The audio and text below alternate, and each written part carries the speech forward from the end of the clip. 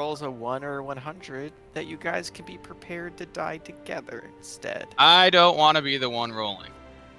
So here's the deal. Here's the deal. We talked about this, I think, like 2 weeks ago. Is that 2 weeks ago? Yeah, because we didn't have a session last week. So it was 2 weeks ago. What I'm going to offer you is one person can roll, or we can have everybody roll. And then you can choose between the result. Now, if you get a 1 or 100, that result is getting chosen. I like this. I like this plan. But I think it gives you guys a little bit more leeway towards, like, I don't know, democracy of randomness. So if like Kipley gets a 74, you get like a 17 mammoth, and Ash gets a 2. You can decide which one you want. If you really want the 2 for, Oh, it's not. Also, by the way, I did not do it so like 2 to 5 is bad, like 95 is bad. It is completely randomized. The only 2 results that are like not bad but like game changing are a 1 and a 100. So it's a roll of fates, but we kind of get to also choose it. Exactly. Because it's not opposed to like the random encounters before. Every single encounter in here is connected to either your backstory's lore and or this world's version of it. Let's do it! Yeah. Okay. With that in mind, I'm gonna do a quick little recap. Luckily, I don't have much to talk about because there was a whole lot that happened, but also it wasn't many events. It was just one kind of major event. And then we'll get started. So last time on this lovely bullshit, the group gathered in the morning of a very big day. You were told that the previous night that the sculptor was finally arriving, and that Mustang would be forced to make the big old decision of essentially how you wanted to route the campaign. Because if you had said no, it would have turned not necessarily Uldren, because Uldren didn't have the whole Spark beef, but you would have lost a potential friendly NPC slash companion down the road in the form of Wave. If you said no, but the morning of came, you were all invited to the dining hall. You saw everything was a nice, lavish red, a nice little vermilion, and you had a brief conversation with Wave.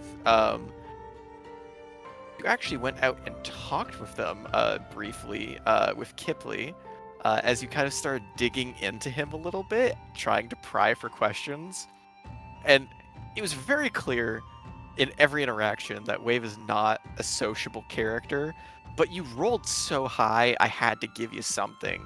And it's very clear that although they are friends, that Bernard, of which you met later on, clearly has some very big differences from Wave, as he sounded both excited to see an old friend, but also concerned of what this could potentially lead to.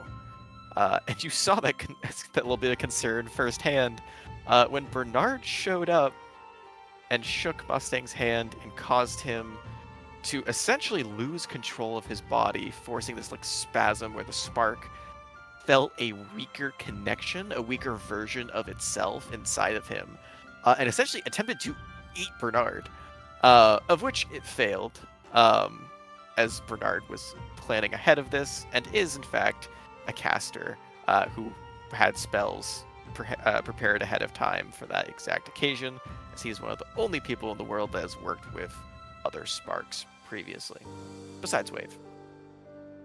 We had a little bit of questioning amongst the group of essentially everyone asking how safe the procedure was, and when you learned there was a very high chance, of which we almost got to, of where Mustang could have died, which is like one of the ones that no one really was surprised by, but one of the fun ones, of which I was really rooting in the background for, was that the Spark could have taken control. And if I remember correctly, he was 4 HP away from taking control if he had killed Mustang. in their little duel that happened later on. Mustangs also asked if you really wanted to go through the change, as Bernard expressed that there could be other ways of potentially controlling this. It just would have to be found out for the first time, and you would most likely have to do it on your own with his guidance. So, very high risk. You could 100% blow up and kill everybody. Or you could take the safer route, of which you did. You said your kind of semi-goodbyes and went about the procedure, which is essentially putting you into a similar state of what happened with Durodon, not but a few weeks prior, when you were trying to get reawakened.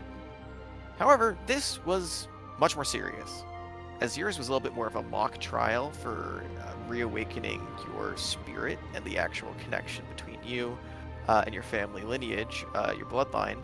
This was legitimately a fight over who controlled Mustang's mind. As in all prior conversations, prior events that involved the spark, every time it was described as a secondary voice reaching through you, talking through you, taking over in various circumstances, and of course, causing the explosions. So, mechanically, this process was to seal him outside of your mind. You will forever be stuck with the spark. However, this is you now containing him as a more power source than actual individual. The fight transpired, and it looked like your goose might have been cooked. As a very interesting show of Eldritch Blast plus Hex plus various different spacing, as the spark weakened in this state by this ritual, unable to use his actual power, excuse me, had to randomly pull your own weapons against you. And was pretty fucking lucky with most of his shit. Up until the point of where it came down to a very crucial role of where you needed assistance in order to win this. And luckily, you had made a binding contract with a elemental not too long ago. Jan reached out, and he didn't force another deal upon you, but essentially said that, hey, if you want it, if you feel like you need it, we are bound by contract. I can always reach you, however, you are so far away, and the process is so limiting that the amount that he would be able to help you was only so much, and it was set at a very high DC of a DC 20. And with an 18, it looked like it might have been over for Mustang. And yet, time and time again, the small little Batwoman and her little token, the little talisman trinket that has been passed from player to player since all the way back in the first session, ended up coming in clutch. And the talisman of clutching, on God. Yep. And with that, we saw Mustang, for the first time since you had been imprisoned, pull out the Prime Monica, but not your Prime Monica. A weapon made of pure magma, earth, and rock, and fiery explosions that worked kind of in a weird flux of sorts.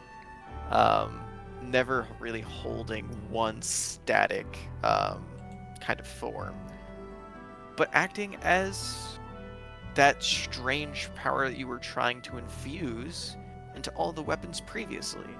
You were told that the rarity was the issue, and it turned out you just needed a high enough rarity weapon. Or in this case, you needed to make a high enough rarity of weapon. And with that, you finished off the spark. the skeleton, of which it was using a replica of Mustang's own skeleton, standing at 6'6" tall, crumbled. The flames died. And for a brief moment, you saw bits and pieces of the Sparks' memories. Mustang is officially one of the first players, or people, in Eris that saw the beginning of light, as they saw a large humanoid figure hammering against an anvil in a plane of completely pitch black darkness, and sparks lighting up and revealing the plane of fire, igniting the molten core and causing life as you know it to begin, before even the blades were forged. You saw the Sparks' memories go throughout time, scattering to the wind, various different faces that it has taken hold of. And also, in this process, you heard its real mission, because the Spark had never really told you what it wanted all this time. From its proclamation, it said that it just wanted to go home. It wanted to reunite with itself and become whole. To what extent that means, and to what that actually cause in doing so, you're unsure.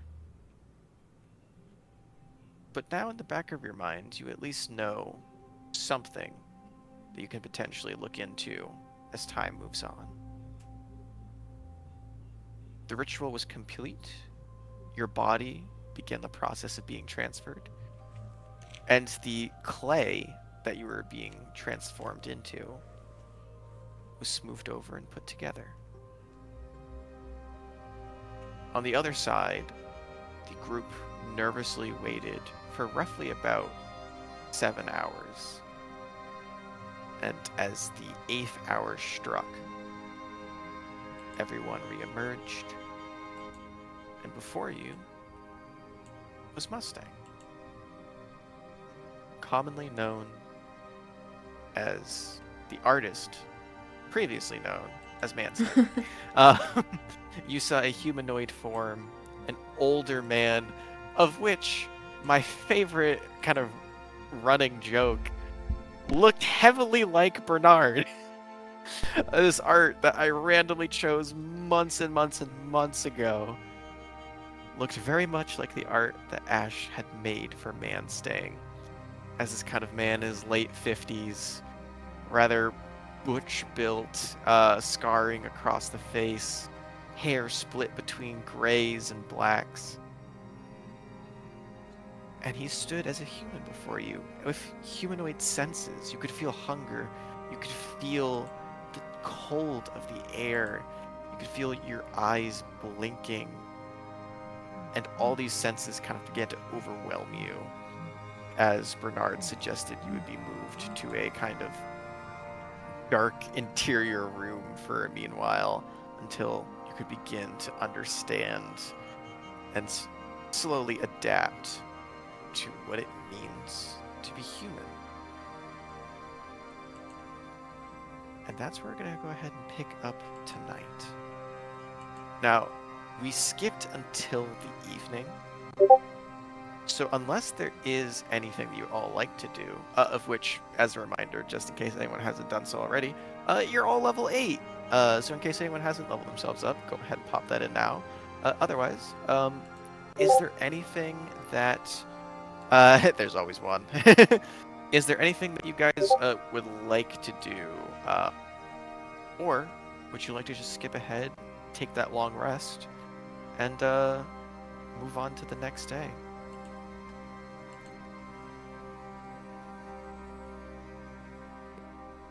Did they ever mention, like, outfitting us with armor and weapons, stuff of that nature, or are we on our own in that department?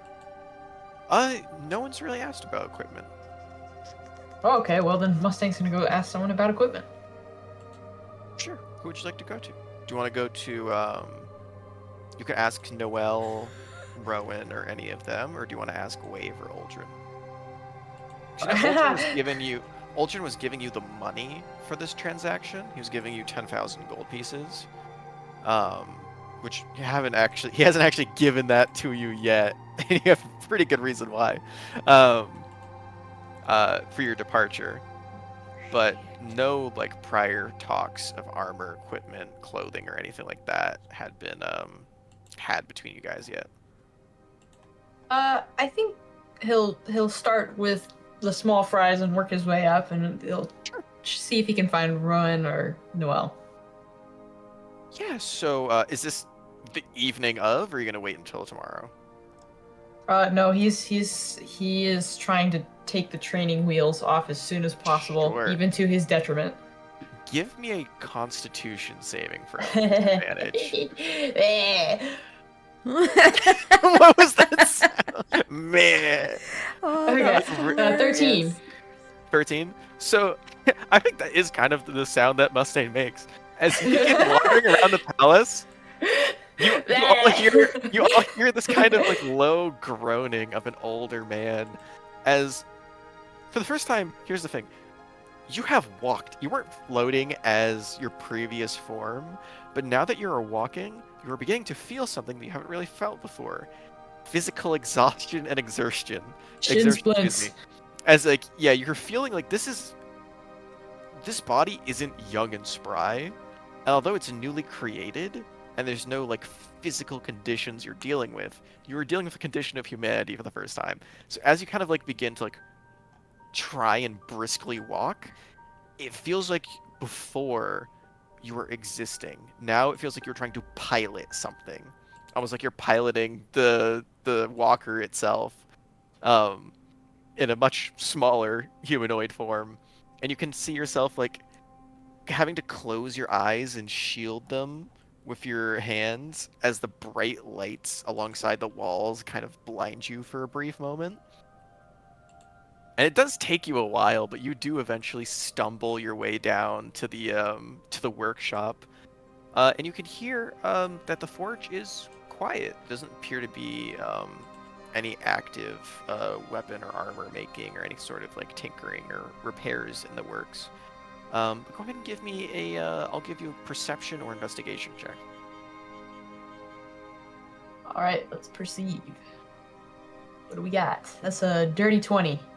Dirty 20. You look around and like again, the workshop is massive.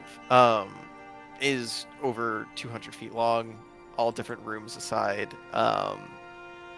You look around briefly and don't see anybody, but after taking a few moments and walking about, first thing that you notice is that the chains that were broken on Lancelot from the day previously have been doubled.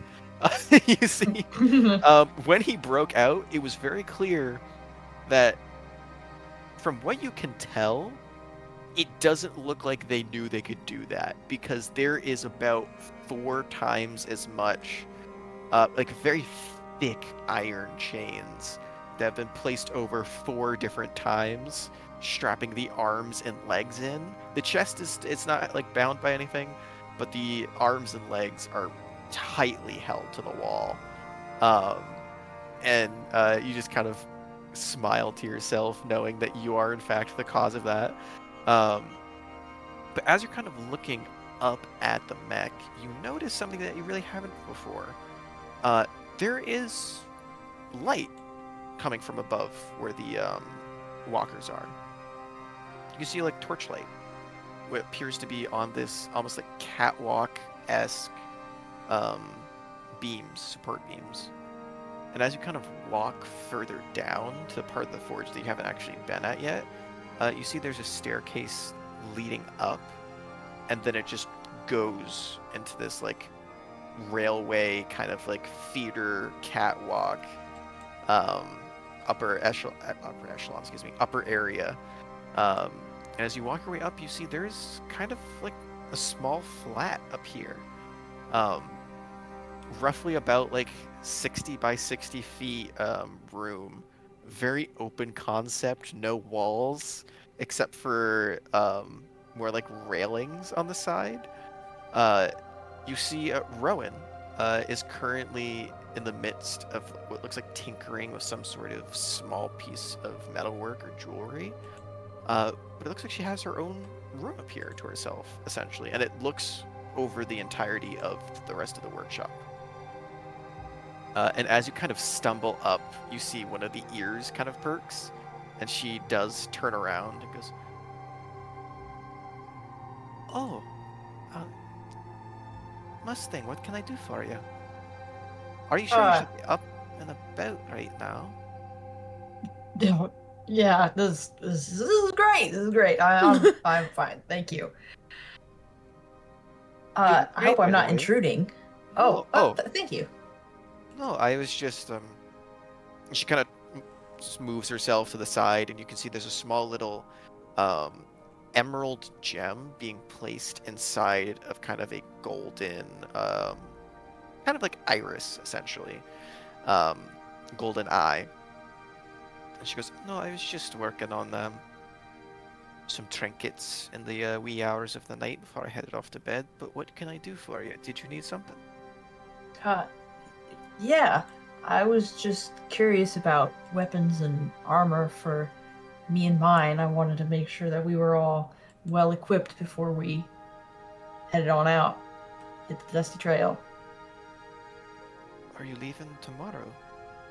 Soon, I imagine, if not tomorrow. Right. I You might want to take it easy for like a day or so. I mean, did Bernard said that you'd be good to go right away? Ah, that'll be fine. I really appreciate the worry, but I've been around long enough. It's fine. It's fine. You say as you're covering your eyes from the bright light that's just shining in all over you. Yeah, he's like actively wincing. She's, alright, as far as armor and weapons go, I'm sure they wouldn't mind you browsing for the inventory, but when it comes to, the higher level artifacts, you might want to ask Wave or Noel. Because I can give you standard gear of, like, if you're any, like, clothing or armor needs or weapons that are mundane or anything like that, but we don't have, like, an unlimited supply of enchantments to go around. They are very costly, so I'm sure Ultron would probably be okay with it, but, what exactly were you looking for? Uh, just trying to make sure we've got all our bases covered and making sure we're using all the resources we have available to us. Me personally, I could use some better armor, but uh, others, they might need something a little more, fancy schmancy, like you were saying. Um, so I, I'm kind of in a weird position here. I'm training underneath Noel for the time being as an apprentice, and I don't really know Aldrin that well. And Wave is kind of like my direct superior for allowing me to stay here, essentially. So if I just give you items and then he sees that you have items that I've given you without permission beforehand, if he's fine with it, then everything's all good and well. But if he's not, I feel like a little jeopardizing. Oh, that is the last thing I want for you, Rowan. I do not want to get you in trouble with your beautiful, beautiful boss. I will ask him. Yeah, if you can always check in the morning, if he gives you the thumbs up, just come back and we'll see what we can do. All right, I think that sounds good. And that trinket you're working on there, he puts trinket in air quotes. It's pretty nice. I'm surprised you call it a trinket. Oh, God, it's not like it has any properties or anything like that. I was just going through the enchantments right now, actually. If you wanted to test out your new body, I could maybe dim the lights here so it's not as brutal on your eyes, and you could try and help Yeah. me with the enchanting process. That would be lovely, especially the lights part. And he's still wincing and like turning his She just head. walks over to a torch and blows it out. Just begins snuffing some of them, and keeps like only um, a singular like few candlelight available, so you can see. But because you don't have dark vision, Yep. so it is as soon as the lights go out, you kind of have that immediate notice of like, oh no, It's dark in here. yeah. Um, but you do have you do have the knowledge from where you watched everyone else begin to enchant. You see essentially. Go ahead and make me an Arcana check. Sir, yes, sir. Oh, How an much you got? 11. 11. Okay. You can see she's begun the process of carving in runic symbols, of which some you recognize, others you don't. To your best guess, this is some sort of abjuration spell that's being Hmm. enchanted into it. You're just not Curious. sure, like, if it's protection, like, what specific type it is outside of that. But it looks like it's decent way done. So if you want to try and help out with it, uh, do you have any spell slots left before your long rest?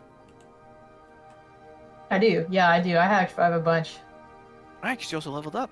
So you have a secondary force slot. Uh, yeah, um, if you want to give what would approximate to 5 levels worth of spell slots, so like 1/4 and like 1/1, or however many you want to work that out. You can go ahead and give me a Arcana check with advantage, or if you want All to right. keep them and just wing it and say fuck it, we do it once, we ball. You can give me a No, raw Arcana check. no, we'll do it with advantage. The Mustang's turning a new leaf. Okay, that's a natural 20 on the first one, and then a 6. So natural 20. Okay. Give me one moment. Oh. Listen, if I set the scene for you to do something and you just knock it out of the ballpark, I'm gonna let you deliver. We're in for a treat. Okay. So I want you to go ahead and roll me a d6, and we're gonna add 2 to this. Okay. So that's 5 total. That's 3 plus 2. 5. Yeah. Cool, cool.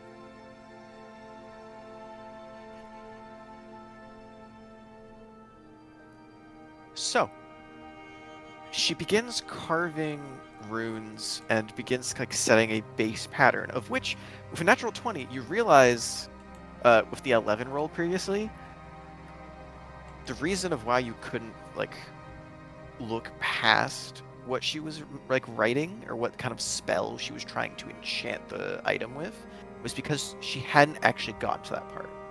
She was setting the school to abjuration essentially, and that's as far as you recognized. But you realize that she was trying to do something minor, and you feel this kind of surge inside of you. And before you would kind of get worried about this, especially in the past couple of days, any sort of excitement could be confused with explosions, that implosion, that doom, any kind of the spark taking over. But as the excitement builds, you quickly realize that it is just that. There's no secondary effects. There's no harm, no flame, no smoke that begins to leak out of you. And as you hold the artifact, you remember that you rolled extremely high when you were watching the process of everyone else going through their enchanting, smithing, forging, all of their focus making. You realize it's not that different from spellcraft and actually infusing an item with a spell. And with Rowan's guidance, you begin to actually create something that was going to be much less before. I will either I'll give you an option. I can choose it randomly, or you can roll me 2d10 for what is going to be put down here. All right, I'll roll. I'll roll. It's random either way. 2d10. Do you want the 2 rolls separately or added together? We're adding them together because it's quite a long 10 list. in total. 10 in total? Yeah. 5, 6, 7, 8, 9, 10. Oh, that's a good one. The spell is made. The process goes through, and as you finish, you realize that it looks kind of familiar.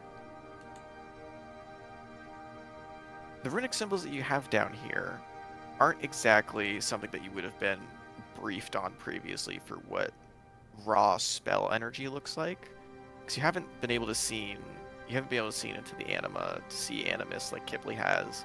You haven't really looked deep into like arcane study before, but what you can recognize is what healing magic looks like, as there's some specific kind of incantations that you have to follow when you heal. You know, some of them can be loosey-goosey, like healing word. But in this case, after you finish inscribing the spell, you see Rowan looks down at it, looks over to you with like a very impressed sort of smile, and goes, "You know, I was planning on making I was just planning on making like a small going away trinket to give to one of you, but I guess, I mean, you really finished the process that I didn't even know I was beginning to make, so here." And she gives you the you know what would you like to call it? As you get a amulet of mass cure wounds. Oh my goodness. What are we gonna... Well, we have to name it together. We did it together. Well, I just made the metalwork and I placed the emerald into the setting. You finished all of the arcane components. Oh. It's only because I had such a wonderful teacher, and he kind of shrugs a shoulder at Rowan and winks. You see, she kind of smiles lightly to herself. She goes, I think you learned for the week or so that you watched the others, but I'll take the compliment. Thank you. Let's see. How about we call it the Eye of Tomorrow? Huh. I like where your head's at, Rowan. The Eye of Tomorrow. Yeah. He kind of holds it up to his own eyes. A new you, a new day, and a new spell. And she kind of places it in your hand, gives you a smile, and goes, "Yeah, I just, you know, I don't think it requires attunement or not. You can try to attune to it when you sleep tonight. Oh, you do need to sleep, by the way. I would. I can feel it. Yeah, no, I would definitely knock out. You realize, it only hits you just now with that natural 20 that you were so locked in that this wasn't a few minutes. This was hours of you working on this with her, and it's probably about like 1 in the morning. Oh, yeah. You can feel it in your bones of like, I need to lie down. I should really hit the hay, Rowan. This has been just a real hootenanny, you and I. Yeah, pop by sometime tomorrow when you get the yay or nay on making. Well, guess not making, but acquiring equipment. We'll do. We'll do. And at the very least, to say our goodbyes. Thank you, everyone. Yeah. Good night. Good night. He starts limping back down. Yeah, it takes you a while to get back to your room, but you eventually do, and you head off to bed for a long rest. Is there anything else that you guys would like to do before the evening is concluded? Going once, twice. So, Can I, no kidding. What do you want, Jerry? can I ring the bell for Wade, or is it Sure. consider it? The only one that you've seen him not answer while he was in the presence of you all was Mustang. So yeah, you ring your bell. Whenabouts do you try this? How many hours after Mustang's return? Maybe about I'll do a smooth hour after Mustang's return. All right, so it's about like 8 o'clock at night, and as you're doing this, whereabouts are you? In your room? In Uh, this? if possible, he's actually gonna go take a moment by um his mech, whose name I can't remember right now, but it is Esclados. indeed Esclados. Yeah. Okay, so you're also going to the forge. Perfect. Yeah, you head over to the forge. This is before Mustang has arrived, so it is still dimly lit, and you can see the same sight as previously described. And you ring the bell. A moment goes by, and you kind of feel like the air getting damp around you, and a small little burst of mist poofs about like 5 feet off to your side, and Wave walks out. And he kind of Okay. looks up at Escaldos as he does, and then kind of gives you a little bit of side eye. I'm not trying to take Esclados for a jog. I promise. Good news. What can I help you with? So I need help, and I don't think it's something I can ask my group about. Interesting.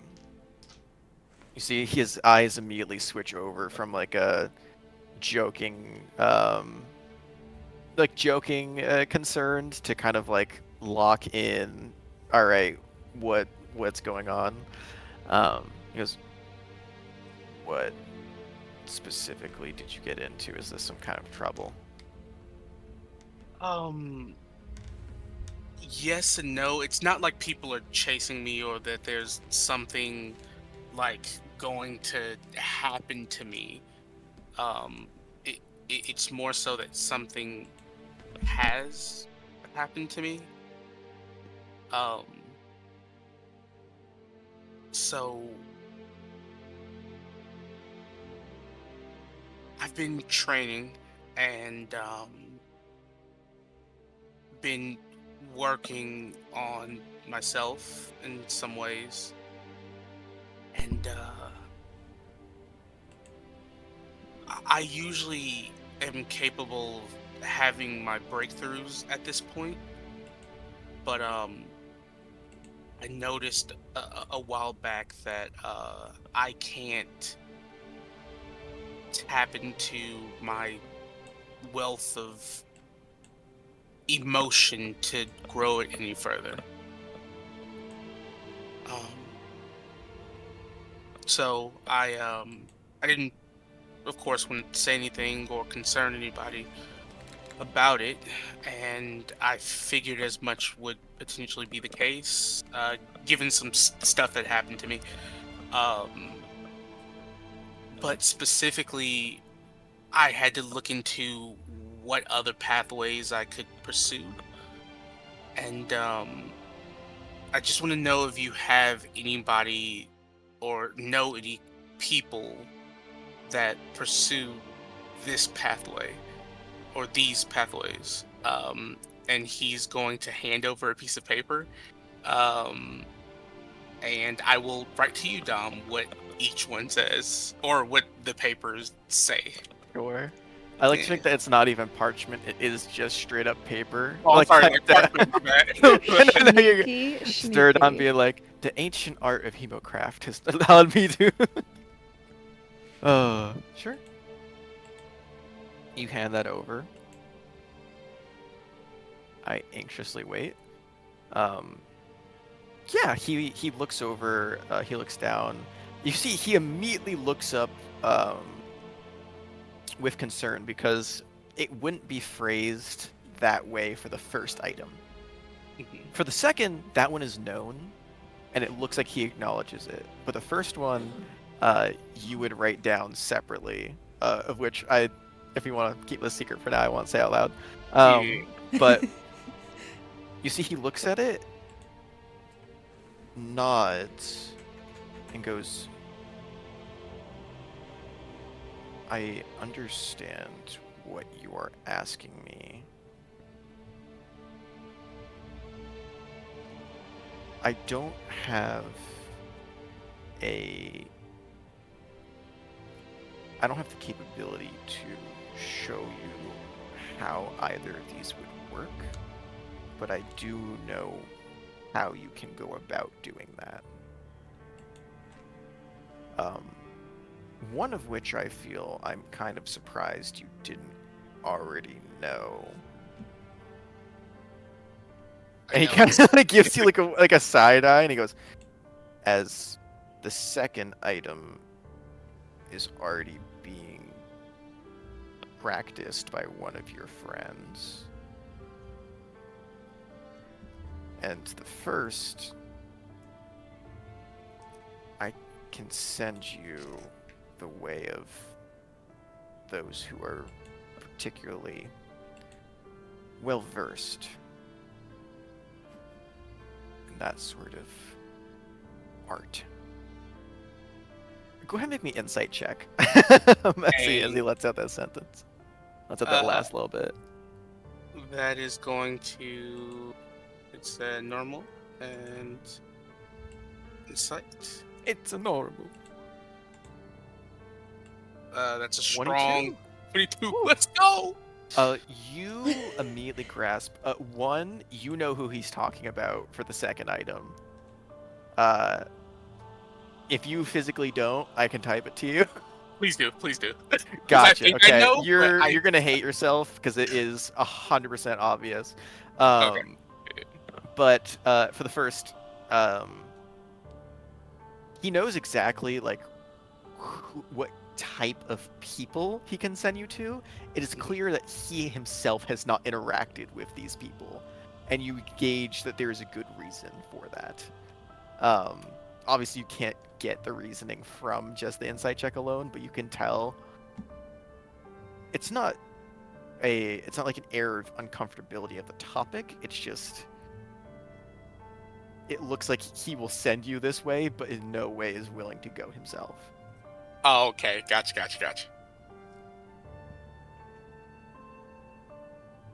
Oh, fuck! Okay. Alright. Yeah. Okay. That felt so obvious. It was a while ago, so but Okay. That makes sense. Yeah. That makes so much sense, actually. So he goes, those are your options. Yeah. Did he ask, are those my options, or No, is he goes, those are your options. Okay, gotcha. Like, Alright. waiting to see which one you would choose. I'm still going to want information on the first. But I can show you where they are. I can't promise you they'll be accepting and open arms, but they're not too far from here.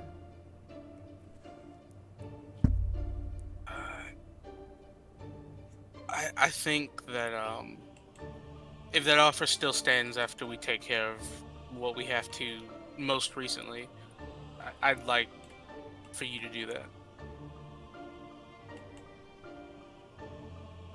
You are the one with the map, right? I am.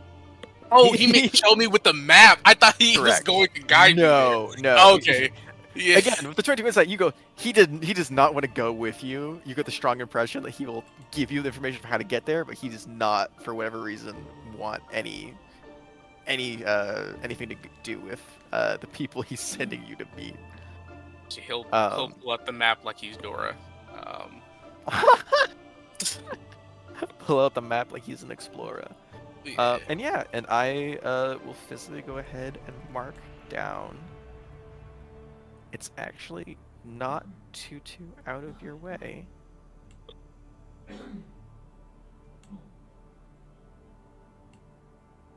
That's way too big, but Question mark. at the bottom of the question mark, I'll put a little arrow to it, just in that inlet right there. He marks a little spot. Yeah, Wave terrible at drawing little circles and X's. But he goes, I really can't give you any tips or anything like that for how you can persuade them. It is solely going to be on you. As I've never really interacted with any of them before, I only know of them. And they do move quite often, so you may have to follow a trail, of which I don't think you'll have a problem doing. Yeah. Thank you. Sure. And please, can this stay between us? I don't quite want to tell them yet that I'm unable to be more of what I already am. Listen, I'm not exactly going to go out of my way to talk with your group more than I have to. And I feel like this is going to come up eventually, so just be prepared for that. Okay. Looks up again at Escaldos and looks at you, and she goes, leave the damn tree alone in the meantime. Yeah, I was gonna ask if he knew how to do one of them, but then I realized that even if he That did, is a beast and a creature, and something that would not share the same kind of awakenings as us.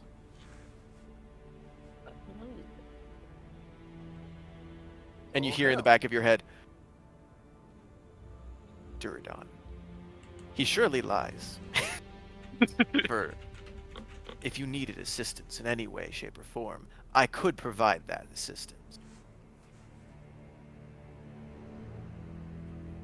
he's gonna mentally say back, I believe you, but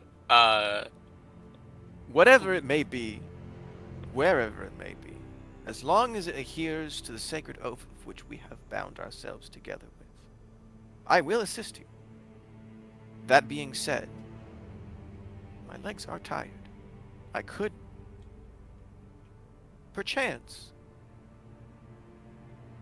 be due for, as he put it, a walk. I don't know. I gotta I gotta talk to this person about this thing, and I will get back to you on that. I promise. A check of the rain, then. Yes, that is actually. I have heard this phrase from the small rabbit person that works underneath me. Is this correct? Yeah, it'll Good. be a rain check. Yeah. Wait, I'm sorry. Pardon. You said whom? You said a rabbit that works. Small rabbit person that works underneath me quite often. Yes. Do I know who this is? Or am I no? Make me a DC 5 intelligence check. Dang. All right. Cool.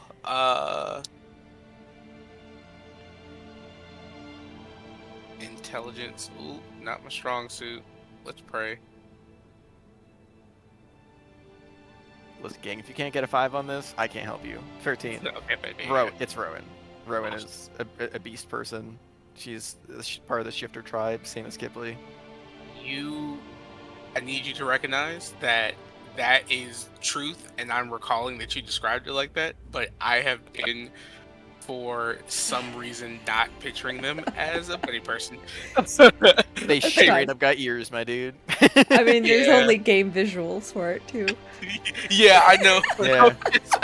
Straight up, right there. Yeah. Big I old had bunny to- ears. The I bunny ears love are it. cropped, but even still, you can see the ears. Yeah, I had a real forgetting prop thing. For Yeah. once, I'm not the one. Yeah, no, It yeah, is. Completely It is. for what fucking up happened, the Megan. vision. All right. Let's not put other people down. Yeah. Uh, Cool. But he will come into recollection after his mind lapse and be like, "Oh, okay, all right. I was frightened for a moment that this was like you were having a psychotic break, but I do recognize how that person can be viewed as a rabbit and not a beast person humanoid." Um, Rain check. Thank you, Wave. yes. Um, I'm going to head to go see somebody. Sure. I really wonder who. And he just vanishes into mist. He's so fucking cool. Like, I don't want to admit that he is, but he's so fucking... God damn it, he's cool. He's so cool, but such an asshole. Yeah, Yeah. So I assume you head back to your room. I do. Anything that you want to do there, Uh, or do you want to move on for the next night? uh, he will start the conversation with her about it. Okay. Yeah. Like, we don't have to unless you want to go through that. Hey, it's up to you, man. Do it. I'm good with just the broader notes, the broader strokes of what happens. Ayo. And on that note, we move on. The long rest is completed. And we move to the morning for all of you except one. Someone does die in the toilet. No. Oh, Myth. Yes. Can you go ahead and give me a wisdom saving throw? no. I sure can. 25. Okay, cool. You don't notice anything. Okay. Morning comes. The morning comes, and everyone gets back all of their spell slots, HP. Mustang, you feel the invigoration of waking up in the morning, and then also immediately how it sucks to get out of bed. And it is because you stayed up so late specifically. Everyone has already been up for like a good 2 to 3 hours. You get up around like 11 o'clock, and it's like a painful, hard to get out of bed, but just the Jeff meme. Painful, hard to get out of bed, but you do manage to like make your way down to the dining hall, and your stomach is rumbling. Out of personal curiosity, as you all gather for kind of a brunch celebration of the new day, when Mustang opens up the cloche, what greets him? Well, the food that he's seen the most of in his life has been like really nasty cowboy food. So I'm thinking of some like dry ass biscuits, bacon, really dry scrambled eggs, beans. And he looks Hell at yeah. it like heaven's gates are opening. Yeah. And you dig in, and it isn't bad, as this is like your first taste of food since you've ever known, because you haven't been able to taste for all this time. And it's this weird, beautiful experience of like you having the taste buds erupt and like almost tears welling up. And then Oh you no, try hey, and there are tears streaming down his face. Yeah. Whoever's next to him can see that there are tears streaming down. And then you also run into the problem of trying 2 different foods at the same time that don't go well together. You just start doing beans and eggs, and you try and have coffee with beans at the same times, and you feel that heaven quickly escape your grasp as you come back down to earth. But it is satisfaction that you have never yet known. And you do feel the sustenance build up in you. And it's weird to be human. But here we are. You see, Bernard does join you for breakfast. And the entire time, he is just laughing his ass off, seeing you cry and just shovel food into your mouth. And he goes, it is like you have just given a pig the finest of slop after he has not eaten for many days. It's so good. Just wait until it comes out of you. It's gonna come out of me? Oh yes.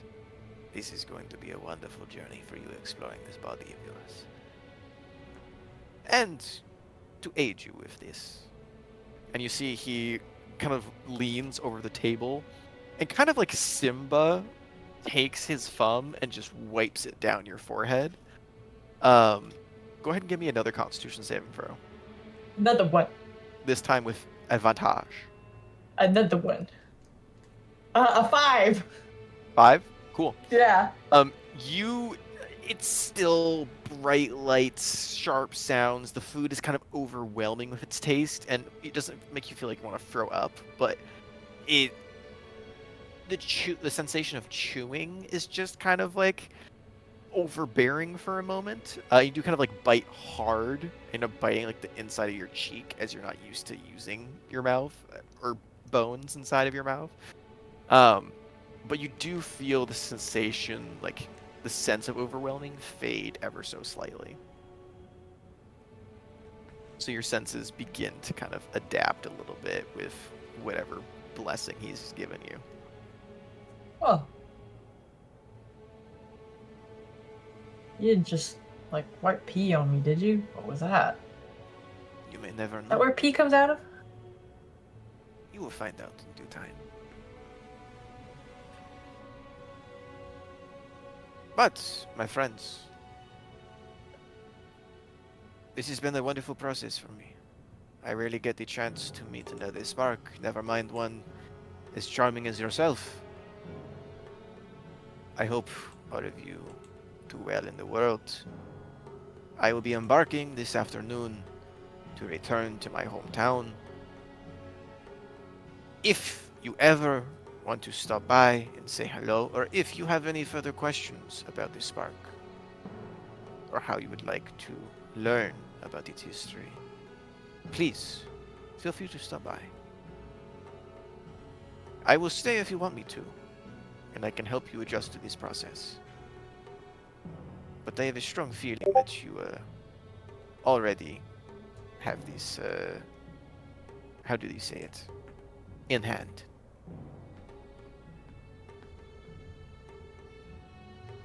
Thank you, Bernard. You can count on us visiting you. Yes. Hopefully with good tidings. And he goes, simply stop by Zutra and ask for the man whose songs blaze the heavens. Or just Bernard the Bard. They know me by many names. But do you seek aid in this process? Would you like to go through it with your friends? Yeah. I'll take as much help as I can get from you, from my friends, anyone. I think I'm at this point where I can't be picky.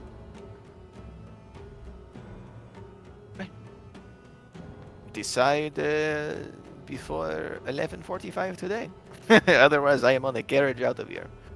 Oh, yeah, don't hold up on account of us. I want to make sure everyone else gets their business taken care of before I do more of my business. It's kind of been my business all over the place for these past few days. Kind of make sure everyone else is taken care of. Hey, listen, I am happy to help, but also I have many songs to sing, much gold to earn, and many, many, many men and women whose lives need to be made better for at least one night. And who are we to stop you? Gives you a big grin. Very well, it has been decided. I will head off, but before I do, I can certainly make this morning a little bit more cheering. And you see he just whips out a guitar and just begins to play for the remainder of the brunch experience, giving all of you 11 temporary hit points. As the song that he begins to play just kind of inspires you for whatever reason. The lyrics seem to jump out. The actual song itself is one that none of you have ever heard before, unsurprisingly so. And those will remain until your next long and or short rest. Beautiful. But as he's going about all that, is there anything that you guys would like to do? I know you want to ask Wave um, about acquiring some armor and equipment and things like that. Yes. Do Is you Wei want to try there? do you want to try and summon with the bell? Because he is not there in the morning. No. Who's next to him? Who wants to be my victim? Next to me, the I Mustang think it's specifically. I think it's pretty safe to say that Mammoth is next to you. Hey, Mammoth, you got your bell that Wade gave you? Yep. Can you ring it? Sure. And I'll give it a little ding. You ring it. A moment goes by. Nothing happened. No, I'm kidding. You see Wave appear behind you, Mammoth. Kind of like behind your seat. You see he is kind of like, looks like his hair is a little bit messy. Kind of quickly putting himself together. He goes, "Oh, what can I do for you?" And he kind of looks over and sees Mustang kind of leaning in, talking to you, and just kind of, you see the slightest little bit of bombastic side eye as he quickly assesses the bell has been rung, not for Mammoth. He's, what can I do for you? Well, before we came here, me and my compatriots, we were armed to the teeth with a great many armors and magical items, and I was wondering if there's any way we could perhaps replenish our stocks before we head out into the wild. If you had any armory that we could peruse to make sure that everyone has what they need. And we should provide this. Why? It would be very helpful. We want to succeed. Do we all want us to succeed, right? We're There here is a on future measurement. Aldrin's behalf. Correct. There is a measurement of success that has to be earned by yourselves as well as your own merits, not just relying on us to give you everything you need. But if you do require, any mundane equipment can be provided for you. Go ahead and just give me a general persuasion check. All right. 17? 17? He goes,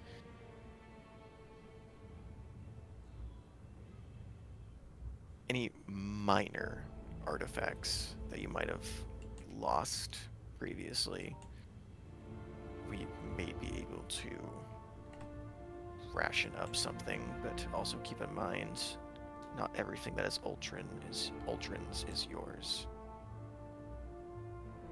So you most certainly stay out of the showroom and not have any funny ideas. Oh, absolutely. We would not dare dream take of the dragon's hoard. And you see he does smile as you say that. Good. That is exactly what it would be doing. We appreciate what generosity you are able to extend to us, Wave, and that is all. I don't mean to bother you any further. simply put together a list of what you need, and I will see what I can do. Thank you kindly, Wave. Thank you kindly. Sooner than later. Oh, it will be very soon. Pinky promise. He wiggles his pinky, his fleshy pinky. He does not, in fact, pinky promise you, and bamfs out again in mist. You hear that, guys? Mundane items and minor magical items. Please, if you have anything. And he starts like reaching into his bag and pulling out ink and pen and paper. I'll write it down. Anything? He's already writing stuff down. So, I want my clothes back. to expedite this, because I'm sure everyone will have something. What we're going to do is essentially, I will allow two things. You can each request, Wave will allow you to request up to 2 items.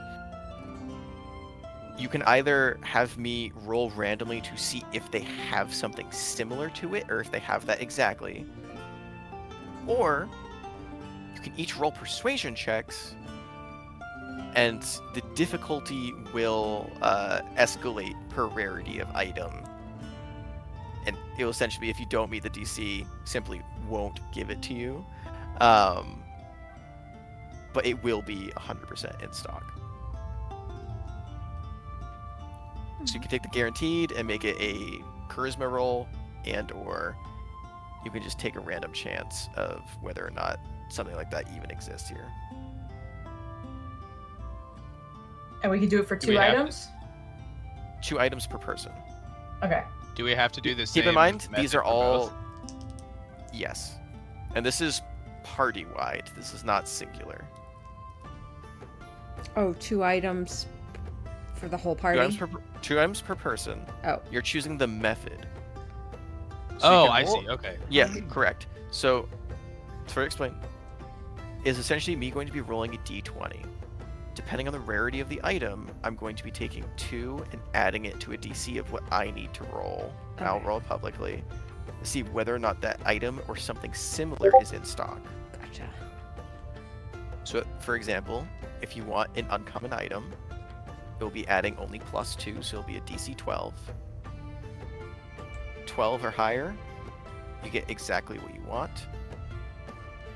A 10 gets you something similar. Below that, nothing. And for every rarity, it will go up by 2. Keep in mind, if you ask for a very rare item, though, most likely not going to get it. I don't want to be able to roll for it. You could try, but actually, it's at 2. Yeah, we'll bump it. We'll bump it up. I'm gonna be generous to myself. It'll be by 3. So rare items would be a DC 15 on a raw D20, and very rare items is an 18 or higher. No modifiers. No modifiers. I'll give you a It's chance. Not a persuasion. Okay. No, persuasion Yeah, would like- be much higher than that. So I'll leave it up to you guys. You can either do random rolls, or we can do persuasion checks to essentially pleading to Papa to give you a new car for Christmas. So, going down the line Discord, just to make it easier. Kipley, Oh. do you have 2 items that you would like to request? You don't necessarily have to. But if there is something in mind that you would like to replace that you either previously lost and or something similar to what you lost, ask away. Okay. The ring of spell refueling that I originally got from Rictus. Oh boy. So you wouldn't get that 1-to-1, but there is a Pearl of Power that does the same thing. So that is an uncommon item. Last I checked, because the Ring of Spell Refueling is a artificer item. Okay. And I'll tell you right now, Noelle does have some levels in artificer, Um, Did but we? that would be. Did we get like? I don't have my lens or anything like that. Right? Oh no, wait, that became No, you like have your heart boost. That's Your right. focus, yeah. Fuck. So you have the ability to use all of your Okay. previous item abilities and Then- spells, but She's just gonna ask for her small wooden robin and her manacles. oh, you have your wooden robin with you still. Oh, then I don't have anything she needs. You want manacles? Oh, Is and that then what you her little book of nursery rhymes. Okay, so you want a book of nursery rhymes and a pearl of power. Grim nursery rhymes. Grim nursery rhymes. Cool. We'll put that at a solid DC. Oh, we'll call it DC 8. For pearl of power, I just want to make sure it is uncommon. I think it is, but I might be high. Oh wait. So let me see. Nope, Oh it is no, uncommon. that's not Yeah, gonna help anymore. you can choose third level or lower. Perfect. Okay.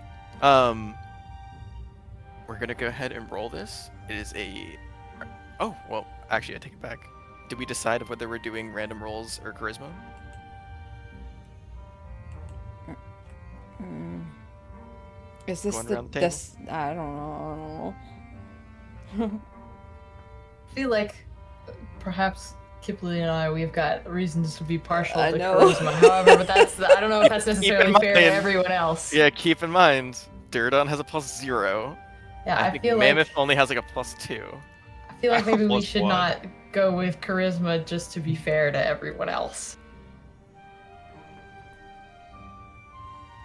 Yeah, especially not for a fucking nursery rhyme book. All right, we'll take a random roll. Oh, okay. Sorry. Okay, so for Pearl of Power, a 10 will get you something similar. A 12 or higher will get you exactly what you want. 9 or lower, and he will not be able to find you it. Natural 1. Cool. So, Damn. That sounds about right. there's no Pearl of Power nearby. Actually, you know what? Go ahead and give me an Arcana check, Kipley. Hopta. 16. You notice there is a Pearl of Power nearby. It is on a ring on Wave's finger, and that is the only one available. So he is not willing to part with it. But you do notice he does have one on him. For the book Nursery Rhymes, it is not a magical item. So it's just gonna be not as much rolling to see if they have one. It's just gonna see if it's something that's close to what you're looking for. Sure. It's none of these like nursery rhymes have or like this book is from an age that you don't even know how many years ago it is. He does produce a children's book.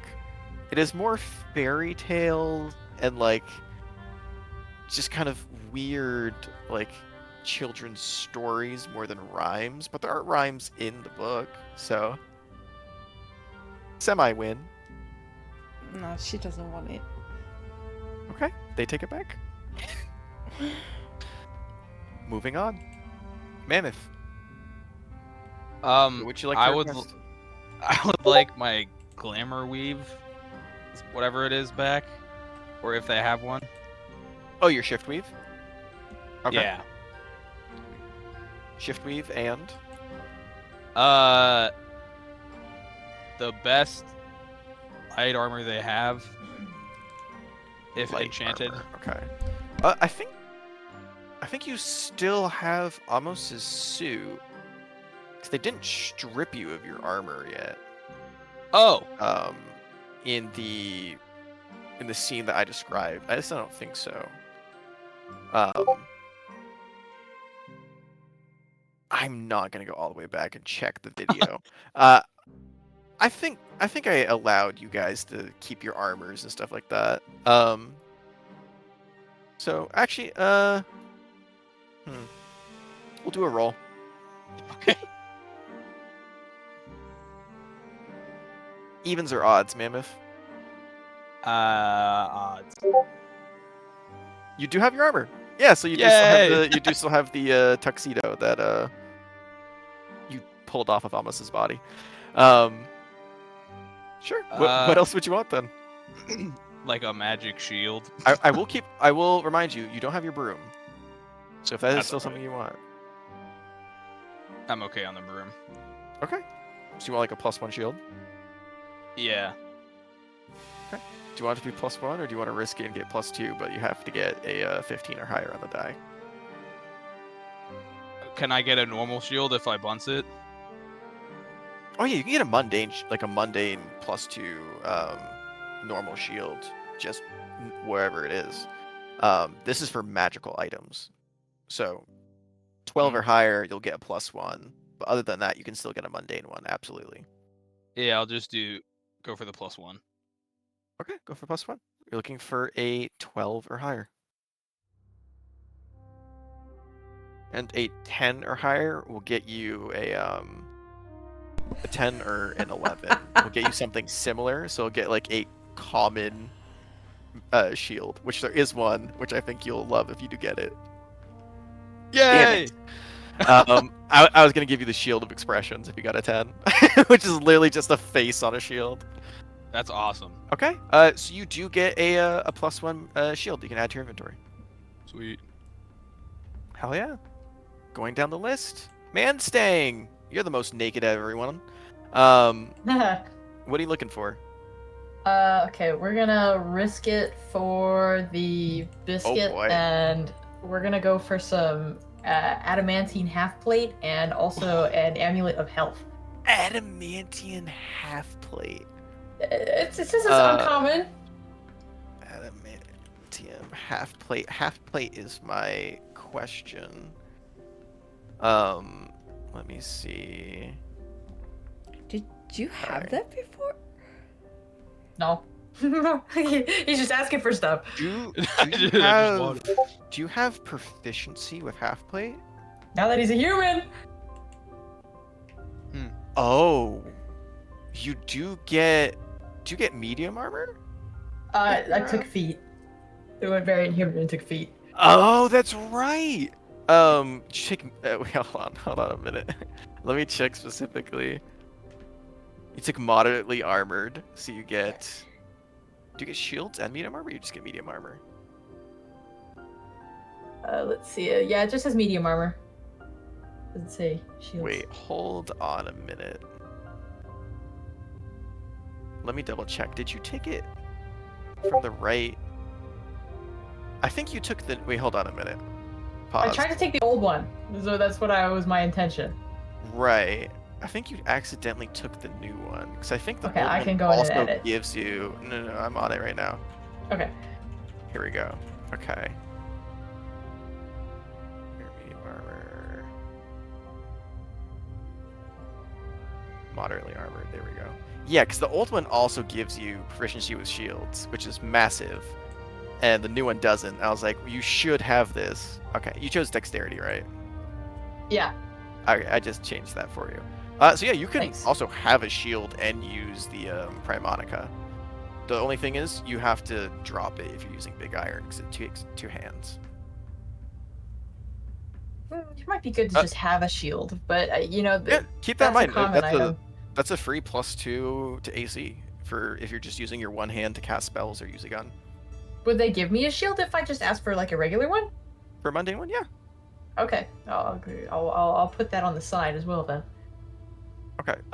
But you were looking for half plate. Is half plate heavy or medium? Let's see. It's the heaviest medium.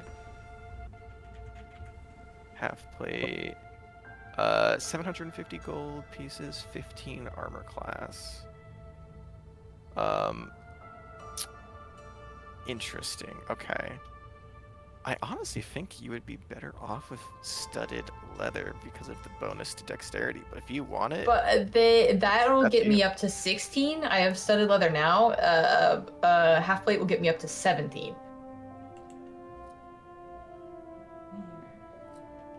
15. Does it use? I don't think it takes in dex, does it? It takes index with It's a dex up to maximum of +2. 2. Hold on, let me double check. I apologize for the confusion. I rarely run into these half plate. Oh no, it does bring it up to a 17. Sure, yeah. So you're gonna be looking for adamantine, which is a 12. Gotcha. Adamantine half plate. That's one. What is the secondary item? Amulet of Health. Amulet I need of my health, baby back. which that is a rare Let me item. get 15. That is a 15 or higher. Okay. Which one do you want to roll for first? We'll do the Half-plate. half plate first. Half plate. Okay. You were looking for a 12 or higher. On a 10 or higher, you will get a mundane and yet magical. Excuse me, a common common magical item of half plate. So it could be considered magical, but it's not going to be a +1 or adamantine. Okay. That's on 10 or 11. On a 12 or higher, you get exactly what you want. Let's roll. I'm excited. 19. You're not rolling, bud. I thought I was. My bad. Nope. You're good. That is a 4. Bummer. No, I don't want to be mean and say some people can roll and others can't, because I know some people's luck is awful. So adamantine half plate, you can get normal half plate, but nothing there. The amulet of health. This is a Interesting. 15 or higher. That would be epic.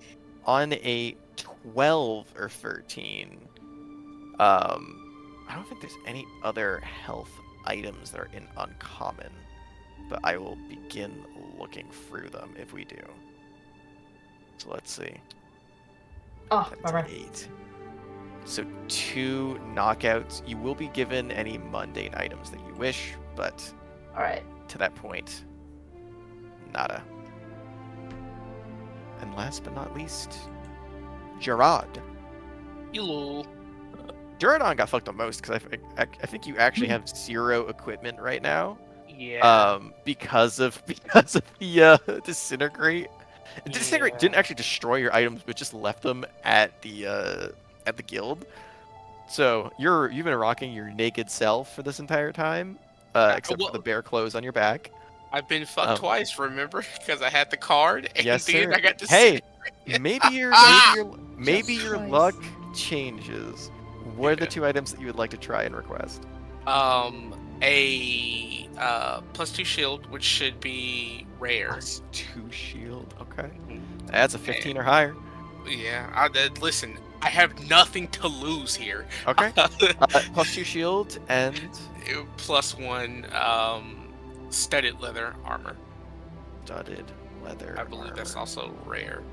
So Yeah, for +1 Yeah. it's blue, which is weird because all the other ones are green. But hey, Well, +1 weapons scale 1 scale down from armor. So the first +1 weapon is uncommon. +1 armor true. is True, true, rare, true, true. unfortunately. Okay, we'll roll for the shield first. You need a 15 or higher. Same as before. If you get a 13 or 14, you will find a +1 instead. Beneath that, you will get a mundane. Exactly 15, you lucky motherfucker. He fucks with me. He fucks with you.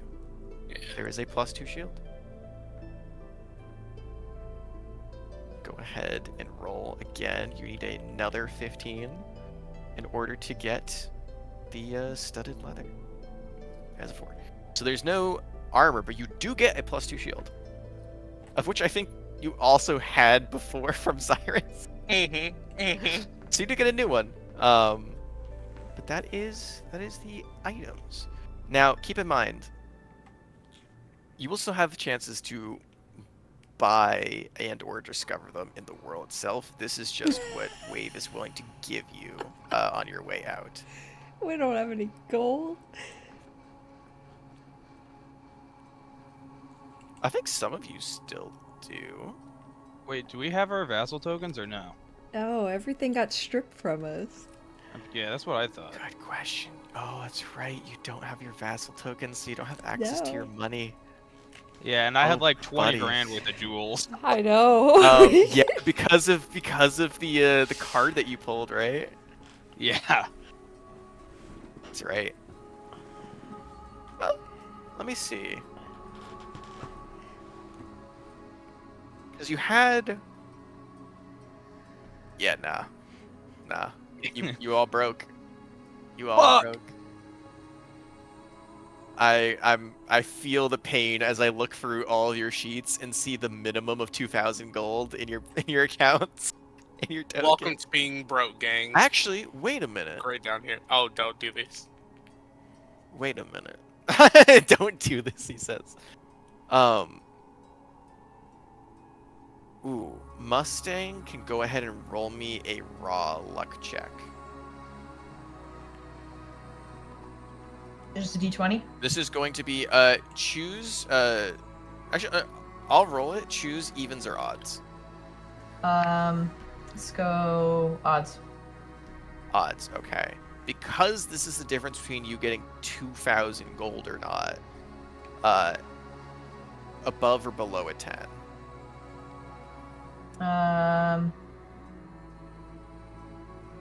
Below. Below. I am only allowing this roll because I just remembered Mustang never used a vassalship token because you never had one, which means the gold was always on your person at all times in your clothing, and they didn't remove your armor. So there's a chance that you could have kept it. So you chose below 10. Odds below 10. Odds. May the odds be in your favor. Oh. So, here's the deal. Because you kept your clothing in the way that you did, and because you are a hired hand who's had to hide items before, there was a compartment in your trench coat that you had that held the sack of 2,000 gold. Go ahead and make me an intelligence check. Anybody can join in on this if you'd like to. Alright. Now that you guys are kind of thinking about Oh, money I got a natural 20. as okay, good shit. As now you guys are kind of thinking about money and gold as you're kind of looking at all these magical items and thinking about how you're gonna get them back.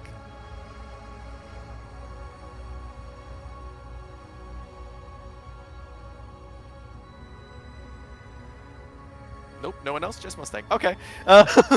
Mustang's thinking So- he's the brains of the operation now, Oh. which is terrible. So with a natural 20, you remind yourself that Ultron's giving you 10,000 gold for the creation of the item, of acquiring, excuse me, of acquiring the assistance to craft essentially a artifact. It doesn't have to be an artifact level, but it is going to be of a very high rarity item. And this is done by Torrent Solaire, excuse me.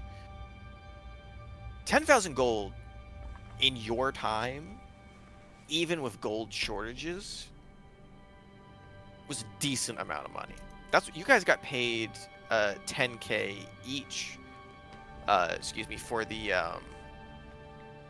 whatchamacallit, for the Colossal Sky Swimmer job. Excuse me, no, I think that was 20K. I think you got paid 5K each. But even still, like 10K gold was a hefty bounty, but it wasn't anything insane. And you're kind of thinking to yourself, Mustang, that it's only 10,000 gold to craft a artifact from nothing, and with a very specific purpose that has never been like created before. Gold may be a little bit more valuable here. At least that's what you might think. Oh, my purchasing power has gone up. So even though it is still only 2,000 gold pieces, you think that you might be able to get a decent amount of your money worth, essentially.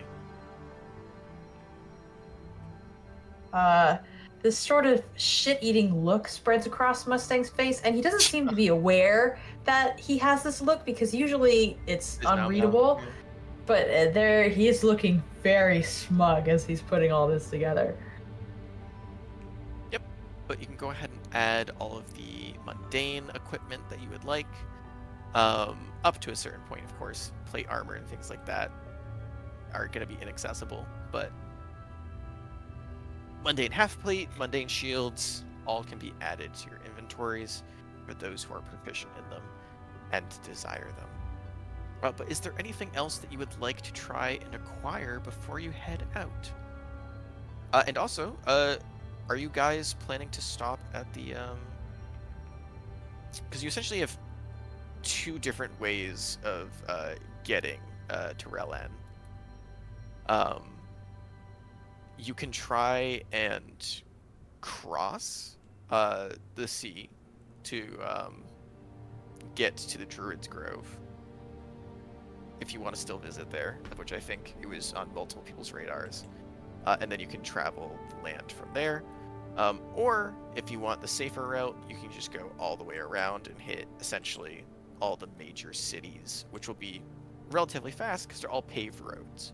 Otherwise, you'd just be going through the wilderness, kind of roughly guided by maps and survival checks.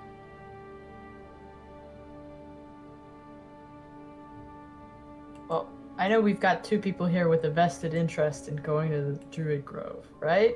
Correct me if I am wrong. Yeah. Yep. Okay. Then, are we General all in consensus, agreement? do you want to go the Ironwood Thicket first? You think Yeah. so? Okay. This would be awesome, yeah. Gabriel? I'm good with that. All right.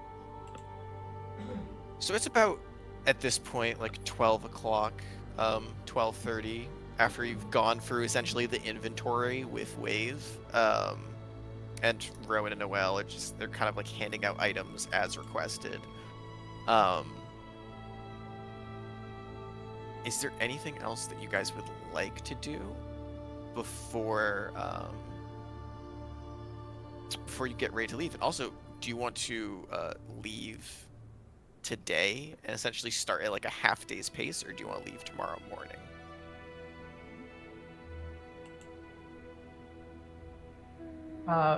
I'm okay with leaving today. I don't know about you guys. Is there anything else on Yeah, anyone's plate?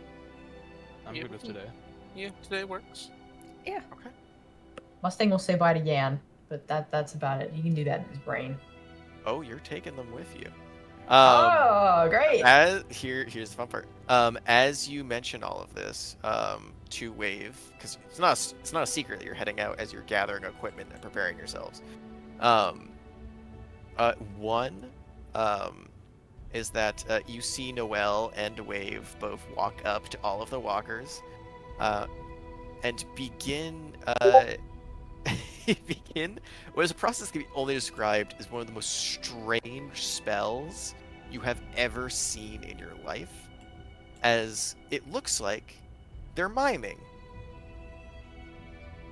As Wave begins to make a small box out of the air, opens up a chest that doesn't exist, and then proceeds to walk up like he is dragging said chest up to the foot of, we're going to start with Escaldos for the sake of things, he's on the end, and puts it at the bottom of this massive 40-foot tall creature,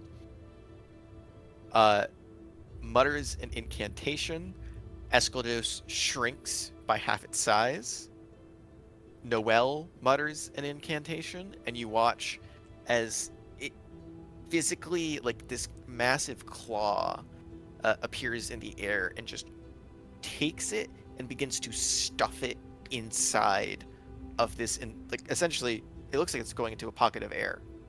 But you can tell that as it like hits and as it disappears inside of it, there is the sound of it hitting something physical before it hits the floor. Like it sounds like wood. And you hear the sound of a closing chest. You see him lock it, and you watch as they repeat this process 4 times over. And there's just 4 pockets of space that they're just avoiding going around. And you see his Wave kind of addresses all of you and goes, I'm going to be very clear about this. You are going to each get one of these, and you are not going to use them unless it is most certainly life or death. Because once you call them, you is going to be extremely hard to recall them. It's going to waste a lot of my magic. I can only do so much per day, and I will be very upset with you. And he gives you each ascending stone. Oh, I love these. Whenever you need these, and he gestures to the floor, I will come and activate them, and a Leoman's tiny chest will appear in your vicinity. It is going to be a rough area because I am going to be teleporting these to you. But as long as you hold the stones, it should be roughly close enough. Now, since they don't really need the ability to breathe or eat, they're fine in the pocket space. But keep in mind that when they pop out, they're not going to be small. They are going to be encompassing the environment. So they will... You can break them if you try and summon them, if you're, say, like, underground and there's not enough space. Stand by for Titanfall, thank you. 100%, that's it. Wait, what are we talking about? Your walkers. Oh, The entire purpose of which you trained to create deals with them and be able to communicate with them is that there are far greater threats in this world than what you are capable of Right. handling. I right. cannot leave Ultron's side. Noelle is not, frankly, rated for combat anymore. And Rowan is just a fledgling, so it would be certain death to send any of them out to defend you guys. So you are going to be on your own. I've given you the map, you've been given equipment. We will send you with rations out on your way. The rest of this is going to be up to you. As much as we want you to succeed, this is you proving that you can do so on your own. Kimberly gives up 2 thumbs up. Any other questions or last minute requests, comments, anything? Last minute comment. Thank you for your impeccable service, Wave. And then he'll also give 2 thumbs up. Okay. I am going to go. Okay. He doesn't even register. I'm going to go and get the gold. If you lose this, Ultron will be very upset. Which, the gold or the stones? The stones just means that you won't be able to call for me specifically to send you the walker. So that's more of a personal safety issue. So if you lose that, I am not responsible for sending you your walker in a time of need. Okay. But if you lose the gold, you are essentially throwing away a portion of Ultron's wealth for no reason. Well, okay. Wonderful. Who is going to carry it? Not It me. is a decent-sized chest. All eyes on Duradon. Mhm. Why do we need this gold? This is going to be paying for the creation of the artifact in Relan. Okay. We cannot simply ask an Archmage to do this for free. Oh So we no. throw around Well the aware. title Ultron. They're very stingy. I don't think anyone would do this for free, based on stinginess or not, but that's not important. Give them the chest, tell them that you are the ones who reached out previously. The name that Ultron used when he made contact with them was for one of his underlings, because we do have people that are located in various different parts of the world itself. Not necessarily spies, but friends who owe us favors, or those who like to keep us in the good graces. of society and all their current whereabouts and such. The contact that originally reached out goes by the name of Darius. You say Darius sent you.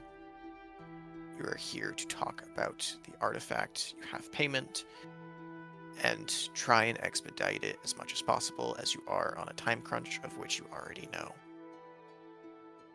Oh, Darius DeVell is the full name.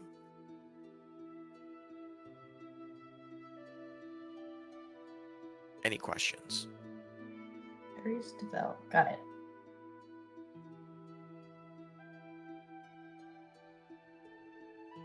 I think we're good. Not devil. It is spelt it is spelt that way, but it is not who knows. Anyway, you see he goes, I'm gonna go get Uldren. He'll probably want to say his goodbyes. If you ask, he may be able to provide you with horses. I'm unsure of if we have any remaining in our stables. He most certainly will not allow any of you to take any of the dragons, as the majority of them are still wormlings, and that'd be very dangerous for both you and them, as they would probably eat you before they let you ride on their backs. But I think we have some mundane creatures of burden that you could use to traverse the land. Otherwise, you'd go at a walking's pace, which would take you a very long time to get there. I have a boat, but that's not really for land. If you seek to cross some of the oceans, I would be very careful. Why? Especially the remnant of ruin. Well, or when you previously asked me about this world in the mists, if you remember, that is where the battlefield of the divine and the mortals took place. And that's also where that part of the continent sunk. So all sorts of mysterious things can happen there. And We that can could extend. just go across the water here and then. Right, as I was saying, that Okay, I don't effect know would anything. trickle down to certain rivers that can go to other bodies of water. Yeah. So it is much less risk the further away you are from it. But there is always a risk going over water of dangerous monsters, bandits, things like that. Okay, horses, got it. You can save time going around it. I just want to warn you of the normal precautions that you would take if you're going to go on it. I'm sorry, did you say you have a boat? I think that's something Yeah. I grazed over. What do you mean? Oh, never mind. I don't think I have it anymore. It like folded up and turned into a giant ship, but I think it's gone. It's in like the future or I something. thought you said giant shit. Giant shit. Yeah. We got one of those every day. Shit on you. I think you would still have your foldable boat, because the foldable boat is essentially let me read it just to make sure I'm not smoking crack. Yeah. It is literally a small box that can fit in your pocket, and if you still have your suit, I'll ask you this: do you think you would have kept it inside the token, or you would have kept it on your person? Truthfully. I mean, I don't want to say it would depend, but like, I probably would have just put it in my pants pocket. Like, when I got it from the card, I would have been like, oh, sick, and just kind of like put it in my pants pocket. I don't think I would have taken the time to like get out my vassal token and all that. Yeah, I 100% would believe that a small model ship that can fold in and out would be something a child would want to keep on them instead of the token. So I will allow you to still have that. Okay. So yeah, I got a big ass boat. So if you did want to use the boat, that would save a large amount of time. As essentially that would take only a day's travel to cross, opposed to the many days going through the main cities. And you see, Wave does comment. He says, yeah, if you have a ship and you know how to handle, you know how to sail one, then yeah, certainly. That would save you some time. And you see, Right. creeping out of the shadows, Zyrus smiling. I think we'll be able to manage ourselves, yes.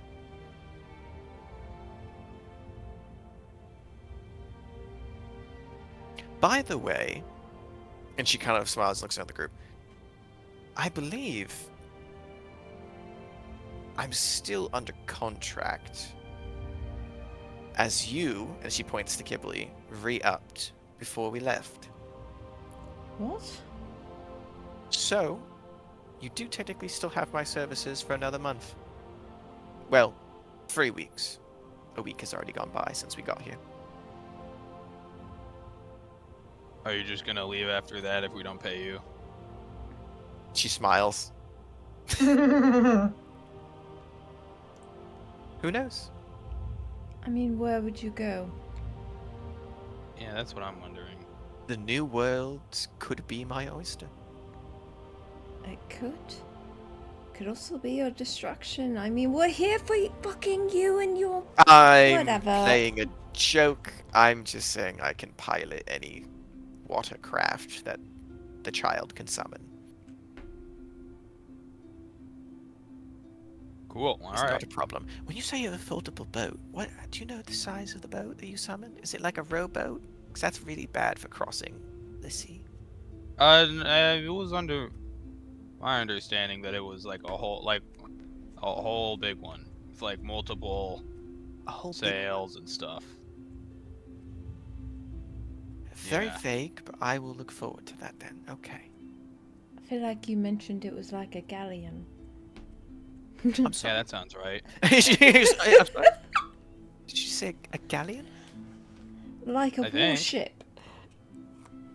Like what we used to have. Yeah, but bigger. With cannons and... Right, you understand that a galleon is like over 100 feet long, right? Yeah. And Think you of have how I that. fast didn't. it'll go. You have that in your pocket. Yep. I'm so happy for you. We would have little to no issue crossing a mere body of water that size of a galleon then. Cool. Wow. Alright, Okay. well, bye. And you see he goes, I'll go fetch Aldrin then. Disappears into mist. About a minute goes by of all you just kind of sitting in the forge. And you hear the kind of clacking of boots as you see both Maury and Aldrin pop in. You see Aldrin kind of in more regal kind of robes today, opposed to the normal attire. You see kind of free-flowing silks kind of go behind him in kind of like almost a wedding dress like fashion where it kind of drags a little bit for a few feet. And you can see the color scheme is kind of like in a darker purple. And as he walks up, he goes, so the day has come that you are going to be leaving the palace, starting your journey.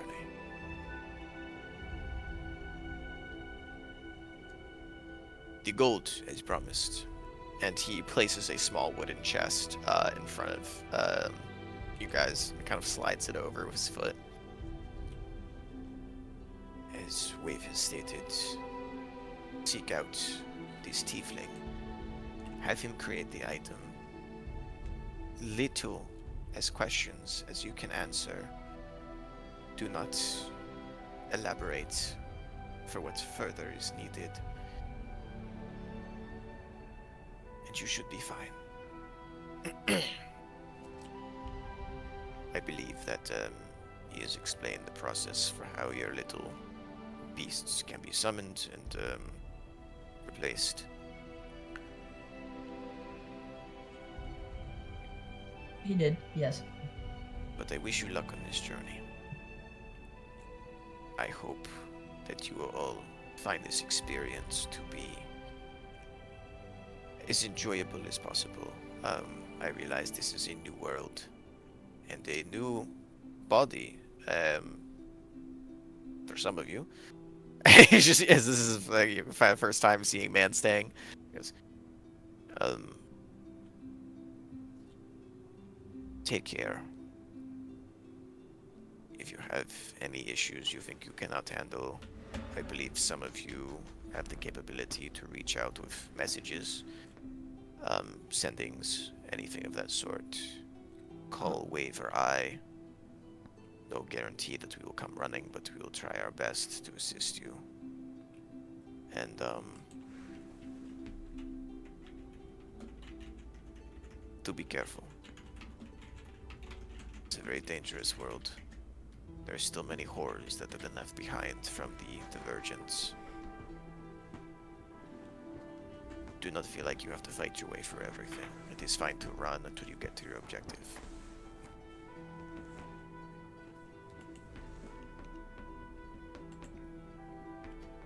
Good luck.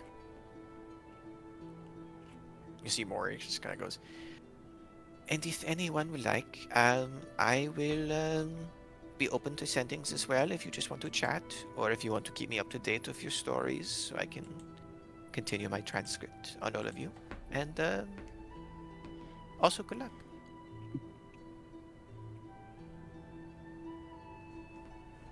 Try not to die. As I enjoyed your company up until this point. She gives kind of a toothy grin. And you have everything in your hands. You see he, Aldrin goes, I can, if you would like, the day is already begun. And it is roughly around like 1 o'clock now, and he goes, I can drop you off at the base of the mountain range if you would like, or you could simply leave from here. I think a drop off is good. How do we all feel about that? I mean, it's better than Sounds us good to me. jumping off. Wonderful. I feel it would be only fair to bring you to the base of very dangerous mountains that I call home. Thank you. Very well.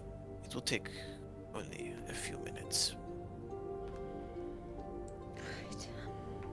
And he watch as he walks out with Mori. Wave kind of gestures for all of you to follow him and goes, all right, this way. And he leads you to the entrance of the palace, of which you all originally entered back on Paradise Peak. And you can see the free-flowing curtain is not there. It is instead 2 large metal doors.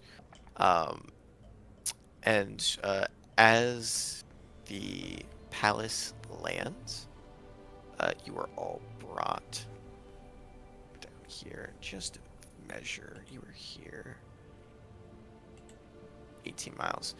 So he drops you off. It does take like roughly an hour and a half to get down there. So it's around like 2:30 when you feel for the first time in a long time ground. The motion kind of stops, and you do kind of find yourself wobbling and just reaching out to grab onto something to keep yourself still. Mustang, go ahead and give me a dexterity saving throw with disadvantage. Yes, sir. A 10. 10? Perfect. Mhm. That was exactly what you're looking to beat. You don't fall and eat shit upon the landing with your new sea legs. But you do kind of stumble a little bit and kind of slam into dirt on, but it's kind of like falling into a brick wall. So you're not really at the risk of knocking him over yourself over. Um, but as the doors open, you see ahead of you, uh, for one, you can see just kind of the rocky terrain, and you can see the sun kind of high in the sky beginning to slowly set. But you do notice something. As it is a perfectly blue and nearly cloudless day, as you look up into the sky, you see the sun in its normal position. But you look off into the distance and you notice that there is a secondary object in the sky. Decently far off. For those of you that would like to, you can make me perception checks.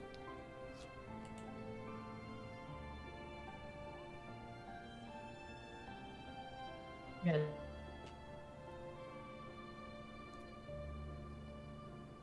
Oh damn, mammoth, blowing out of the water. Let me know if anyone gets above a 25. Oh, painful. Ouch. You're still going to get information beneath that, but if someone gets it, that would be Jordan. additional. Oh, you Okay, 16, 23, 10. What did Mustang get? 10 also. 10 also? Okay. So, we'll go in order of ascending. Majority of you can see, based on the climate, 'cause you haven't really experienced it yet, it feels like it is kind of late summer. Late summer, perhaps beginning to get into the early fall months. As it's rather cool. You can feel a cool breeze kind of drifting into the palace doors as they open. And you can see that the kind of terrain here does appear to be kind of like a mossier green, still rich in color, despite the mountainous terrain behind you. But with 20 free, ma'am, if you kind of look into the distance, and you would guess it looks like it's a dot, right? But because of the distance, and because it is visible at all, you would guess that it's probably something that is very big off in the distance that is in fact floating. To what exactly it is, it's probably going to become a little bit more clear as you get closer. And it is, at least on the map, it looks like it is very close to where the Hollow Hills are. And just keep in mind the distance from where you are. Eagle eyes. So you see something. Well, it's not necessarily eagle eyes. Is something potentially that big? Does the horizon slope, or is it pretty flat? Pretty flat here.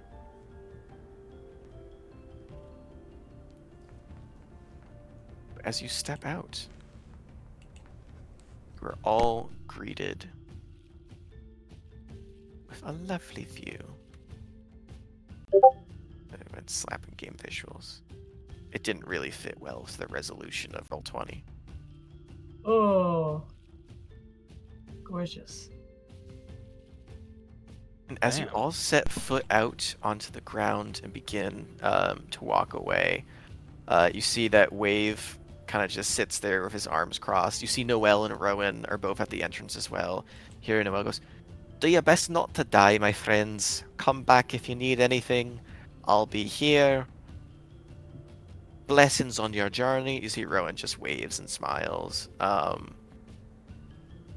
You see Bernard has already left, but you just get like this small little resonance of that inspiration from prior with those temp hit points.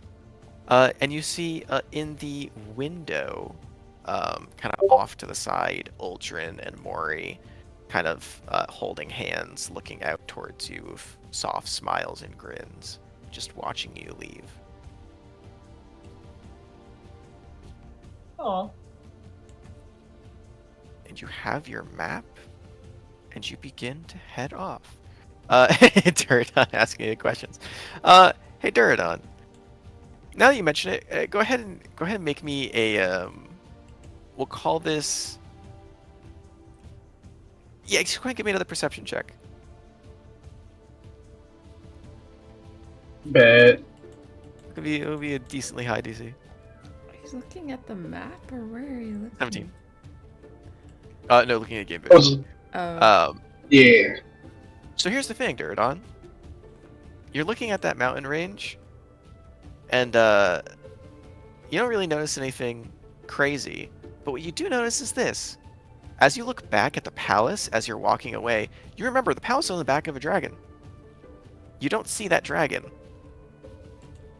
However, you do see a rather misplaced mountain that looks like it's just outside of the range of which the palace is currently sitting on as you begin to depart from it. Okay. Okay. Terrifying. Okay. And as you all begin to walk away, you hear the crushing sound of rock and this big beat of wind sending itself flying for the valley, and all of you turn around and watch as that mountain excavates itself from the ground, wings ripping through grass and dirt. And it begins to take flight once more as the massive dragon heads back further north to its resting place.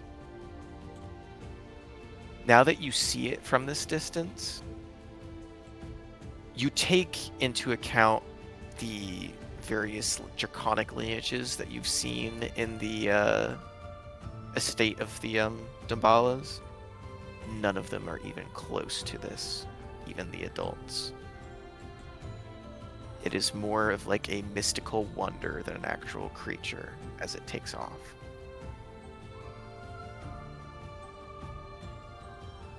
It's about 3 o'clock in the afternoon.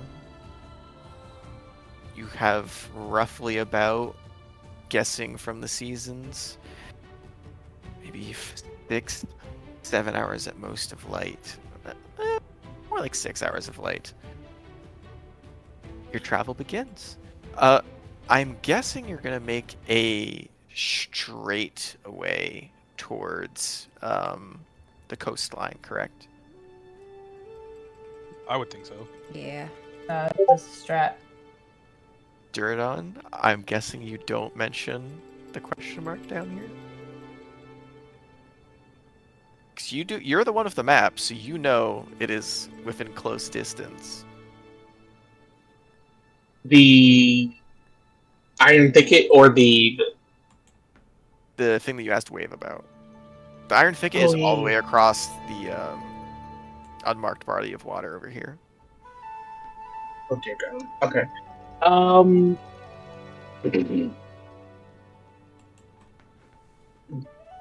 Duradon will ignore it for now. He won't say anything about it. Who would like to lead this expedition as you begin to set out? There's going to be one person that's going to be making survival checks to essentially try and guess based on the terrain from where you are. There's a lot of flatlands that you're going to be covering here. So guessing where the terrain where you are and the map that's guiding you of how you're going to be getting to the coast. Mammoth. Volunteer. Yeah. Right, Mammoth or Duradon. I know you got two survivally men out here. Okay, Mammoth, go ahead and give me a survival check. And I believe, does your stone give you anything for that? I have like a advantage or anything. Not exactly. I don't remember what it is, but not just like a straight boost to survival. Gotcha. Okay. Um, sure. Oh yeah, you do have the find the path spell if you Yeah. know the name of which you're trying to reach the destination. Um, yeah, that could be extraordinarily handy. A 16. Cool. So you have options for today. You can push forward for the night, and you can get a little bit further, or you can take essentially 10 miles of travel.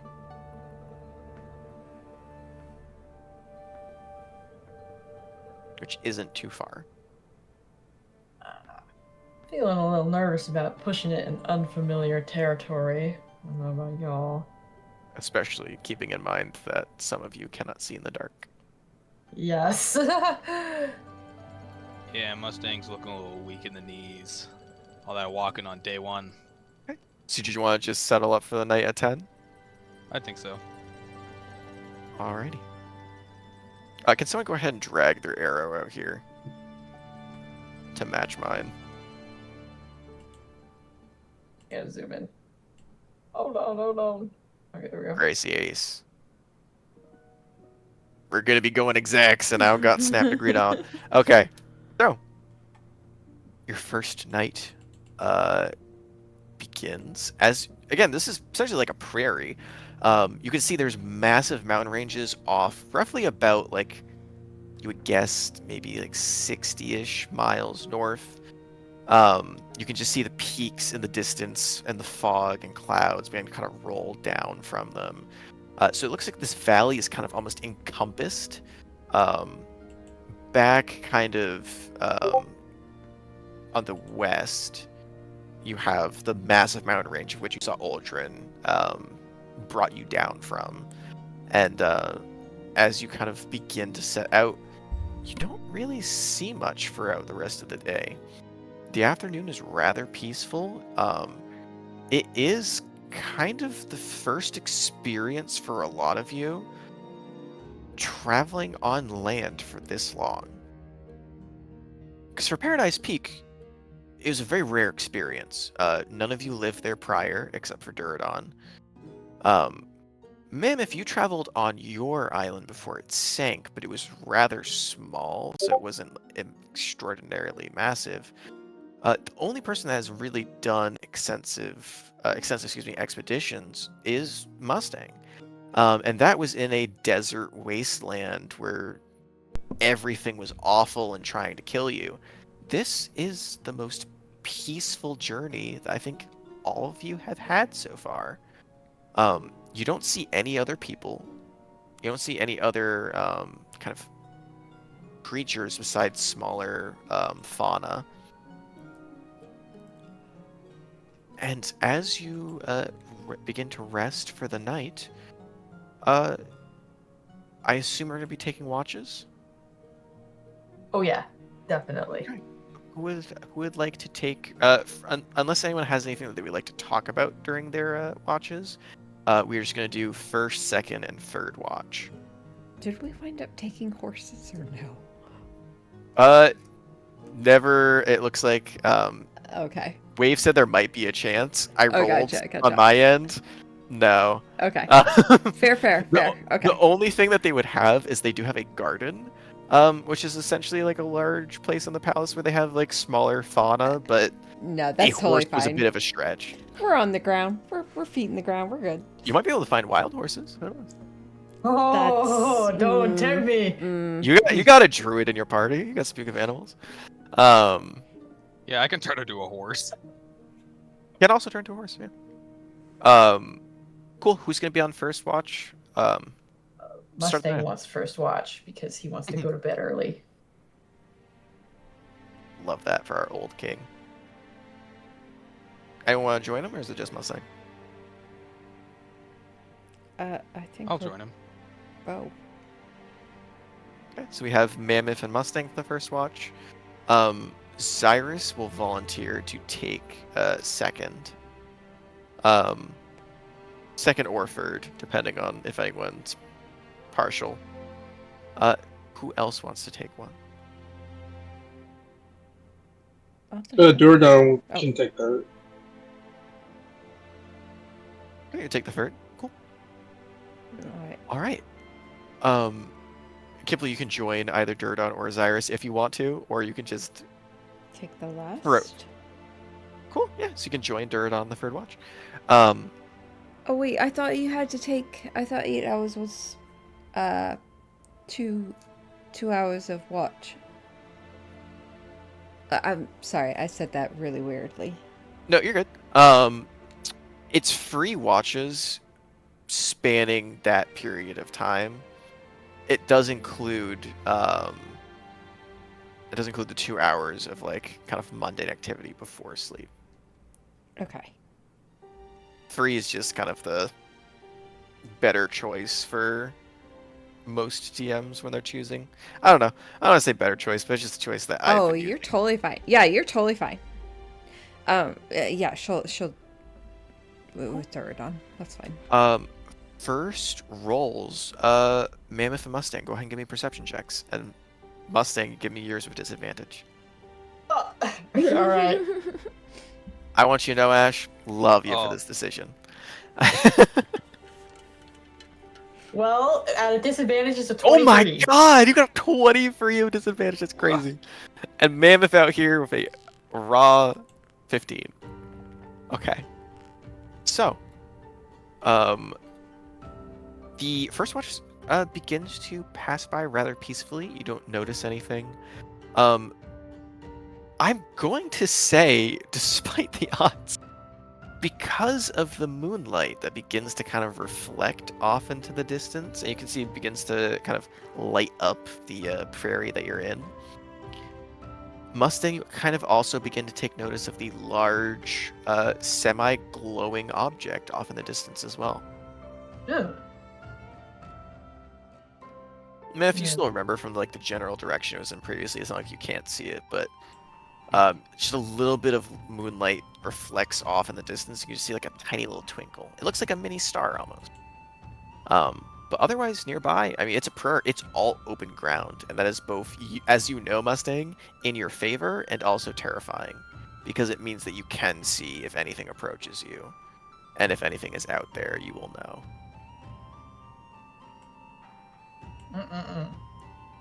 Is there anything you guys would like to discuss for your first watch? Or would you just like to move on? I'm good with sitting in silence. Mustang, he's not sitting in silence. He's going to be flapping his gums, but it's nothing important. Yeah, if you guys had anything you'd like to talk about, you can. It's not forced. Cool. Second watch. I'm gonna go ahead and roll for Zyrus.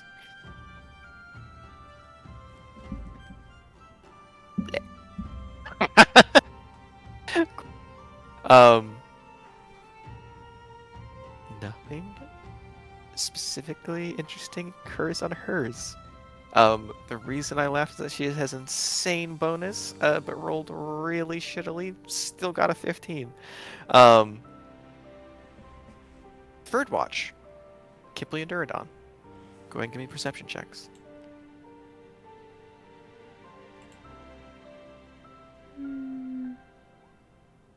16. Okay. 23. 23. Duradon. Specifically because you also have the Eyes of the Eagle perk, you take notice again of this strange object in the distance as well. It is dark, so again, no finer details can be made. It is most certainly more than a mile away, but you do notice the glint in the distance as well as kind of evening begins to shift into morning.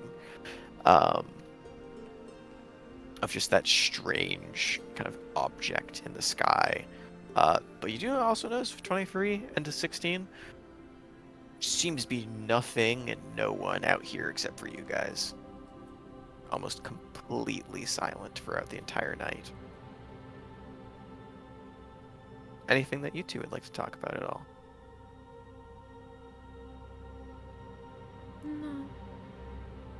No. I love the quiet tension. Everyone's just kind of raw dogging their separate watches. The night goes He's getting to by. us. Yeah, the night goes by and you all get a long rest. I'm not gonna make you roll for a random encounter the first day. However, the second day of travel, I would like each and every single one of you to roll a D100. Keep in mind, if anyone gets a 1 or 100, it automatically defaults to that. Otherwise, you have a choice between the 4 D100 dies. As you begin to set off, 50 free, okay. 4. 4, okay. Love it.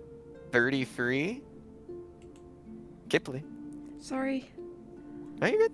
Oh. Oh my god. 99! Oh my god. Oh, my you are God. 1 away from destroying the party. I love that.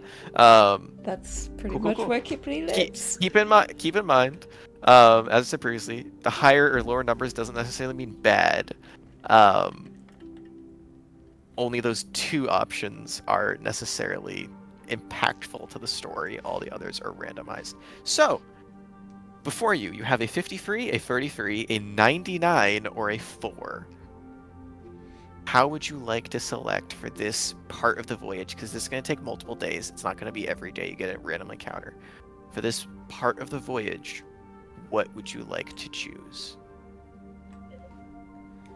I think we should do 4 or 99. So let's live I'm in the thinking the same extremes. thing.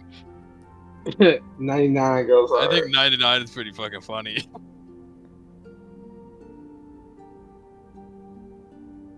Thoughts? Kipley? Yeah. Oh, I generally my rolls are not something to go with. Megan does not trust her dice at all. It's just 433, but that's just. Okay, we have a vote for 433.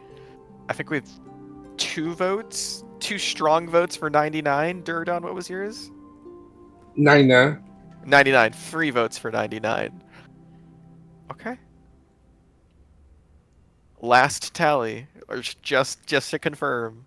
Kipley with 4. Mammoth with 99. Yeah. Mustang.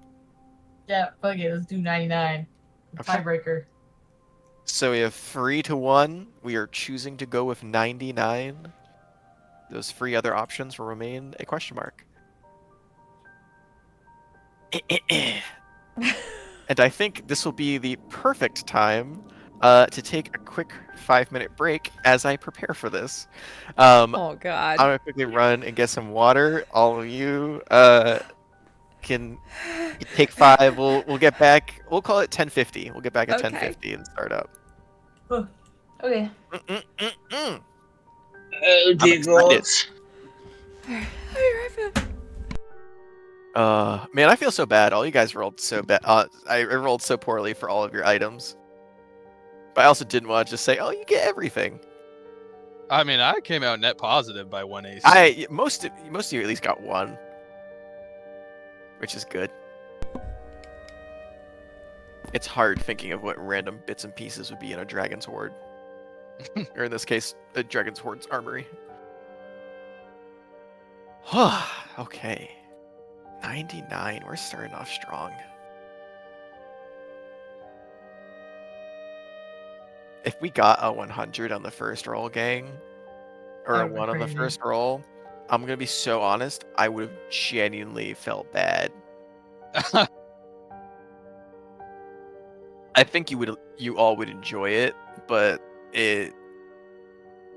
we've been hopping straight into something.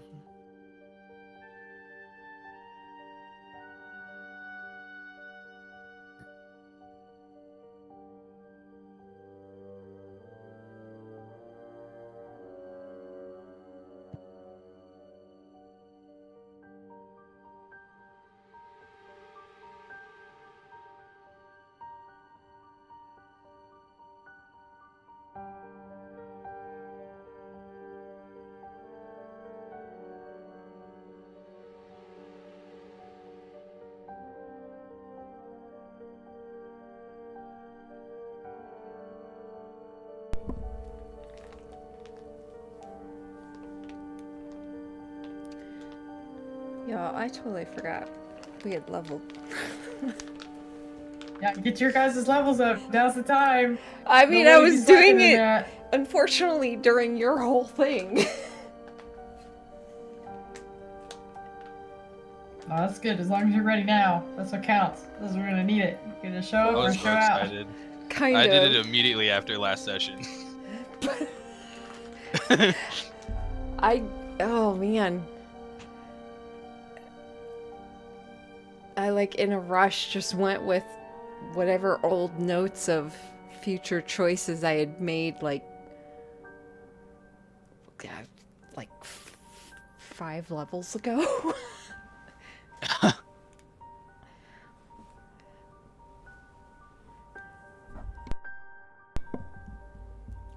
Was also not ready to choose any items. Oh yeah, I have no fucking idea. Oh, okay, yeah. I have no idea what my 8th level item thing is gonna be. I don't actually even think I have a 7th. It was like it was never relevant. I still I have to don't think any redo of you all my should. shit. Oh, okay. I think we held off on creating any of them. Well, no, for 7th level you should. For 8th, we're Well- not doing one. Yeah, because I think we were talking about changing the it. whole. Correct. That the system's Hang up. already made. It's getting to a narrative point where I want to introduce it, and getting to a point where I'm mechanically happy with it. So it's there. It's just I want to add it from both a narrative standpoint and also a point where I put it into the game and it doesn't immediately spit in my face.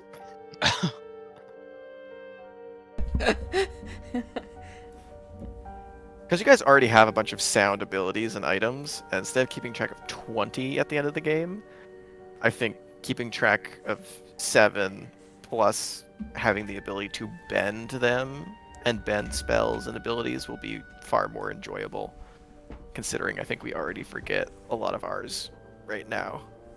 Yeah. Yeah, I was actually struggling to come up with things on how it would progress. Shut you guys. Not Like, me. I Not think me. the system. Okay, all right. I know you and Jared are fucking nuts over your shit. Not All right. me. Oh. You know, honestly, I'm kind of happy I get to redo mine because now I'm gonna make something so fugly. It's gonna be nasty. It's gonna be so nasty.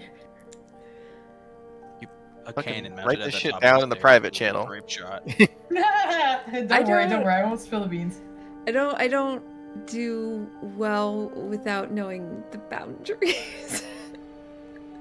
Hey, we just put the question mark. Just ask. The worst you're gonna get is you're crazy, Megan. Get out of the game. The answer is always no until you ask. Exactly. I don't like being told no. And then Really. sometimes Sometimes it's it's your. I would rather just know the boundaries. Nah, there is no boundaries for those items. Some of you have asked for truly ridiculous things and/or some of the most like simple things as well. So, do not feel bad about requesting.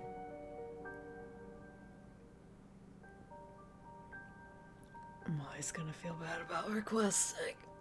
Okay. That's all you, girl. That's all you. I know. Hey, listen.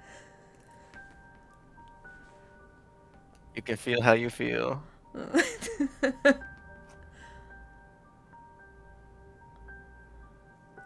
All right. I'm not gonna force anybody. I'm not gonna force items on anyone either. I'm sad know, we didn't bring horses. I'm not You looking want- to if get you personal wanna- now. If you want to wait until you can think of one or like an idea pops in your head randomly, just mark it in the private channels and we'll move on from there.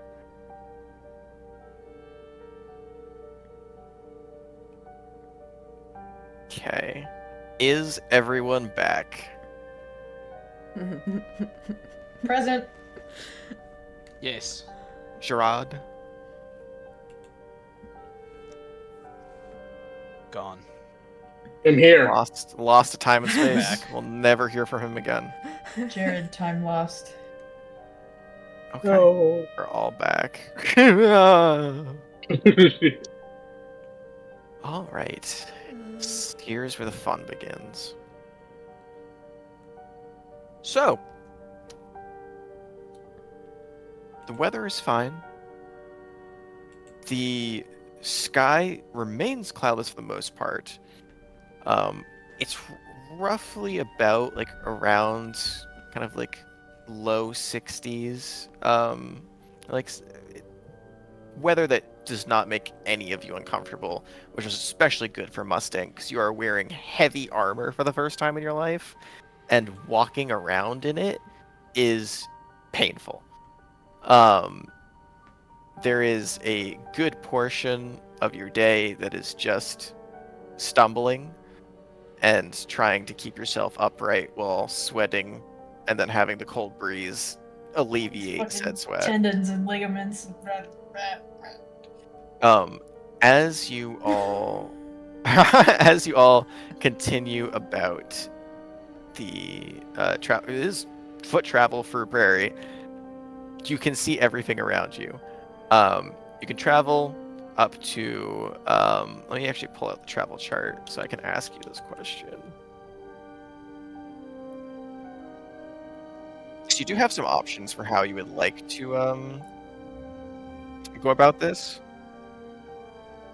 You can choose your travel pace, of which you can go fast, normal, or slow. Slow gains you the ability to make stealth checks. So essentially, if there is anything that is going to be out and watching you, you can try and avoid it. Normal, there's no stealth checks, but you can cover up to 24 miles. Fast, you can do 30 miles per day, but you will lose essentially a -5 to all of your passive perceptions as you do so. So fast is 30, normal is 24, or slow is 18 miles per day. What is the general consensus on how fast you would like to be traveling? I think normal's good. Yeah, I'm feeling a cool Don't want 24 normal. miles? Yeah, normal's fine. Everything You- seems quiet. Hell yeah. As you are traveling, get your 24 miles in. Mammoth, as you're leading the pack still, go ahead and give me another survival check. For this, you are looking for a DC of 15 or above. Yay! Natural 20. Oh, jeez. Cool. I'm gonna say that natural 20. You actually can manage to make it an additional 2 miles. Hell yeah. So you do 26 miles in the day. So, is that you, Megan? Tracking out the arrow. Thank you. That's actually perfect for getting you halfway. Oh, Um, no, that's good. That helps me. As you guys are halfway through the day's travel, it is almost exactly noon. As you are in the middle of walking through the prairie, you can see about a few hundred feet ahead of you, there is a small river that is kind of meadowing itself through the valley and kind of moving downwards in the southern direction.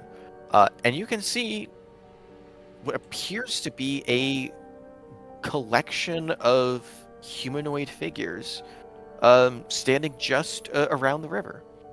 You see about what looks like to be 20 people all gathered in one place.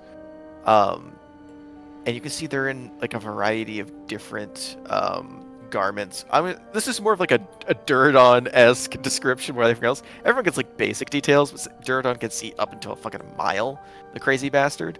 So you can see this, and isn't it like perfect detail for your fucking eagle thing?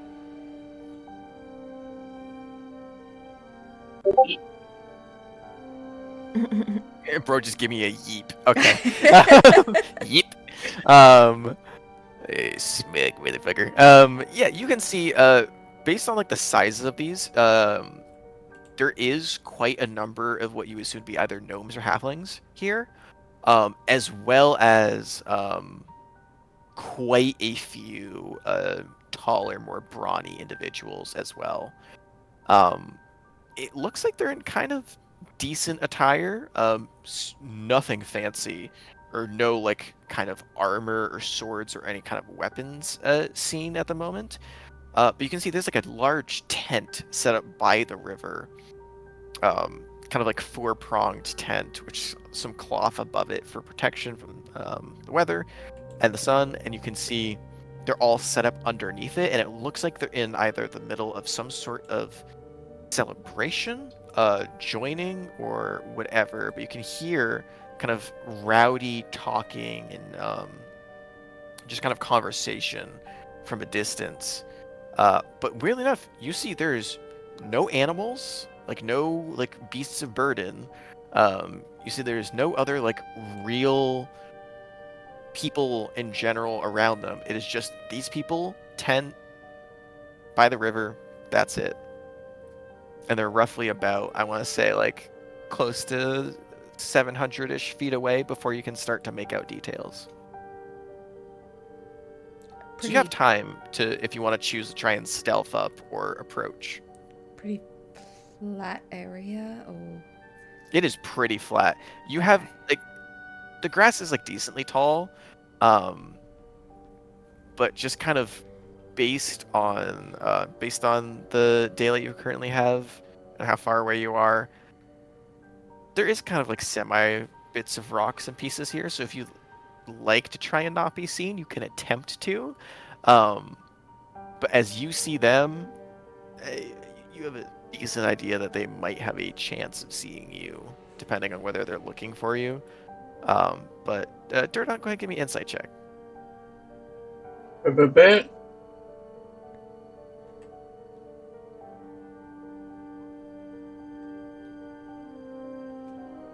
Get 18? 18.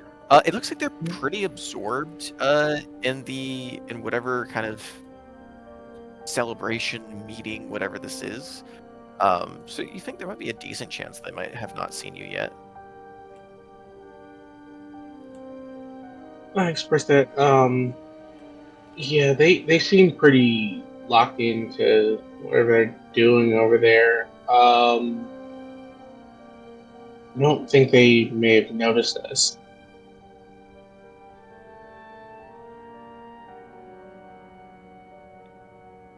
we want to avoid Speaking to them, us. right?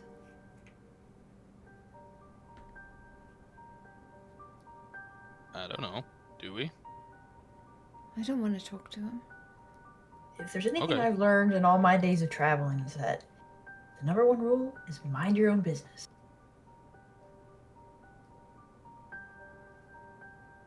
All right.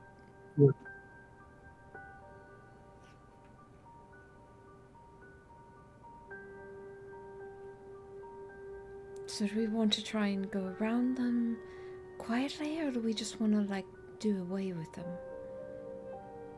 Let's just give them a wide berth. It doesn't look like they're hurting anybody. Yeah, we can just go around.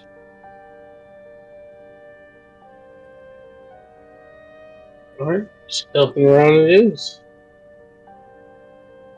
Okay, so are you guys going to try and avoid being seen while doing this, or are you just going to walk a good distance away and just keep kind of as far off your main course as you're traveling? Again, it's not a road, you are just passing through a valley.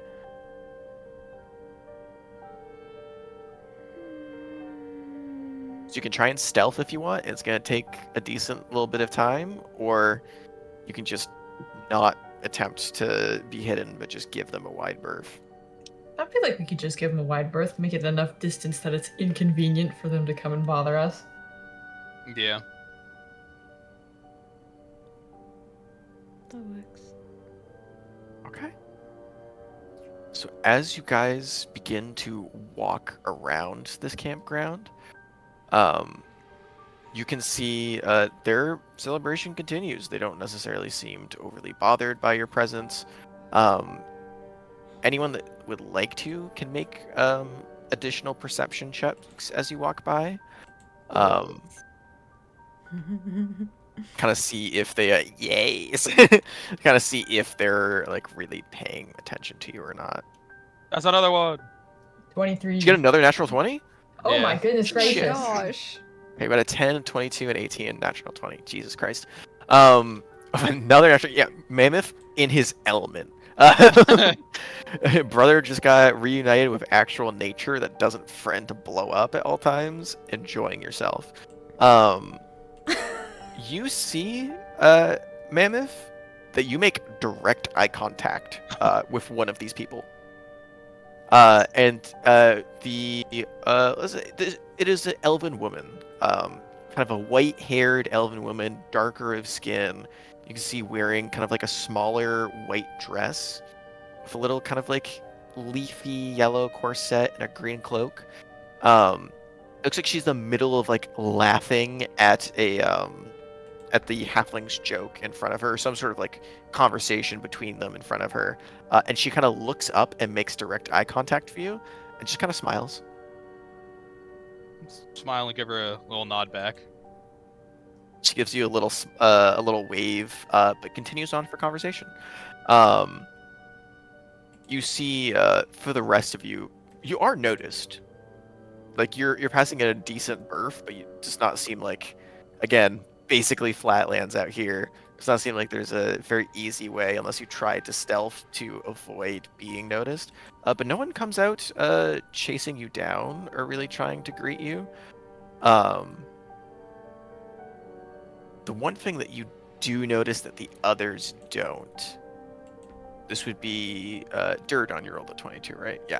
This would be Mammoth and Duradon. Is that as you are kind of walking away, you do see that in the pretty kind of, again, cloudless, blue, sunny sky, you do see a few winged fellows take flight, as what looks like to be a variety of different.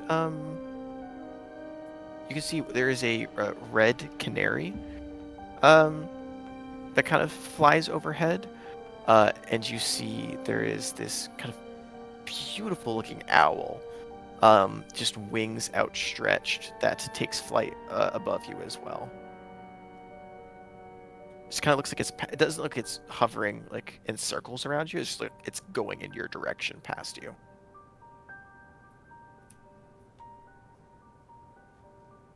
Do you guys continue on? Mhm. Cool. You continue on for about another like 10, 15-ish minutes. Before you hear off in the distance what sounds like a large impact. It gathers all of your attentions as you slowly turn around, even with the passive perception of 12. Kipley turns and hears this large in rapid succession. You hear something roughly about a mile back erupt. And you can turn, you can see Duradon. You look back, and you are just barely within your eagle's sight vision to see that camp and to see those people. You see, as coming down the river, small wooden rafts with these mangled looking kind of patchwork, like it looks like these are kind of meshed between actual worked wood and raw like tree branches, vines, and sticks holding them together. And atop of them, you see there are these massive stone pillars that are pointing out in different directions. And you watch as they're slowly beginning their descent from the river path of which you've already crossed and moving down towards that encampment. And you see that encampment is in ruins. You see is completely leveled, and you do not see any people moving.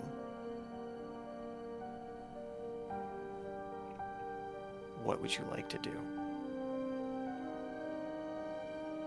Yes. Use my vision to describe a massacre that just happened. Oh my god. You don't see any bodies yet. You don't see any people moving. You don't see any blood or anything. You just see that the tent is destroyed, and you see that there's no visible humanoids on the horizon. Just the rafts and their cloaked figures that are guiding them. I will stop the party, just kind of like out of shock, and describe to everyone else what I just saw. And also what I'm actively seeing. I'll try to use, I think, telepathy to communicate to Mustang the active kind of visions as they move throughout the camp.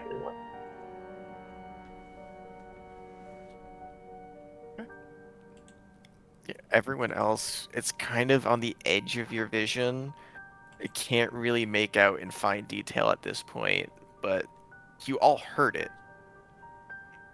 And you're just relying on Duradon's information relaying at this point.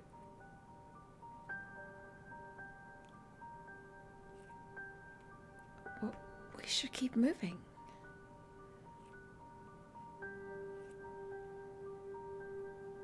I forget. Can Mustang speak back telepathically, or is this just one way?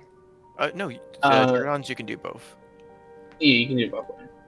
Okay. And in his head, then he'll be like, "Are you certain you don't see any survivors? No one who needs our help?"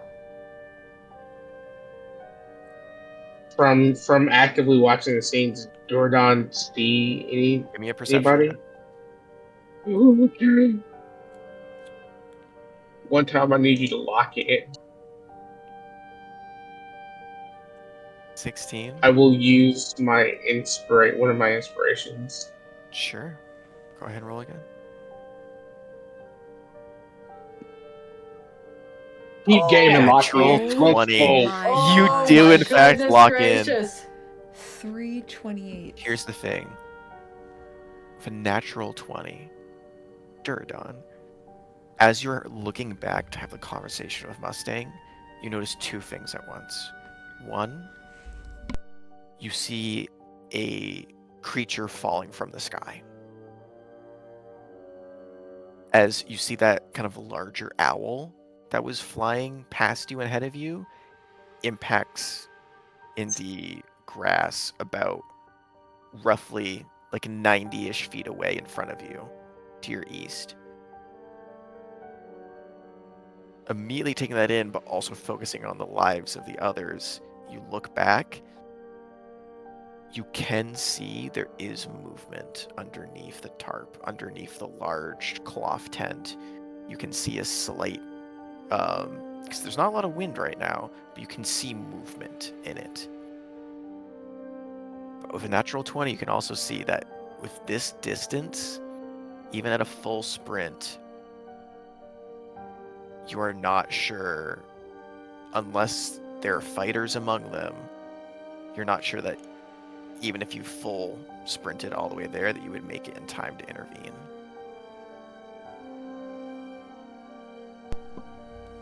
And they're how far away? They're on the edge of being a mile away. Yeah. Um. 2,000 something feet. Say again, Kipper. That's a lot of feet. It's about 5,000. Yeah. My math's Okay, not right. great. I will. Is it possible to make a like check to see? Yeah, I guess it's my character.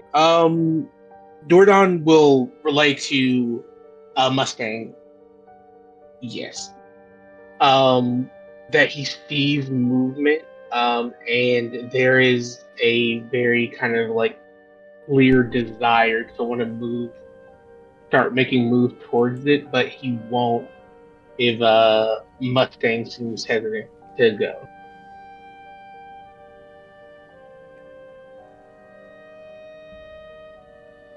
You think we can get there in time? I don't know. You think we should try anyway? Yeah. Are you guys doing this Me in your too. heads? Yeah, they're doing it in their Okay. heads. Yeah. So everyone else, worried, panicked, has no information on what's going on. Mustang, Gurdon, staring blatantly into each other's eyes. No other words being said. Yeah. Mind you, Mustang is making his face is very expressive. He is not used to having to hide it. He's very obvious that something is going on there. Mammoth and Kipley, what are you guys doing in this time? As the other two are just kind of talking amongst themselves in their heads. I'm looking at my two dads saying nothing. Kipley's. Here we go. Boogie. My two dads is a wild pull. Kipley looks away from everything behind them and just starts looking forward to where they need to go. Go ahead, roll a perception check, Kipley.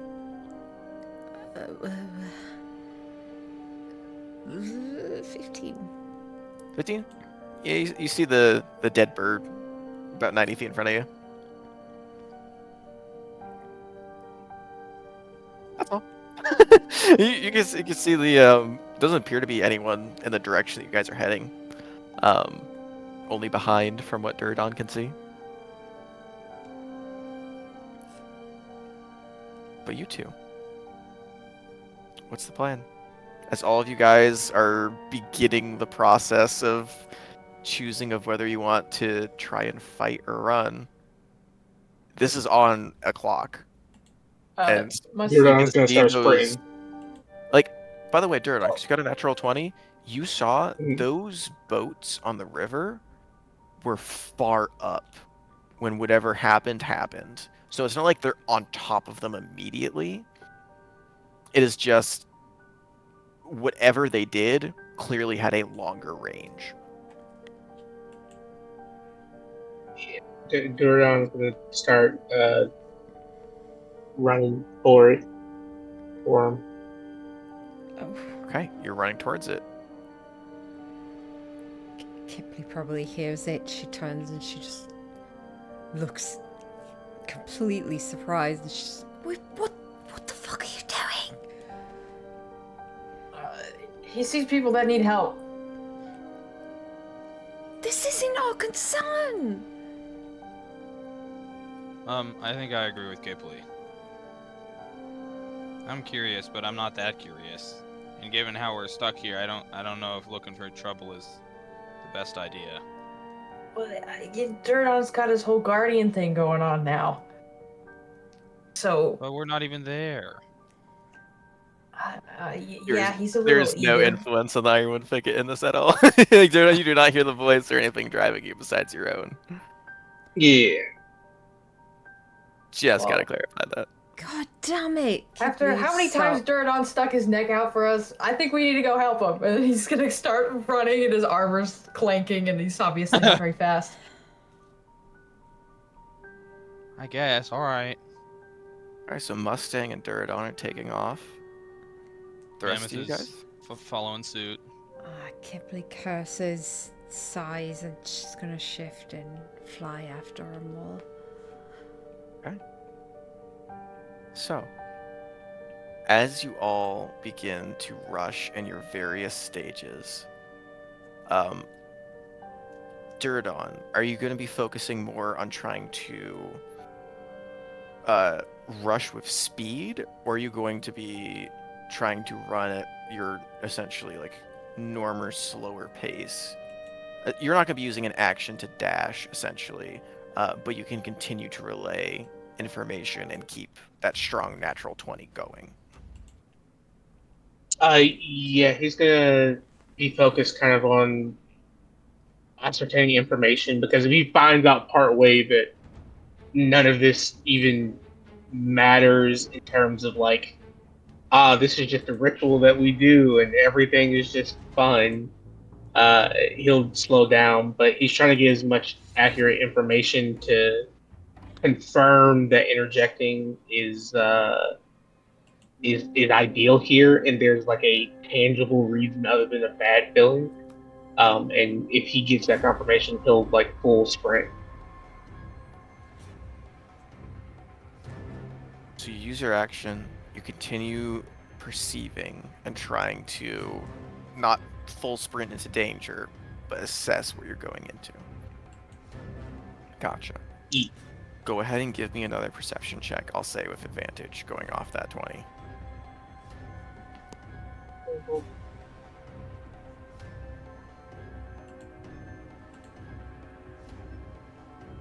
16. 16? Okay. Yeah. As you run and you're getting closer and closer, you can see something that you noticed before, that even at the distance that you were at, 'cause they were outside of your eagle vision. They were just barely outside of it, but now that they're inside, those rafts and or kind of weirdly shaped boats, you notice aren't creatures. They look like they're submerged, and only the reason of why they looked like some was worked wood and some was raw material was because the backs of which look like they have spines, and there are in fact people riding on top of them. You notice you do see some bodies from the tent, not moving still, bloodied. With a 16, you can see at least one of them fell far enough outside of the tent that their entire shoulder is missing. It looks like it's just been dislocated, completely thrown from the body itself. As you continue running forward, I'm gonna say go ahead and give me an intelligence check with advantage. This is going to be because you are a child of war and you have seen how quickly it takes for people to kill people on the battlefield. Engaging on how well they took that assault this is you gauging whether this is a good idea or not, based on how much distance you have to cover. Especially because you're not dashing 13.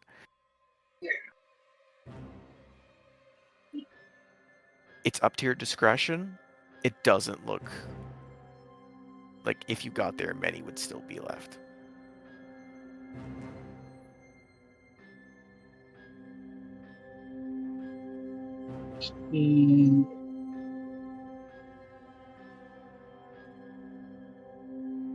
He will continue to press forward, but he will throw back to Mustang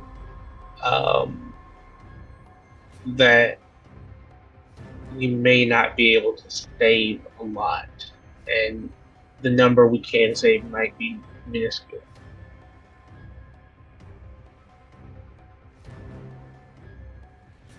Well, it's better than no one, and we're not letting you go in there alone, so...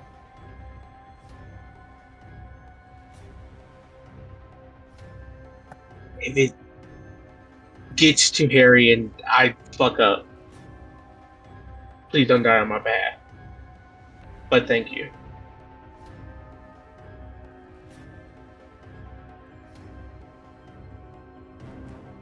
Okay.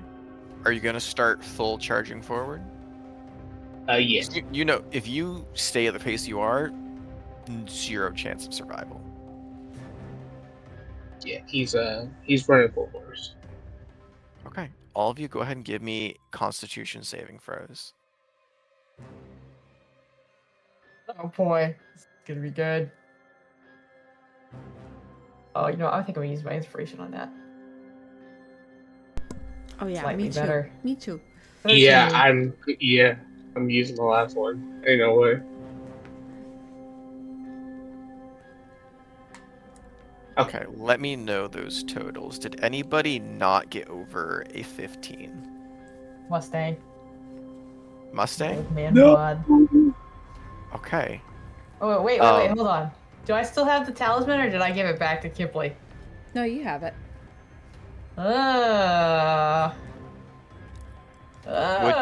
What did you get? 13. 13. If you want to try. Yes, I will. Aha! Need your A help. 3, a 16. Cool. Talisman of clutching the fuck up. Talisman of clutching fuck up. Yes. That would have been really bad. Uh, essentially, we just would have gained a temporary level of exhaustion. But Wow. as you begin racing forward,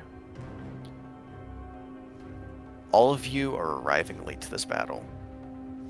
You know, as previously described, from Mammoth and from Duradon, not any person that you could see was carrying a weapon or looked like that they were armed in any way. This looked like a gathering, a peaceful one at that. It did not look like there was any obvious warriors there. As you approach the scene, running in, full dash action every single turn, the first one to get there can be Mammoth. Now, I'm going to ask you, because your movement is 65 feet, right? Yes. Jeez. Are you going to run past the rest of the group to get there first, or are you going to keep at the group's Ridiculous. pace? He'd float the idea. He'd offer like, "Hey, do you want me to go see what's good?" No. I don't really want you to be there by yourself. Maybe go up with Duradon together? Well, I mean, he can't really keep up. Right, but you can slow down. Yeah. I can do that.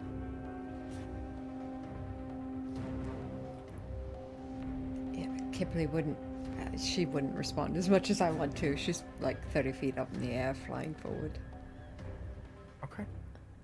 Not nearly as fast as. Yeah, I was gonna say your Mammoth. flying speed is still Yeah. normal as you're walking, so She's just you looking. gain enhanced movement for not having to deal with terrain, but not much faster in terms of the others. As this speedy Nope. demon child is just ripping up the grass behind him as he's going to a full sprint. It Yeah, it on is your left. 100% like it's like if a mini on your left situation occurs, as Mammoth does not look like he is even breaking a sweat with how fast he is running and how much space he's covering with this. On your left. Cool. Are you going ahead then? Yeah. All right. You will get there first. As you roll up to the scene, you can see it has moved. The majority of the fight looks like it has moved a little bit further down the river. And as it has reached a small patch of trees. Not very tall trees. You can still see perfectly fine. Your view isn't really obscured. But as you approach, you quickly notice the remaining fighters look like there's only, from what you can currently see, there's only about 4 people that are currently moving. There is a number of those who look like they are unconscious. There is a number of those who look like they're heavily wounded and bleeding. And there are some that are missing vital body parts that you need to stay alive. There is one with their head that is completely blown off. There is one that appears to be, like they're have a decent sized chunk in their torso. It does not look like a great scene to be rushing into, but I will allow you if you want. It's not going to be a surprise round, because it would be just you taking an action. But if you have a action or anything, essentially you can have a free turn, where if you want to throw out something, you can, Mammoth. And let me go ahead and drag you onto the correct map so you can see what exactly you're looking into here. Woo woo! Been so I would hold long on. since we've I been would on hold a on to battle those map. whoops.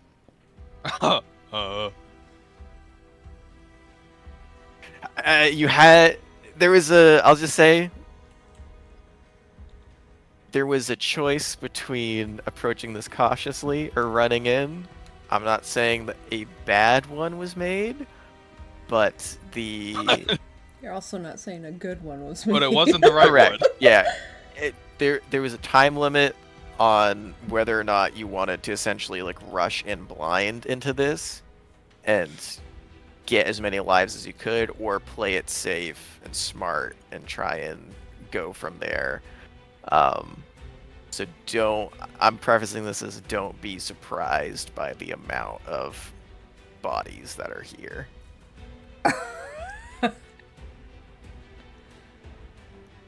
That's a wild sentence. I feel like I am nothing if not fair when it comes to That's what I wanna leaving you hear guys before open with your visiting a choices nightclub. for Oh, what you for want to sure. do.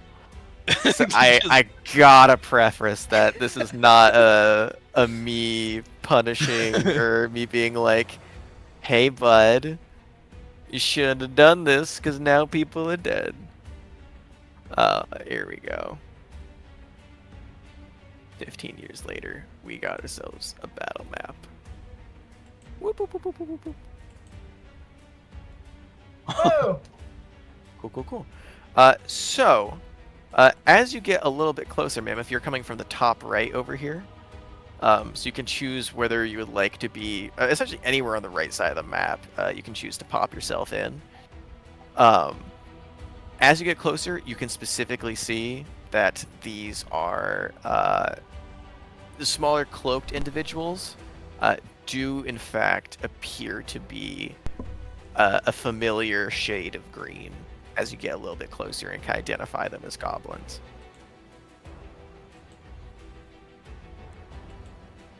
Creatures that they're riding on you've never once seen in your life. Can I tell if anybody is about to like get their head chopped off or like other Sorry. equivalent fatal injuries? Yep, you see all the survivors are currently down here. There is 4 what appears to be fighters left in the midst of defending themselves. It's a matter of there's not one in particular that seems to be in current danger, as they are all currently in danger. And how far behind me is the rest of the party? With your movement, Forever. I'm gonna go ahead. I'm gonna go ahead.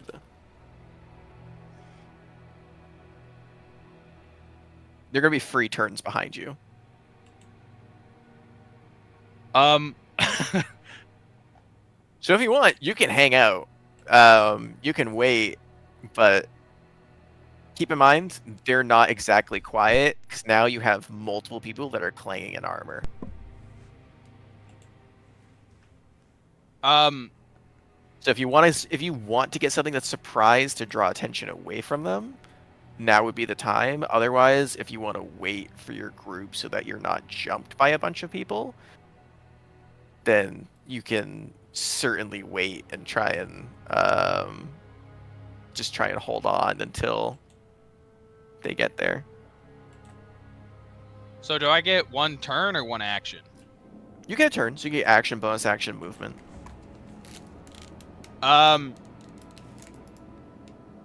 Okay, I'm gonna wild shape into chalice form and then thunderclap. Cool. Oh god. Thunderclap the cantrip. Just like right in front of me. I see what you are getting at. Go. Is this trying to essentially just get their attention? Yeah, and then I'm gonna like start booking it the other way. Cool. Keep in mind, all of your essentially the party isn't seen at the moment, but the second that you would cause this, that direction, 0 chance of hiding their approach. So if they would have ranged, they would have the ability to look in that direction and fire. Oh, I almost forgot. I don't have the survivors. Let me pop those on.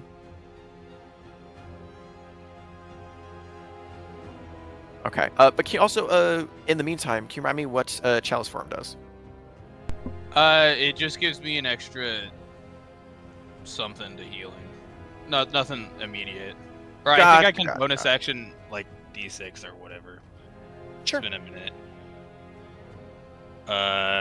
Okay. No. When I cast a spell that restores hit points, mirror creature. Yeah, you can within restore 30 it to feet, another you get creature plus within 5. 30 feet, I believe. Yeah. Perfect. So Chalice Form goes up. You cast Thunderclap. Okay. Go ahead. Because every creature within 300 feet hears it, right? Or is it 100 feet? I think it's 100, but 100. 300 also sounds right.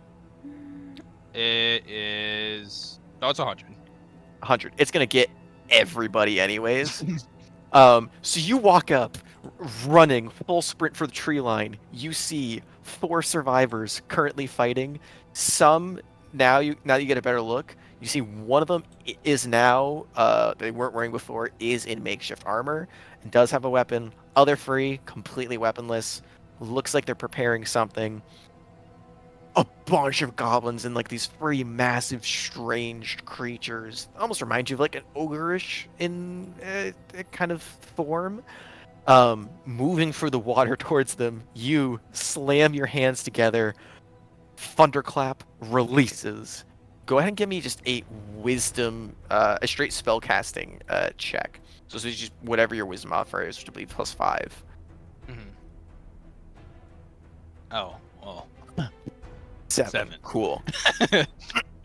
So you run to the battle, cast Thunderclap. Massive sound goes out. All of them turn, look in your direction, acknowledge your existence. The majority of them turn their attention back to the survivors. You see these 2 goblins begin to rush towards your direction. Go ahead and roll initiative for me. Okay. Everyone else, hold off on your initiative. This is just going to be Mammoth, and Oh, just going to be the goblins. 5. This could not have gone better. Oh, God. Love this. Cool. They actually rolled decently high as well. We love that for you. Cool. So you Thunderclap, begin to turn to run away. I'll say you used half your movement. Well, no, you use your movement to get there. You start moving on your turn. These 2 goblins race across the little ravine here. You watch as they pull out short bows and just fire off little shots at you here. What's your current AC? 19. 19. Cool. So this one is going to go ahead. And what is your passive perception? 18. 18? Cool. So they are going to go ahead. Hop. Oh, that's right. I don't have the fucking thing connected at the moment, so that's not going to appear here. Cool. Let me just roll. Cool. Natural 20. Definitely beats it. Good thing is, those are not attack rolls. So you see Orange run up, pull out the short bow, Green, hiding as a bonus action, completely unseen, will get advantage. And a little something else on his turn. So, we have, for actual attack rolls, that is a miss from orange, and that is a hit from green. With a 22, you take 10 points of piercing damage, and go ahead and make me a Constitution saving throw.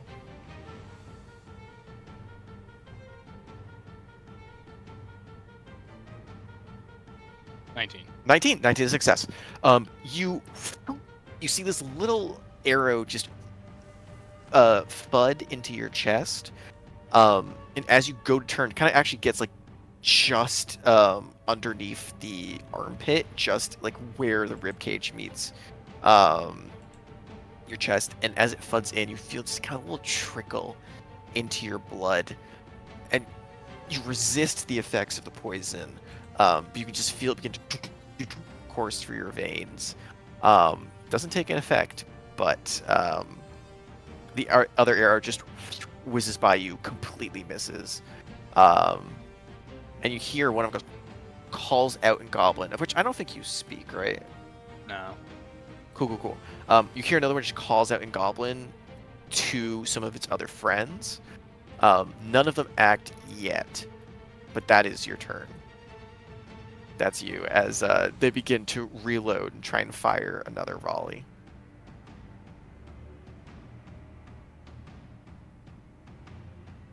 What would you like to do?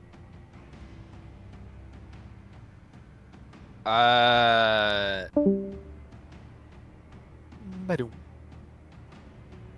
I'm just gonna keep running back to the party.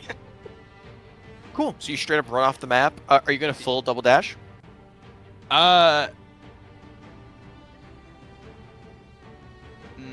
in mind, you got a lot of long range spells.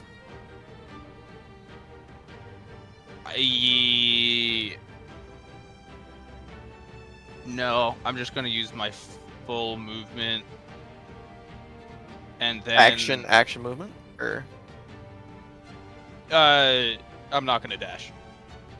Okay. And then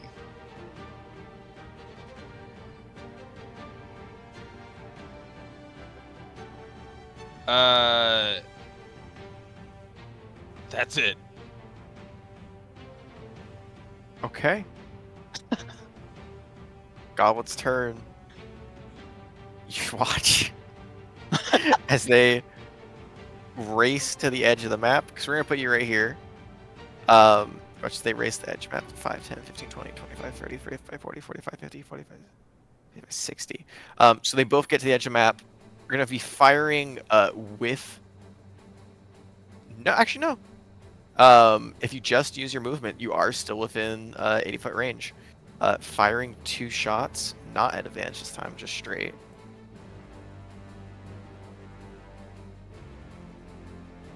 Both miss wildly. You watch 2 arrows thud, one into the ground besides you, one to a nearby tree. At this point, keep in mind, you're not currently taking away a lot of these goblins on the rest of their turns, because I forgot to do it last time. They're all going to go ahead and hop off.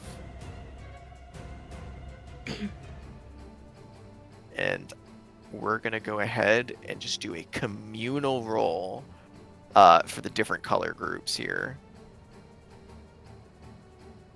I'm going to go 5, 10, 15, 20.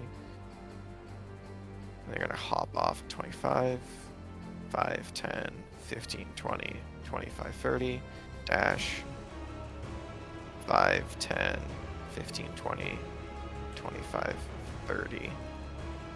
Put them over there. We're going to do 4 different rolls, each of which is going to be the sum total of which you're going to be firing. Blue, 21, hits. Red, 18, hits. Green, 14, hits 2. Orange, 16, hits. Oh, I do purple. Purple, 12, miss. Cool. So in total,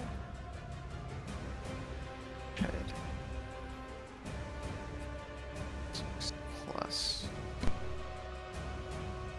So as you run away, and this is just the turn that has just taken place, so only one round has gone by, you hear as arrows just rapidly impact into the 4 survivors, and then you hear as the 3 monstrosities lower themselves to the ground, and you watch as those spines begin to harden, turning from wood into this gnarly looking stone pillar.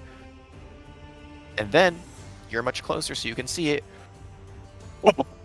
immediately fire off, their backs flying at a large velocity.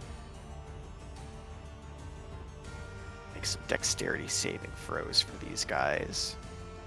2 of which passed, 2 of which failed. You watch as one of them goes down.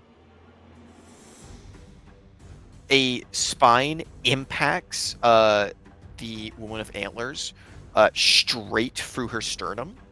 And you watch as just blood just sprays from her mouth, and it actually drills her body into the ground. It's pinning her to the ground. Keep in mind, party arrives next turn. If there's anything else you want to do. You're currently 65 feet away. 2 goblins are chasing you, but the rest of them, which is a large amount, are still on the survivors. I'm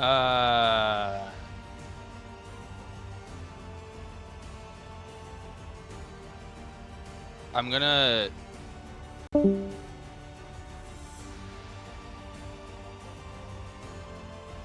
No, I'm not gonna do anything.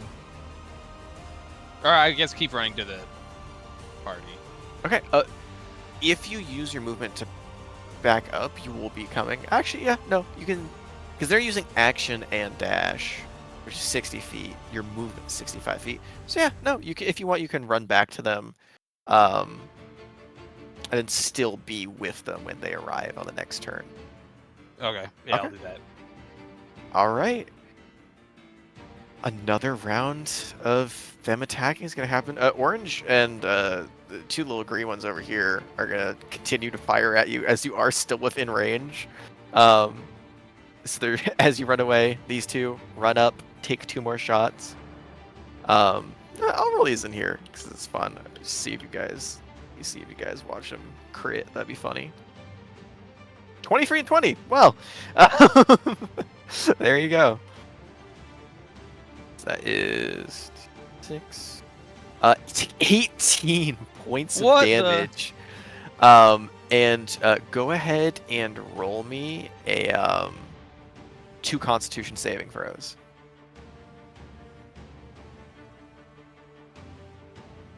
Shit. Wait. 14 and an 8. Okay. 14 is a success. 8 is a failure. You first off take 1 point of poison damage, and you are poisoned. Okay. As you just feel it begin to set in. Everyone else, I'd like you to go ahead and roll initiative as I begin to roll all of the other volleys that are going into these survivors. I hope that we have some extra diamonds for Vivify. Just kidding, we're poor. 7, it's a miss, hit, miss. Hit.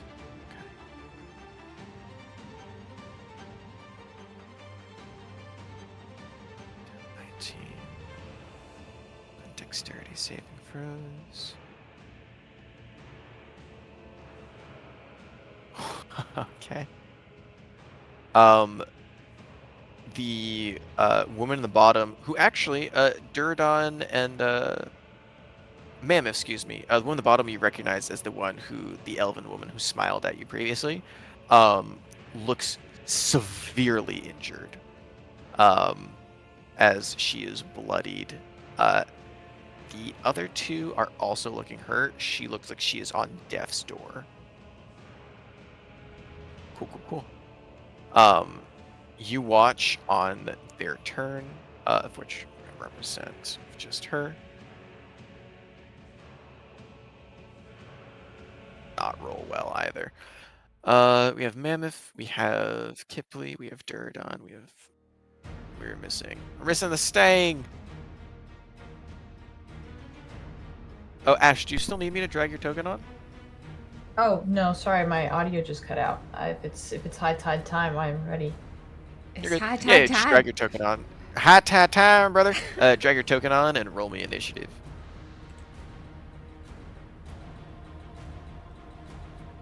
Oh, I didn't update the token of Man Stang. God damn it. I'll do it after the battle. 15 for man's thing. 15 for Man Stang. Cool. At 15. Descending order. We got a whole lot 17s. Ooh, wait, Kipley, you actually tied with the Gobbers. What is your dexterity? Oh, it's actually the same as theirs too. God damn it. I have higher charisma. So you can persuade the DM into going first.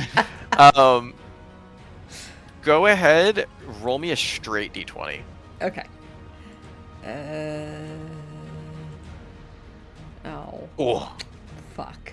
Brutal. 5. Okay. Yeah. Gobbies are going first. Okay. Move you down. There we go. Just gonna put them in 18 so it doesn't fuck up the order. Cool. Duradon, you are up first this round. You, now that you're here, can see through the tree line. All of the remaining survivors, severely injured for the most part. They do take out a number of goblins. However, you can see with your passive perception, there's still quite a few large threats here, as well as some goblins you didn't see before. What would you like to do?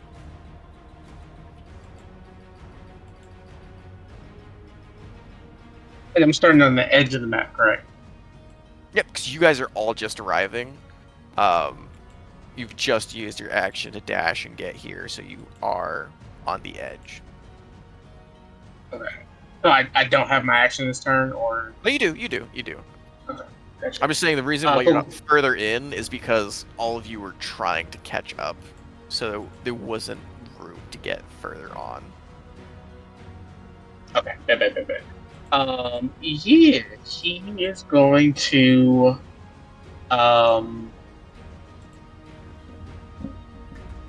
bonus action Rage, which allows him to move his movement during the process of that Rage. Mm-hmm. So he's gonna when and then move another 40. If he can, I guess, go right here. Using the rocks as a pathway to get right here.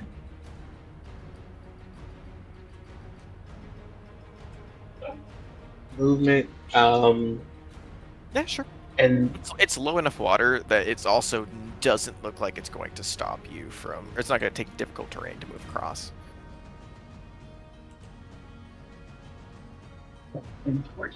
And is it a object interaction to summon the weapons, or is that like an action or a bonus action to summon from the arsenal?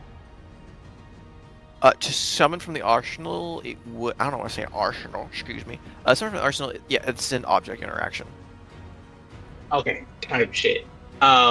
He is going to go ahead and summon his rendition of the Golden Wrath Dragon's halberd. He's going to expand a Malice Burst, or he's going to make the altercations to it Or is that only on the... No, I'll make the altercations later. But I'll explain just the keep in mind how bloodburst. many you can do at once. Yeah. I can also up to 3 at one time, but that's based on my crystalline carbonate, so I can't do it right now. But he is going to go ahead and explain a blood burst, and I'll find what the thing is. But he's going to take the dodge action actually, because he can't use the weapon with a shield on his hand until he's altered himself. So I'm just going to go ahead and dodge. That's my turn. I was ready to hold you to that. I was waiting. I also forgot to add Zyrus to this initiative as well. Oop. All my NPCs rolling like absolute dog shit. I take it back. I say that, but she rolled still better than 2 of you. Cool. Take the dodge action. You move. Yeah. It's the Gobbo's turn, and you have now just entered the fray. You haven't done anything. You just ran up, took the dodge action, and looking like you're just kind of in the zone, breathing heavily at them. But you also did just walk up to one of the withering the withering wisps. So we're gonna go ahead. I'm sorry, buddy, but you did it to yourself. Can you go ahead and make me a dexterity saving throw? Still at advantage, both because you dodged and because you're a barbarian. But make me a dexterity saving throw, as well as 1, 2, 3, 4, 5, 6. It takes 6 attacks on you as well at disadvantage. Okay. Dexterity save is a natural 20 for 23. And then my armor class currently is 19.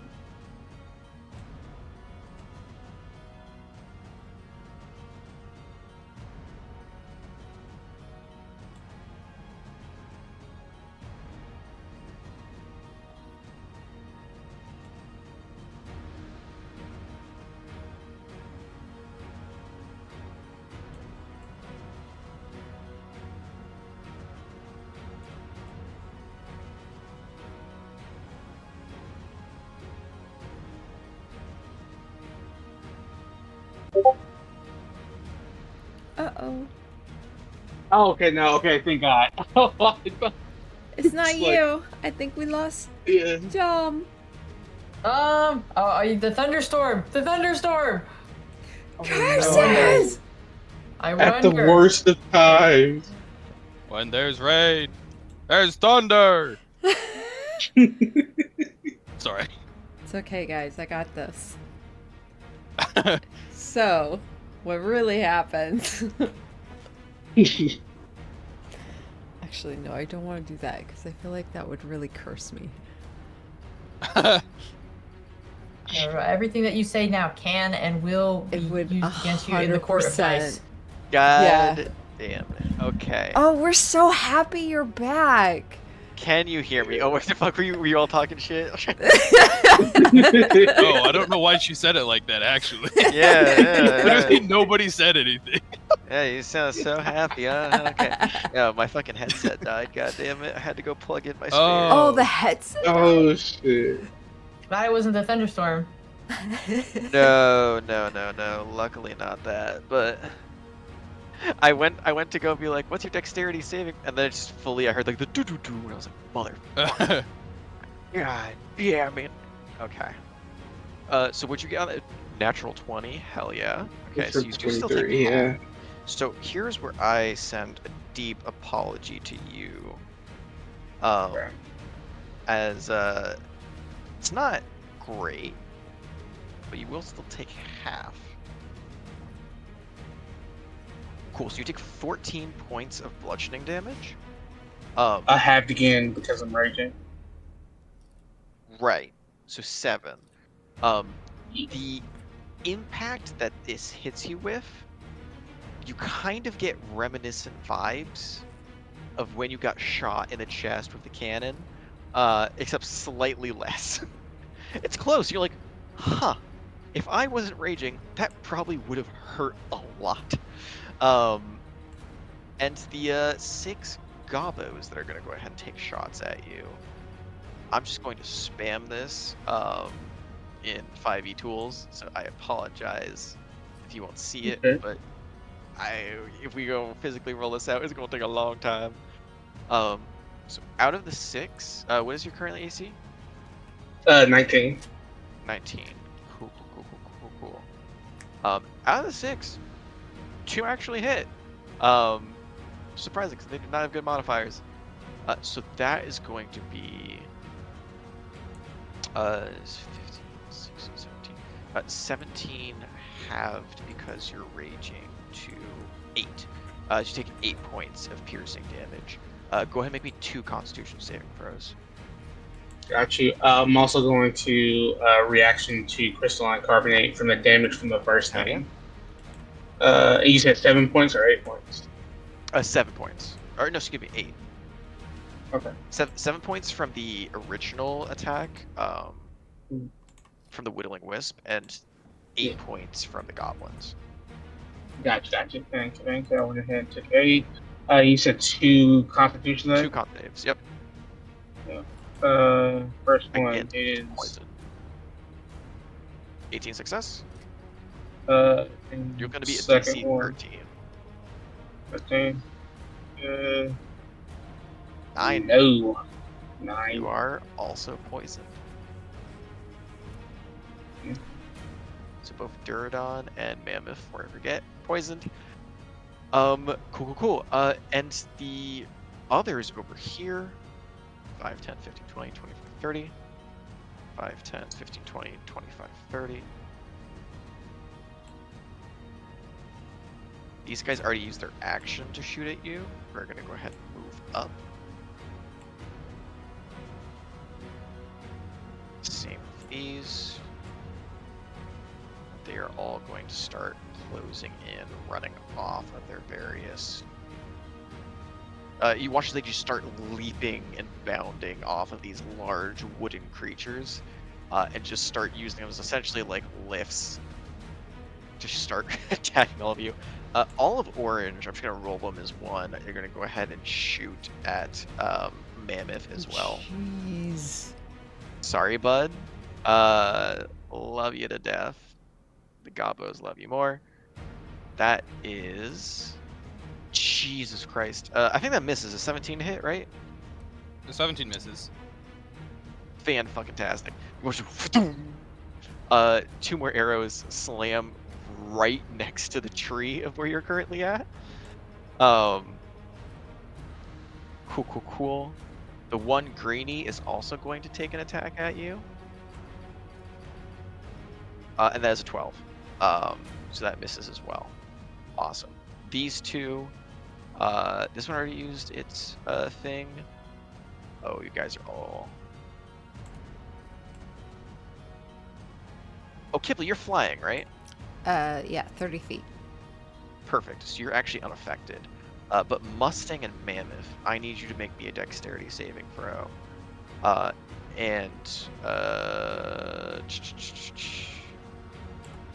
I'm gonna use inspiration. He's gonna throw it at her. 21. 21 success. You're looking to beat a 16 on this one. I got a 19. 19, perfect. You're all set. So both of you are gonna take half. Now, you both. Wow, these are really good rolls on the d8s. So you take 14 points of damage for both Mustang and Mammoth, and you watch as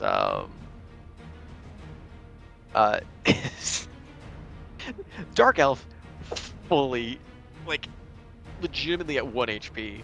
I don't know the health first. That's fine. You can move past that. I don't have time. Cool. That is Gobos and Wisps. Kipley, that's you. You're flying 30 feet above them. You watch as these rock pillars impact, slamming both into Mustang and Mammoth, just shattering shards of stone erupt, and you hear that another, which sounds almost like cannon fire from this distance, as it impacts, just shrapnels across.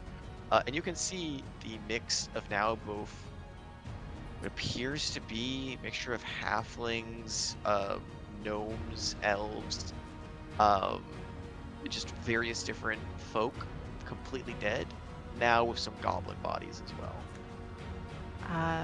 Kibli, her gaze is straight ahead and she doesn't give a shit about any of these other people. She just sees Duradon moving straight ahead and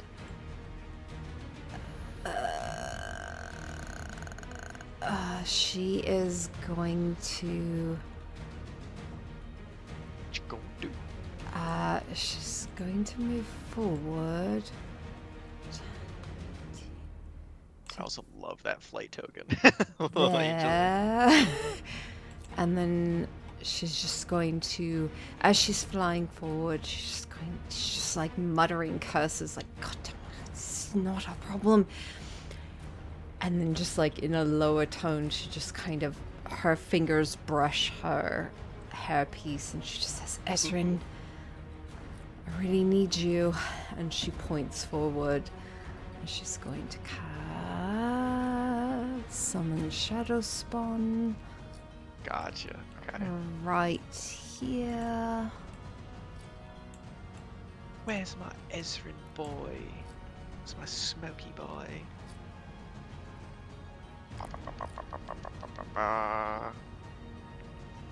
You know, Ezrin's probably buried under a bunch of this. You We're wanna gonna use just this do a as a duplicate? temp. Hey, that's perfect. Right here. Right smack dab in the middle. Yeah. So Gotcha. that it's... I think he moves on your initiative, right? Yes. So Wonderful. Yeah. so you watch as everyone here, except God, it's a 30-foot this radius. guy, does not get it. Everyone friendly to me is fine, but I need, as Ezrin, like a shroud of white smoke just bursts from the ground, almost like a bone spike shooting up into the air, and then just kind of falls back to the ground. And you see this form kind of come out, and as it does, this scream rips through the air, and everyone that's not that I'm not caring about, which would be all the bad guys. Wisdom saving throw? Creature effect wisdom. Ooh. Okay. I will let you know. Okay. For Summon Shadow Spawn, it is regardless friend or foe for within 30 feet. It Well- is just Duradon in that 30 feet. It does, yeah. So initially the spell says anything, but on the warlock portion of it, it says the creature is an ally to you and your companions. Right, meaning that it won't attack you like relentlessly. This is the ability of the dreadful form, which is just like it's like the spell. So it's like you can summon like a greater demon and it can have fireball, and even if someone's friendly, it can still affect them. Sternum will still get caught in it. It is against your DC, so if you think he can beat a 16 for Wisdom, which he has advantage on, go for it. It will also hit the survivors too, which is hilarious. Yeah. But keep in mind though, Sure. that could be massive because you would be getting the majority of the enemies in here. Yeah, she'll do it. Okay, I'm gonna do this as a collective roll, so I don't do 20 different Wisdom saving throws. So I plan ahead of this. We're doing it by color code. So Duradon, go ahead and make me a Wisdom saving throw. We're rolling for these two wisps, which I will also color code.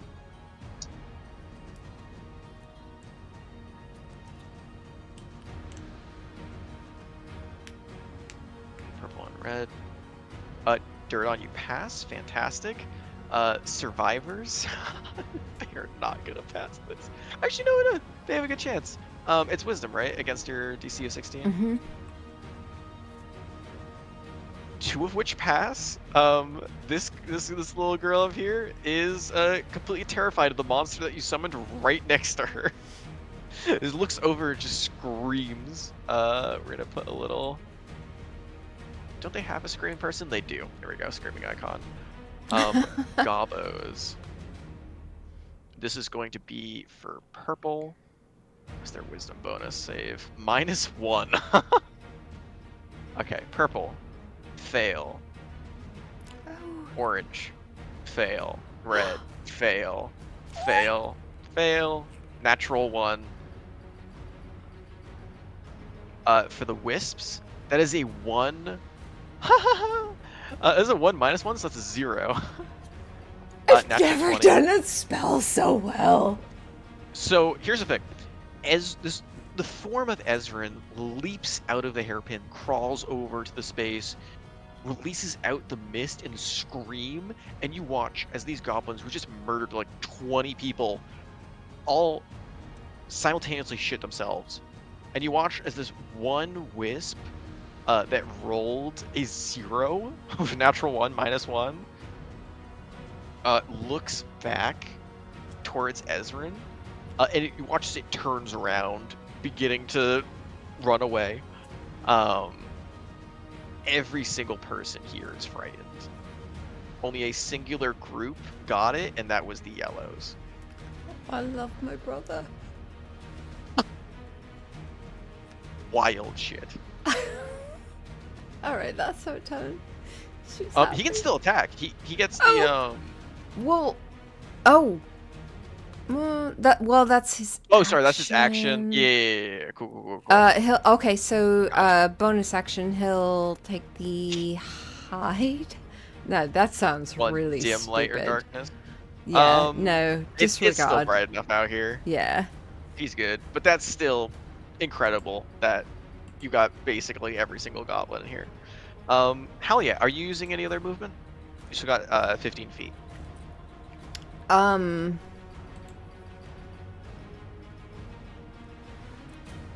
She will move an additional 15 feet into the air, so she is now Start clearing out some of these bodies. 45 feet in the air.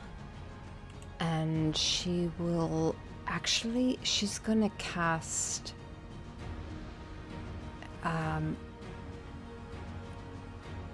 Hex on Jesus Christ. So many. this guy. Already cast Shadow Spawn. Keep that in mind. So you can do that next turn, but no. Oh, spells you're the same right. turn. You're right. You're right. Right. Leveled spell. Got it. Got it. You're good. Yeah. No, she's done. She's done. Cool. Mustang, that's you. You just see a whole bunch of frightened gobbos and 3 hulking behemoths made of wood. Okay, let me clock in here. Jesus Christ, that literally got every single one of them. Look, I've never done Okay. something so right before. I know that was Yeah. like a fear wave. Yeah, that didn't get them before. Okay, ability checks and attack rolls. So that's not gonna affect. I'm glad I didn't put Do. more of them on there. Let's see. Okay.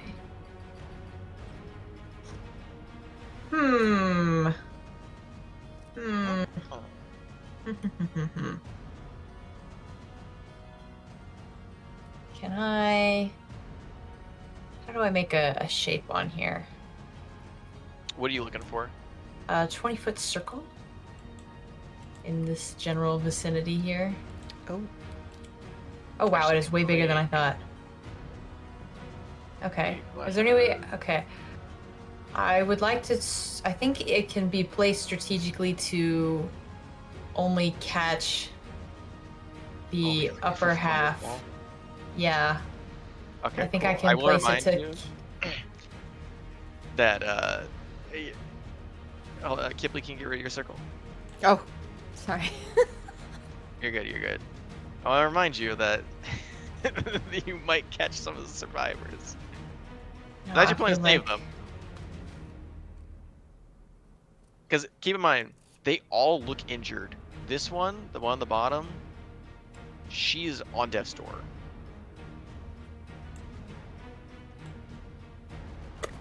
So the best that you can do without hitting them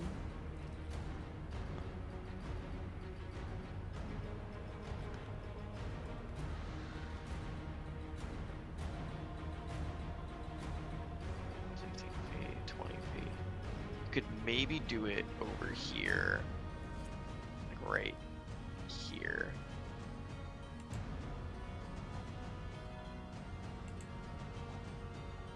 No, that still clips. That clips Still him. clips, yeah. Oh, Up it's to just you. too meaty. Okay. Up to Well, in that case, It's a let's big ball. have 5, 10, 5, 10, 15. Go here. Just these guys. Do you? Yeah, I'm thinking that they are going to get dusted, or perhaps the guys up at the top. What about? Can I get a circle up at the top here? See who we can catch. Hopefully not Cyrus. Oh yeah, for these guys, absolutely, you can get them without getting Cyrus. I think you get right here. 20 feet? Yeah, she's not in that. Okay, top or bottom? Top or bottom? Up to you. You can get either one. You can get all four without hitting allies. Yeah, we'll go top. The Top, sure. fireball. Go ahead and roll damage. Roll some dexterity saving throws. I legit didn't know what you were going for. 1. What's your spell DC? I believe it is 16. Let me look. Yeah, 16. Cool. One of them passed. The other 4 all failed. So What it's what going to damage be 30 points of fire damage in total, half to 15 for the one. You watch as 3 of them immediately just disappear, like incinerate into ash. There's not even a body left behind. You see the one that passed takes no damage. Oh. They press their body against the ground and the heat just goes over them. From a mechanical standpoint, because some of you might be familiar, it looks like some of these goblins might have the ability of evasion. I see. Okay, well, bonus action, I am going to shoot the closest yellow goblin with just a follow-up from the Primonica. So let's Go ahead, roll me a attack roll. see. As that is a 16 to hit. 16 just hits. That is going to be 9 points of. 9 I believe it would points be of fire damage. It would still be fire damage. Yeah. This one is looking extremely bloodied. Go ahead, put it. Bleh. This one right here is on death's door, but still standing. All right. We will call it good there. Cool. Cyrus's turn. Cyrus is gonna walk up to the small child who is bleeding and poisoned, and she's gonna go ahead and how hurt does Mammoth look? Are you beneath half? Yeah. Okay. Oh, I think she's gonna prioritize that.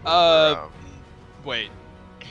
Just barely over half. I don't know how to do math. Gotcha. I don't know how to. Hey, you're playing a great game for that. I think she's just gonna go ahead and cast Cure Wounds at 2nd level on you instead of going for Lesser Restoration. Swag. 14 hit points back as her action. Bonus action. Let me see if she has anything particular use. Not this round. She's gonna go 5, 10, 15, 20, 25, 30. She's gonna stand right there on the cliff. That's her turn. Survivors are gonna go. She's gonna take 2 swings. One hit, one miss. Oh, she hits with advantage actually because they're frightened. Both hits. You watch as this goblin is just cleaved. Hell yeah. And then she can't really move. She's gonna stay there. She's gonna go ahead. 5, 10, make it a line. 20,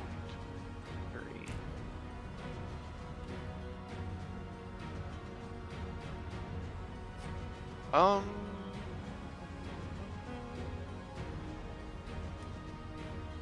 Kipley, go ahead and roll me a straight charisma check. Oh. Oh. Charisma. There we Just go. raw charisma. D20 plus your 5. 23. 23? She's gonna trust you more than the goblins. Even though you put a literal spawn of death in the middle of everyone. She's gonna Misty Step as a bonus action. And 5, 10, 5, 10, 15, 20, 25, 30, getting right beneath you, Kipley, and running right past Cyrus. You see in a full sprint, she then turns around, is going to go ahead and fire. Let's see, 60 feet. Oh, yeah. Ooh, perfect, actually. You watch as just a vine of, like, thorns just peeking out of it, all like this reddish bloody tint, wrap out, wrap around this goblin's neck, and just rips it like a ripcord, and just blood begins to spurt out. It is alive, but it is hurt. And she is going to go ahead. Even with advantage, she still misses. God damn. That's a 4 and a 2 on the die. Cool. She can't move because she is surrounded as she is. End of their survivor's turn. Mammoth, that is you. You're still poisoned, but got some hit points back. And this big guy, he's looking pretty okay. Oh yeah, no, all of the wisps have not been touched yet. Okay, I'm gonna go ahead and throw a guiding bolt at the green guy. Cool. Keep in mind, attack rolls are at disadvantage. Right.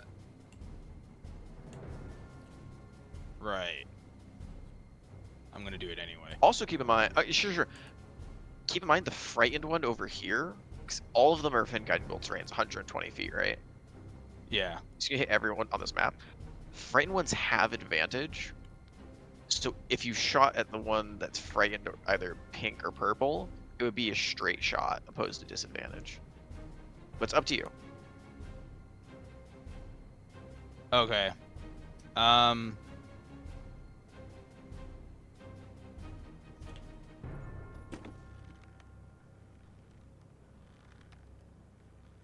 Yeah, we'll shoot at one of the pink ones. Sure, go for pink. Roll me an attack roll. I don't know where my free there it is. That was damage, but 17 hits, 15 points of radiant damage. Nice. And the next attack roll has advantage. Well, technically, you all have advantage because it's frightened. You see it just Super starts advantage. glowing with like this starry light around it. You see constellations just begin to revolve around the creature as it just kind of its head kind of follows some of them as it's clearly don't look too intelligent, but it's just kind of enamored by the light. Cool. 15 points of radiant damage. For these guys, I will be nice and I will turn on their HP bars. That's quick enough to do. Cool. What, do you have any movement you want to do?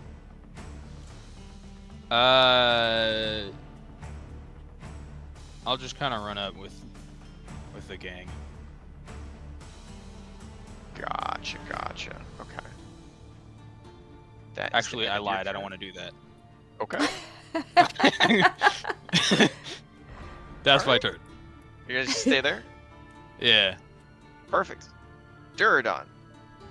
That is you, my friend. The one in front of you just got hit by a little guiding bolt. still standing, looks a little bothered, but not too much. And there's just a whole bunch of frightened goblins in front of you. In fact, the one This in is front of true. you, the green one in front of you, is profusely bleeding from his neck. You see where the thorn whip came out and just ripped it open. It's just currently holding some of its blood in, while also trying to like drop the bow that was in his hand and reach for a short sword on his belt. Yeah, Jordan's gonna do what Jordan does now that he's got a nice little crystalline carbonate going and everything for him.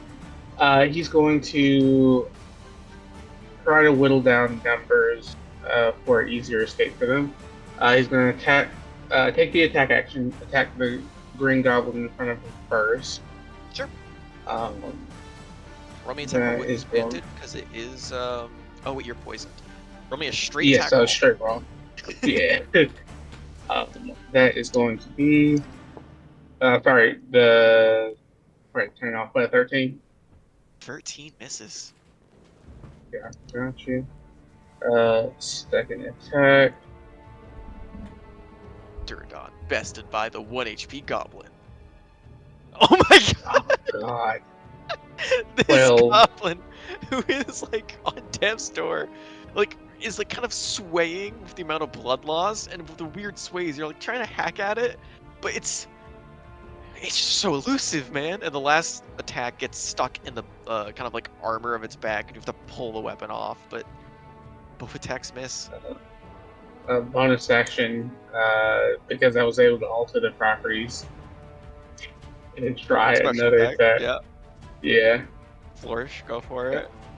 So, It give doesn't me continue. Come son on, of goblin. a bitch. Yes. Are you All right, fucking this okay. goblin is getting a backstory.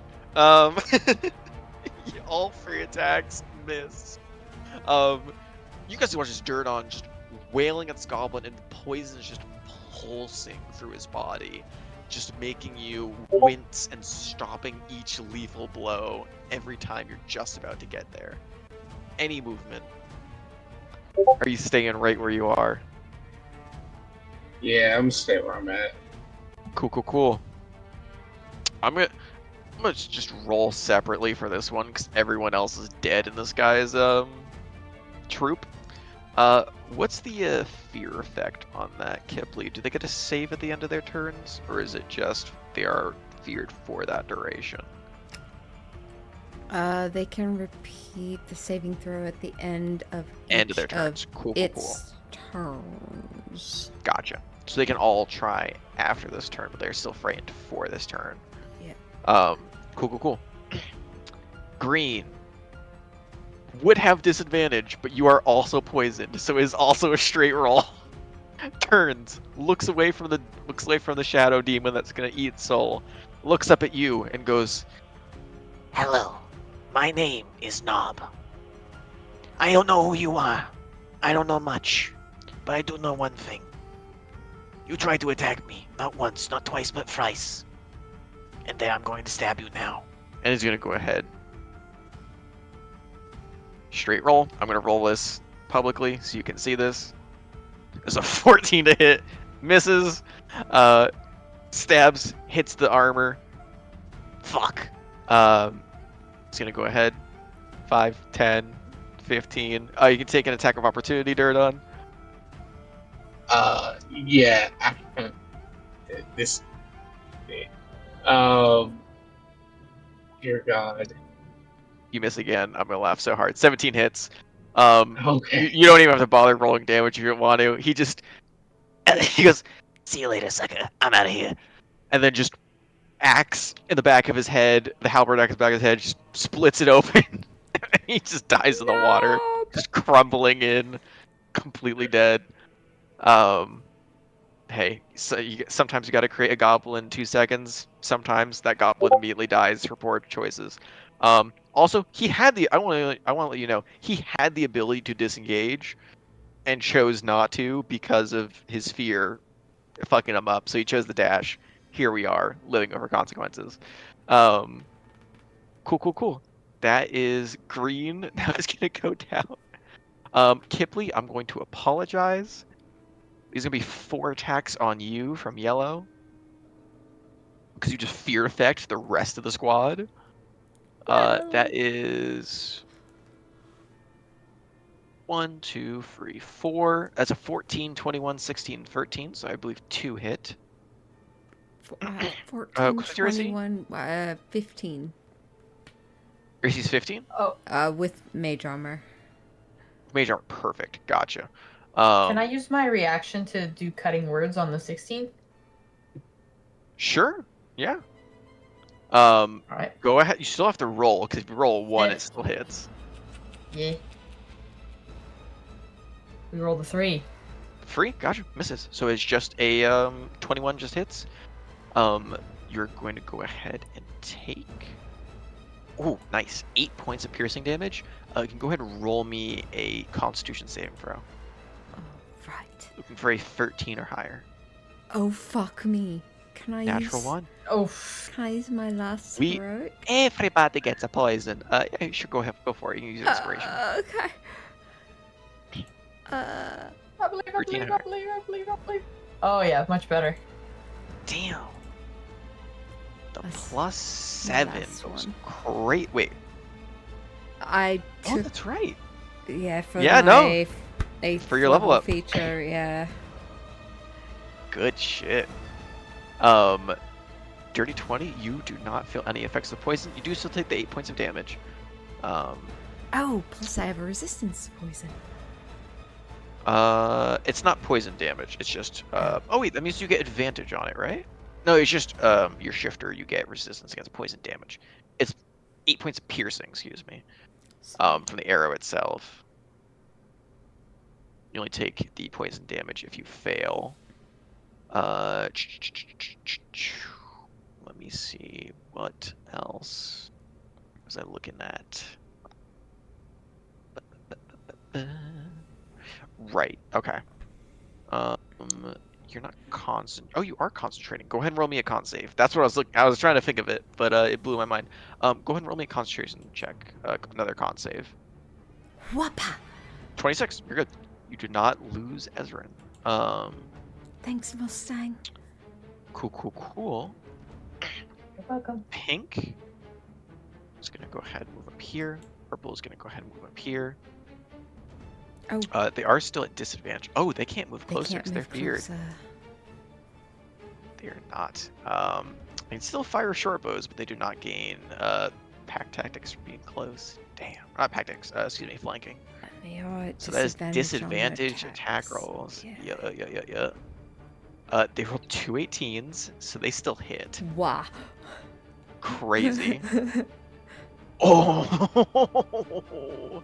You just canceled a crit. That was a natural 20, and then it was a 22. That was a 22, and that was a 6. That was a 10, and that was a natural 20. Cool. Wow. So they're gonna still take damage, but that would have for sure knocked them down. Let's see, 10, 20, 23, 24. She's still standing at 1 HP. Fortunately, she goes down. 2 of the survivors are down. You don't know if they're dead or not, but the one with the thing in their chest might be. She goes down to arrows. The wisps. Dirt on your right in front of it. And you're poisoned. So it's going to go ahead and take 2 attacks on you instead of doing doing its cluster. Let me go ahead. It's plus 8. Does a 17 hit and does a 19 hit?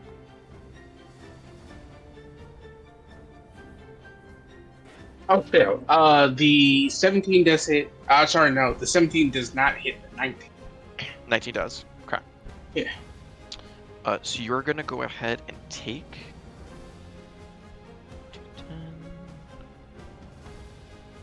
15 points of necrotic damage.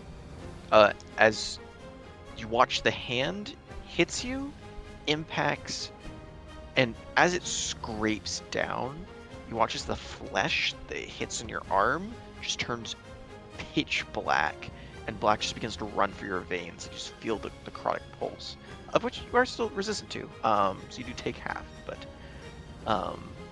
nevertheless, I think that turns it down to 7 damage. Purple is going to go 5, 10, 15, 20, 25, 30. He's not frightened, and they're both going to do, I think they're 60 feet, right? Oh, yeah. You frighten the shit out of it. So, sorry, love you to death, Kipley. Kipley and Mustang, go ahead and make me 2 dexterity saving throw for both of you, excuse me. Separately.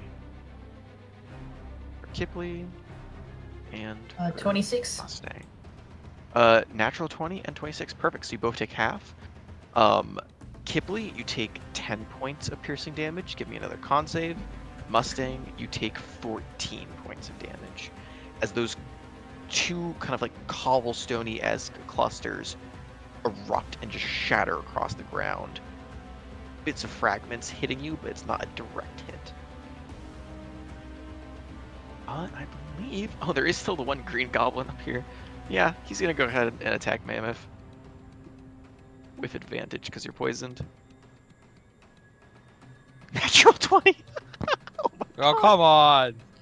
I'm so sorry. Wait, I might have a thing. Let me tell you, I don't think you need to use it, bud. You can if you want to, but that's as two ones on the die. So that's Alright. only 5 points of damage. I'll take it like a champ.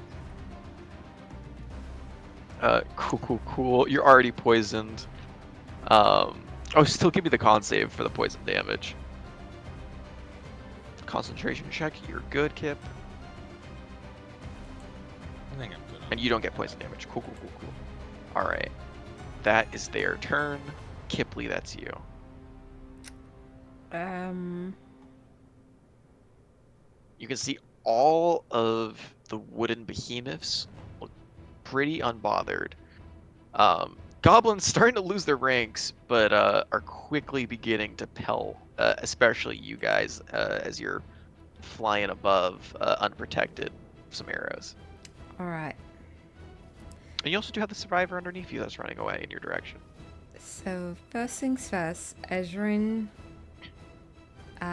is going to move to here. Oh, oops. Right Oh, up should to I move this up? guy. Yeah, right there. And they will take 2 chilling rend attacks. Let me quickly roll for their saves on fear, because he might still have it at advantage. Got it. Let me see. This one's saved, so it's not. Purple, 14's a fail. Fail. Success. Pink is no longer frightened. Okay. All of the pinks are no So it's longer a straight frightened. roll. Yeah, we're doing it as group rolls. But that means that everybody else is still frightened. Okay. It's just pink. All right. Then they would actually,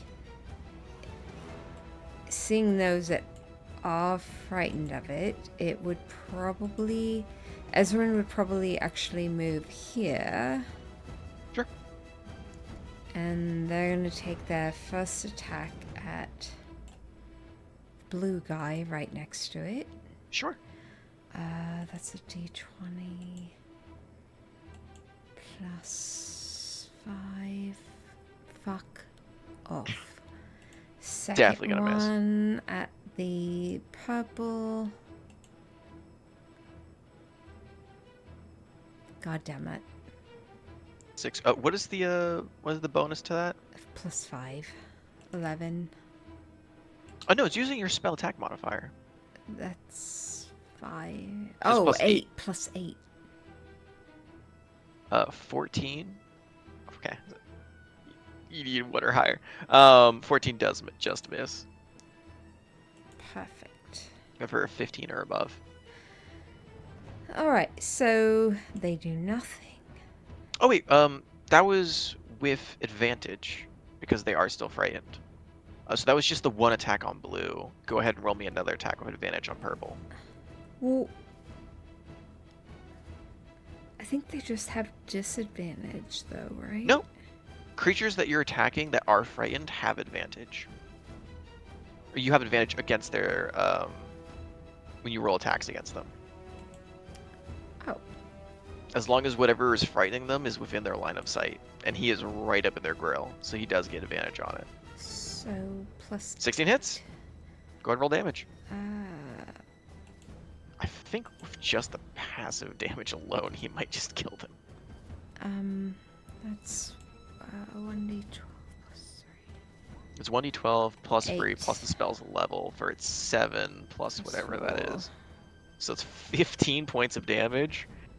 You watch as Ezrin places a hand on this goblin's back as it's turning to flee from him, and you legitimately watch the soul leave his body as necrotic damage just makes it wither, turn into a dried husk, and just crumble to the ground. Oh, the way you describe that, Kipley, as she's watching it happen, you almost see like an innate desire and hunger suddenly like break free in her. Yeah, a little bit. A little bit of a glow in the eyes. Okay. So That's theirs. You still have your turn. Okay, she will. She's going to Eldritch Blast this one right here. Sure. You do if you want to. Oh, wait, never mind. Excuse me. Yeah, go ahead. She has two 2 beams. beams. 18. 18 hits.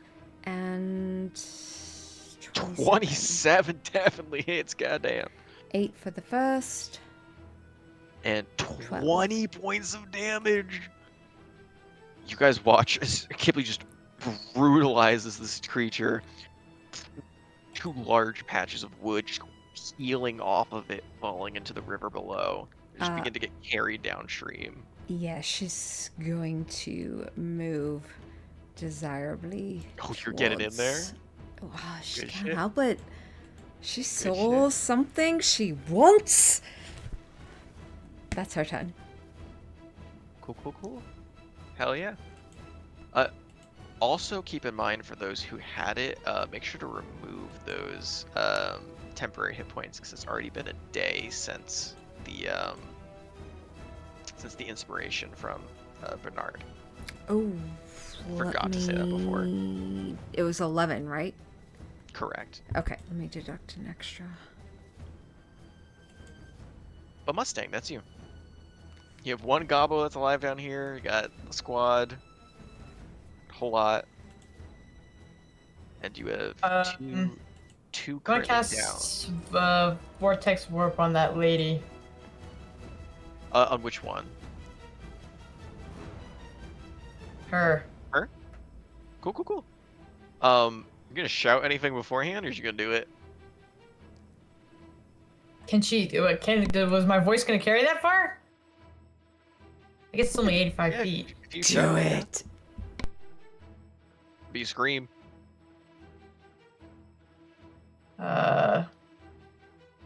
He's gonna cup his mouth and he's gonna shout, "Hold on to your hiney, lady!"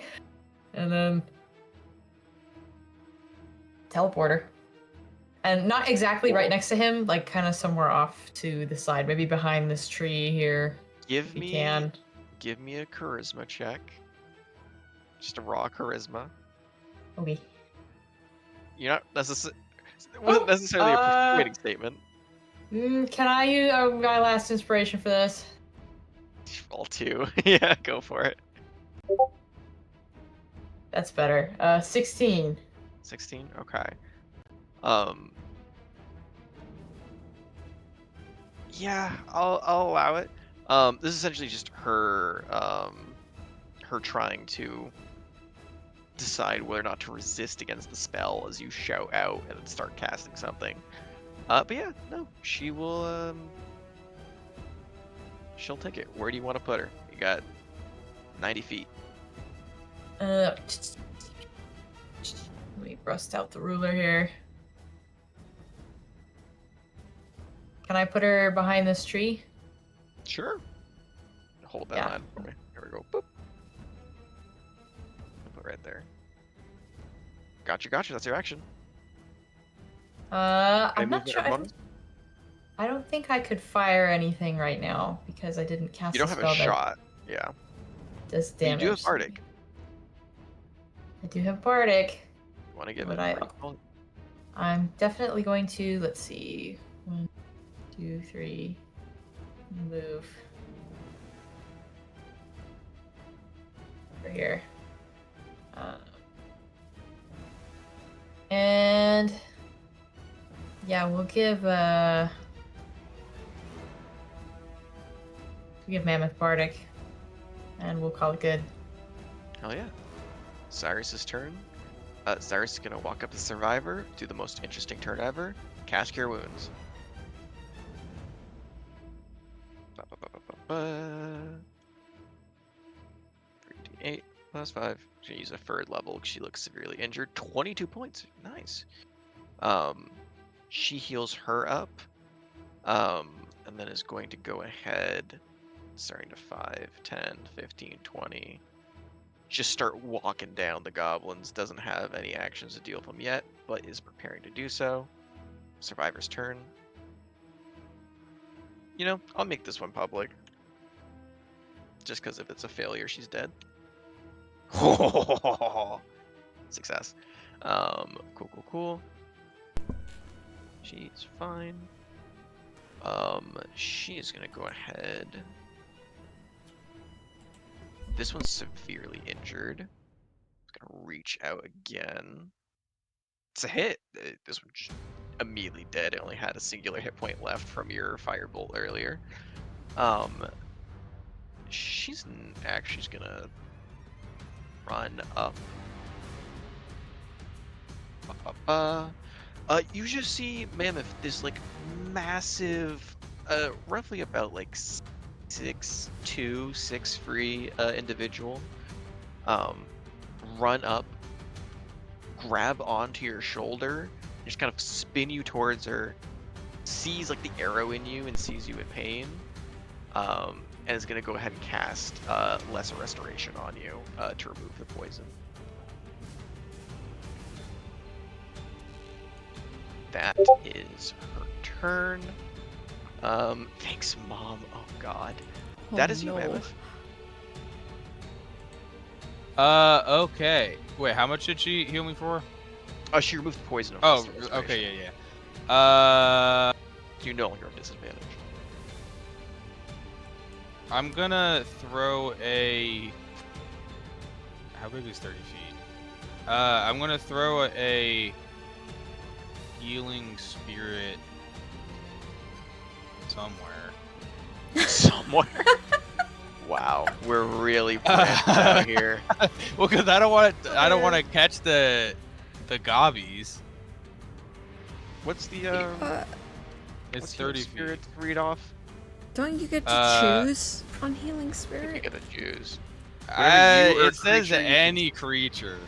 Or Whether a you creature. or a creature you can see moves in the spirit space the first time. Oh, I can cause the spirit to. Okay, so then I'm fine. Correct.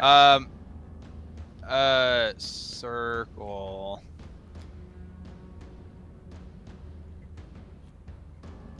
Remember, it doesn't heal in the radius. It's just the You have to so move it'd be into like- the creature's space. Or if the creature starts the turn there. Mhm. So you can put it onto somebody that's about to have their turn. Duradon's up next. Or, yeah, if you want to put it on them.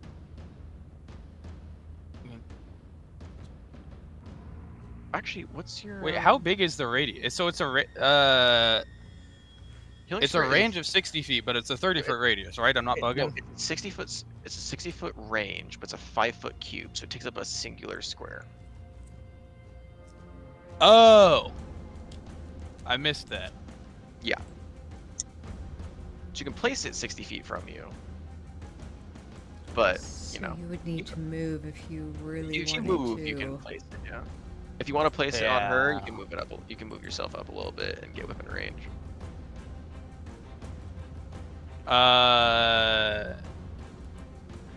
Yeah. Cool. What is I'm gonna do the that. radius of your chalice? 30 feet. 30 feet.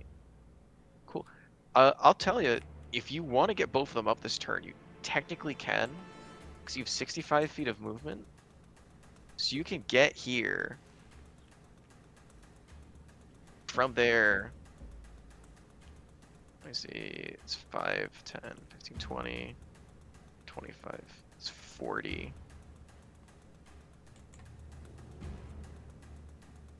Yeah, you can get here, and you can also get right back there afterwards as well if you're willing to take an attack of opportunity from this goblin. And you can get both survivors up.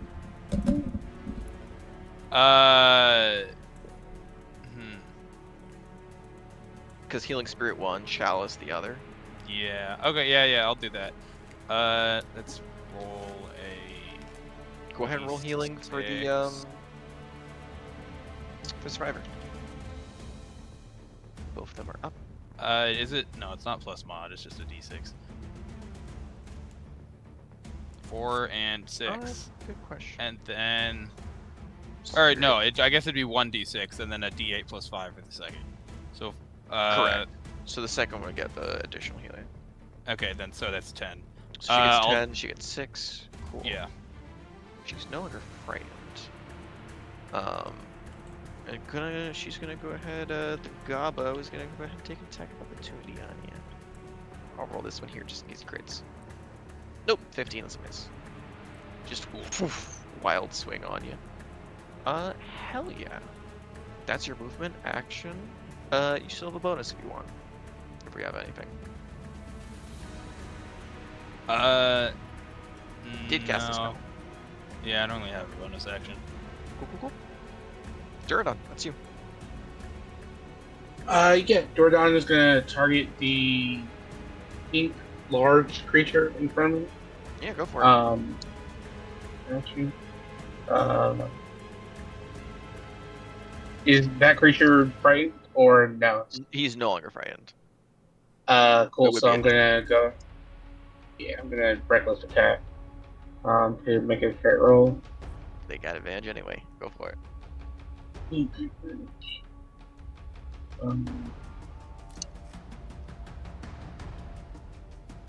26 to hit. 6 definitely hits. That's gotcha.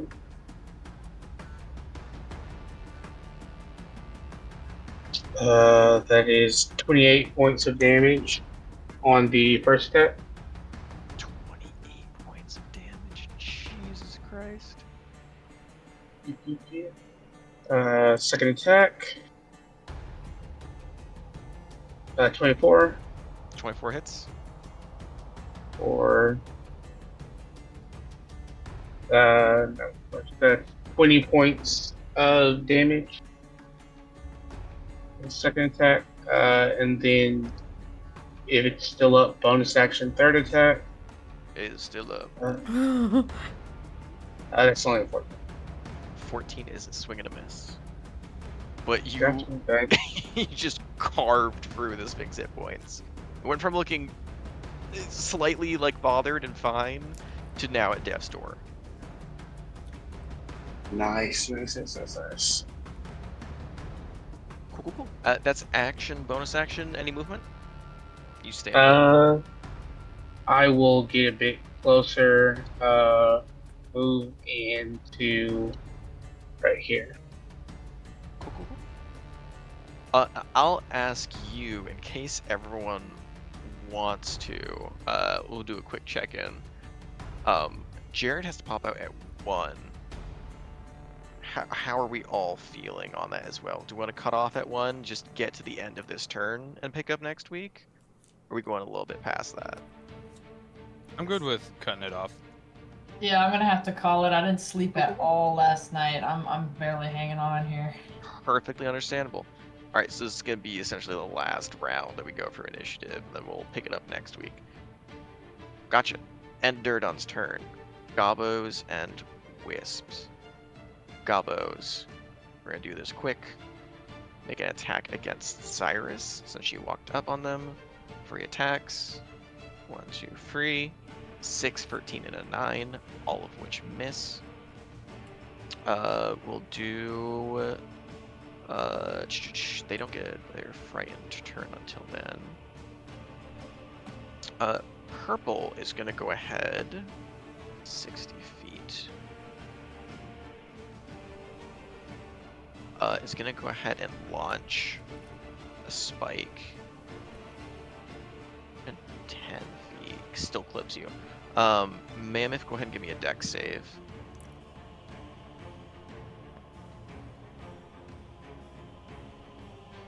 9 is a failure. That's a full 17 points of piercing damage to you, as well as a full 17 points of piercing damage to the elf.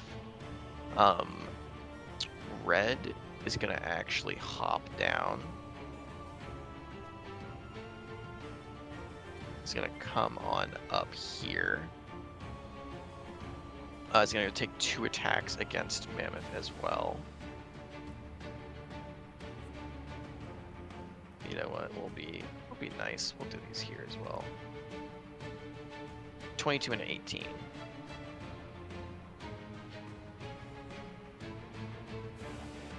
Let's see. What is your armor class, Mammoth?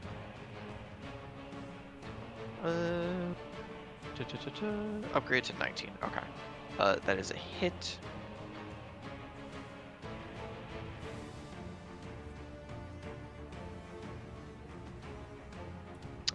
Additional 17 points of damage to Mammoth. Jesus Christ. Okay. So that's 32 points of damage, right? I can do math? Nope, 38. Sorry, I've half clocked out here. This is my fault. Am I able to do cutting words on the 22? Or would it be the 18? Which one hit? It's not attack rolls. Ah. L's. The L's on my name. All right. Oh wait, excuse me. No. You can. I forgot. Dexterity saving throws. I'm cooked as well. You can use cutting words. One of them missed. With the 18. The 22 did hit. He has an AC of 19, so you would need it 4 or higher. Try my damnedest on that 22 and see what happens. Sure. Oh, nope. 1 still swing hit. And a miss. Okay, so that is 34 points of damage to Mammoth. Is Mammoth still up? How many points? 34 points in total. Oh, he's down. You're downed? Yeah. Was that a spell? No. You watched as the creature in the back caught both Mammoth, definitely not that, caught Mammoth and the elf in the cobblestone cluster. The fractured explosions of these massive stone jets coming out of it. And the red wisp walked up and did 2 necrotic slashes. Because you fell to this, you are going to subtract 17 off of your hit point maximum as well. Oof. Okay. Just make a note of that for next session, that 17 off your hit point maximum as well as being downed. Cool. These gobbies are gonna go ahead and make some disadvantage attacks. Blue. Bop. There's a 6. There's a 9. Both miss. Nice. Let's see. Pink is gonna go swinging down on Duradon. Saw that you have dodged basically every single cluster, so it's just gonna take 2 more swings since it has advantage. Now that it's not frightened anymore. We'll do those here again for funsies. So first one is a 27, and second one is a dirty 20. Both hit. Both hit.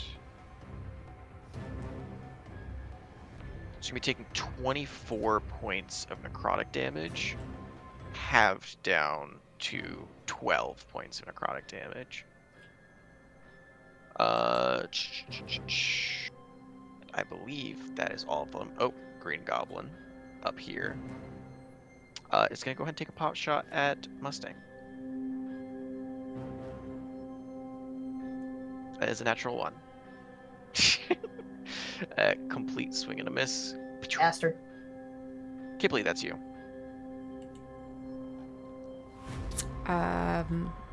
Ezrin will first take his 2 attacks against this guy. Sure, go for it. No, actually, I lied. He's gonna go for this one first. 20 plus 8. Oh, shit. Sorry. You can also click like Eldritch Blast for the attack roll if you Oh, want. that's probably smarter. First one misses. Second one's an 18. No, 20. Oh, keep in mind, on blue it's still advantage because they're still frightened, so that hits. Oh. So then let's do this. So second hit definitely hits. And then Yeah, an 18 and a 19. Jesus Christ. Pacha for first hit. And So, already dead on the first hit. oh, But if you want to carry that one over to pink, a 19, excuse me, yeah, no. Even an 18 plus 8, 26 still hits. okay. So damage for the second then. So it's is 6. 6 plus the spell's level at 4. Fourth. So 10. Had exactly 10 hit points left. Oh, Good shit. awesome. This one you see. Do you want to describe what it looks like as Ezra claws this thing to death? Ezra's like a kind of plume of just white smoke, but almost looks, as the smoke kind of extends, almost looks like extensions of bone growth, as it swipes out with this like bone claw, that as it swipes through the air, it almost, you hear like this, it almost sounds like a sorrowful scream of just pain as it sweeps through the air and just cleaves this creature. Yeah. As he Hell yeah. does, can I use Malevolent Banquet? Yeah, you can absolutely use Malevolent Banquet. So here's the fun thing. I was so excited for this.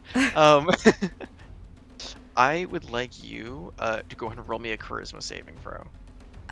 Okay. 19. 19. So opposed to the maiden's hand reaching out and dragging this thing down to the bone orchard, you watch as instead this almost momentarily, like a flash of white opens up underneath it, like white sparks begin to just emit underneath it, and a hand does emerge, but it's not bony. It is a gloved white hand that takes up the entire size of the creature. So it's like about like 15 feet in length. And you watch as it grabs it, and the creature turns into a completely solid statue of what it was, like frozen in place, and you watch as white liquid just begins to run down its neck, run down its body, and just encase it in this strange, almost like shiny like metal, but almost giving like that gleam like ivory coating, and is sucked through the sparks, disappears. You do recover your spell slot.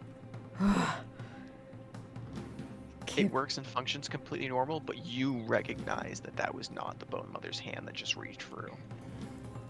Yeah, I think she's too enamored by the amount of soul-sucking life going on. She will use her, because I think it's malevolent. Yeah, that's a reaction. So she will That's a use. reaction. You still have your action. She will Eldritch Blast this bastard. Go for it. 2 hits. First one, natural 20.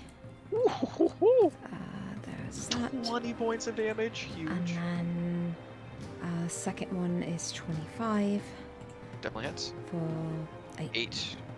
Good shit. Also went from looking completely unharmed to looking pretty fucked up. And she moves forward 5, 10, 15, 20, 25. She's going to here where she actually saw Ezrin suck this thing's soul, and she just kind of hungrily moves to it, and that's her turn. Mustang, that's you.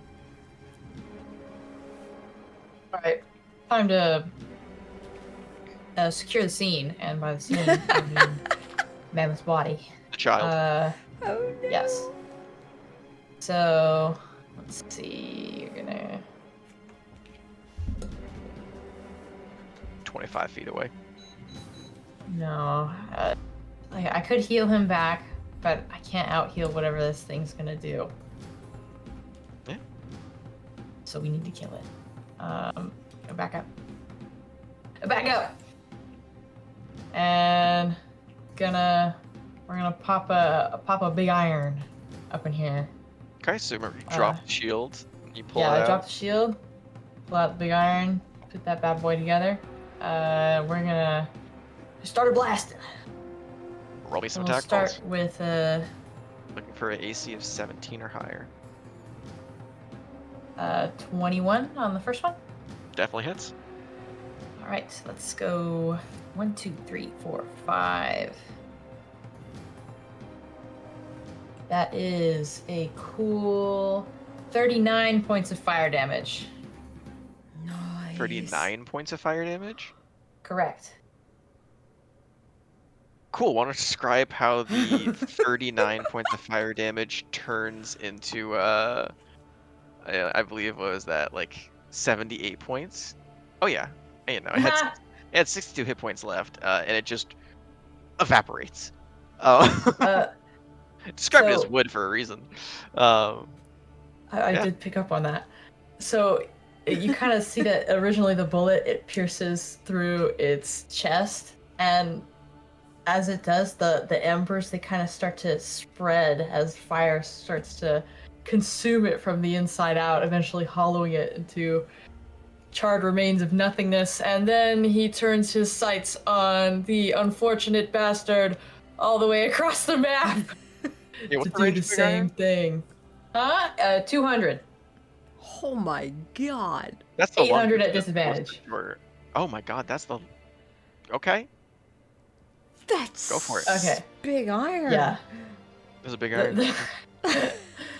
we are blow that piece of junk up sky. Go ahead, make me attack roll. Oh, It is It- with advantage because it Oh, is great. it is still technically frightened. ooh! Can I use the talisman on attack rolls? No, there's only ability checks to save for us. It fails. It misses. Goes wide, but you do still eviscerate one from over half HP. You guys never try to do it. Thank you. All right, that is everything you can do. Cyrus is going to go ahead and stop Mammoth from getting killed on his turn. Otherwise, Thank they would have God. gone before him. And guess what? Melees count as double death saving throws. So Cyrus is going to do the cleric's duty and is going to go ahead and raise you up with literally just a first level cure wounds, because it will outdamage her healing. But at the very least, you are brought up. That is a 1 on the die, 6 points of heals. Mammoth is conscious at the very least. And Cyrus is actually just gonna drag you away. 5, 10, 15. Just gonna drag you away. Place herself in front.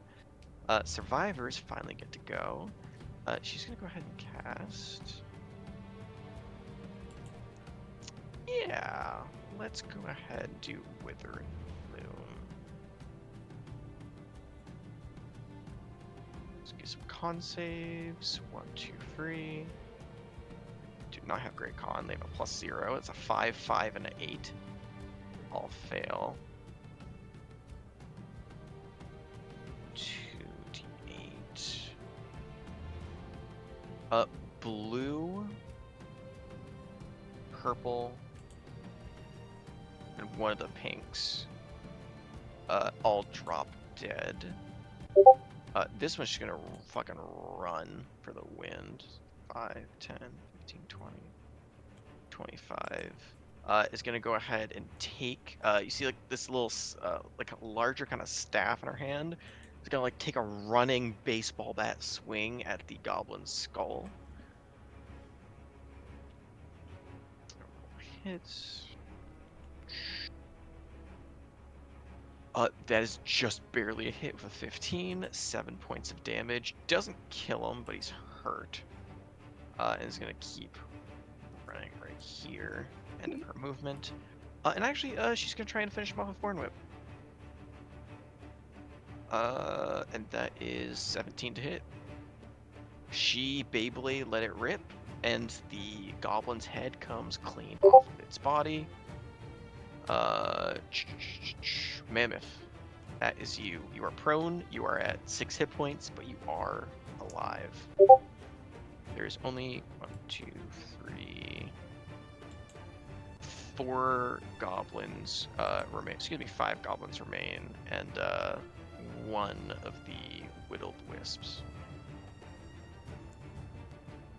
I'm gonna hobble over to this lady and say, "Hey, thanks, lady," and then heal both of us. Hit it with the thanks. Like, thank you, random stranger. Oh, God. I'm gonna do a second level cure wounds on myself. You're gonna give it a D8. For 11, and then and then she gets 9. Nice. Okay, she's starting to look a little bit better. Still pretty fucked up, but better. Hell yeah. Yeah, that's it. Cool, cool, cool. And with that, as you guys tearing through these monsters, little absolute disgusting goblins, you can see that on the on like the horizon kind of the upper ridge of this river as it's coming down, you see the bodies around you. You can see now that there's literally just these 4 women alive from this event. You hear off in the distance, and that's where we're going to end our session, as something is about to impact. I knew it wasn't gonna be just goblins. I'm not going to give you just goblins for your first fight back. Come on, Gay. But I like these goblins. And Now we're gonna find out what dropped that owl. I'm gonna. Oh, I didn't even think. Oh, fuck! I forgot about that. No, I'll straight up tell you. Because you guys can make Arcana checks. It's literally a DC 10. Straight up, it's because the owner died, so its familiar died as well. Ah. Aw. That's it. The Oh, simple.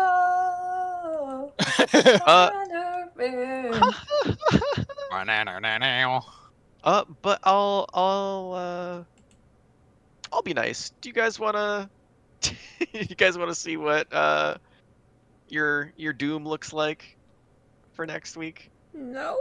Oh, I'm so sleepy, but I do. I do. Yeah. I think it's only fair that I show you.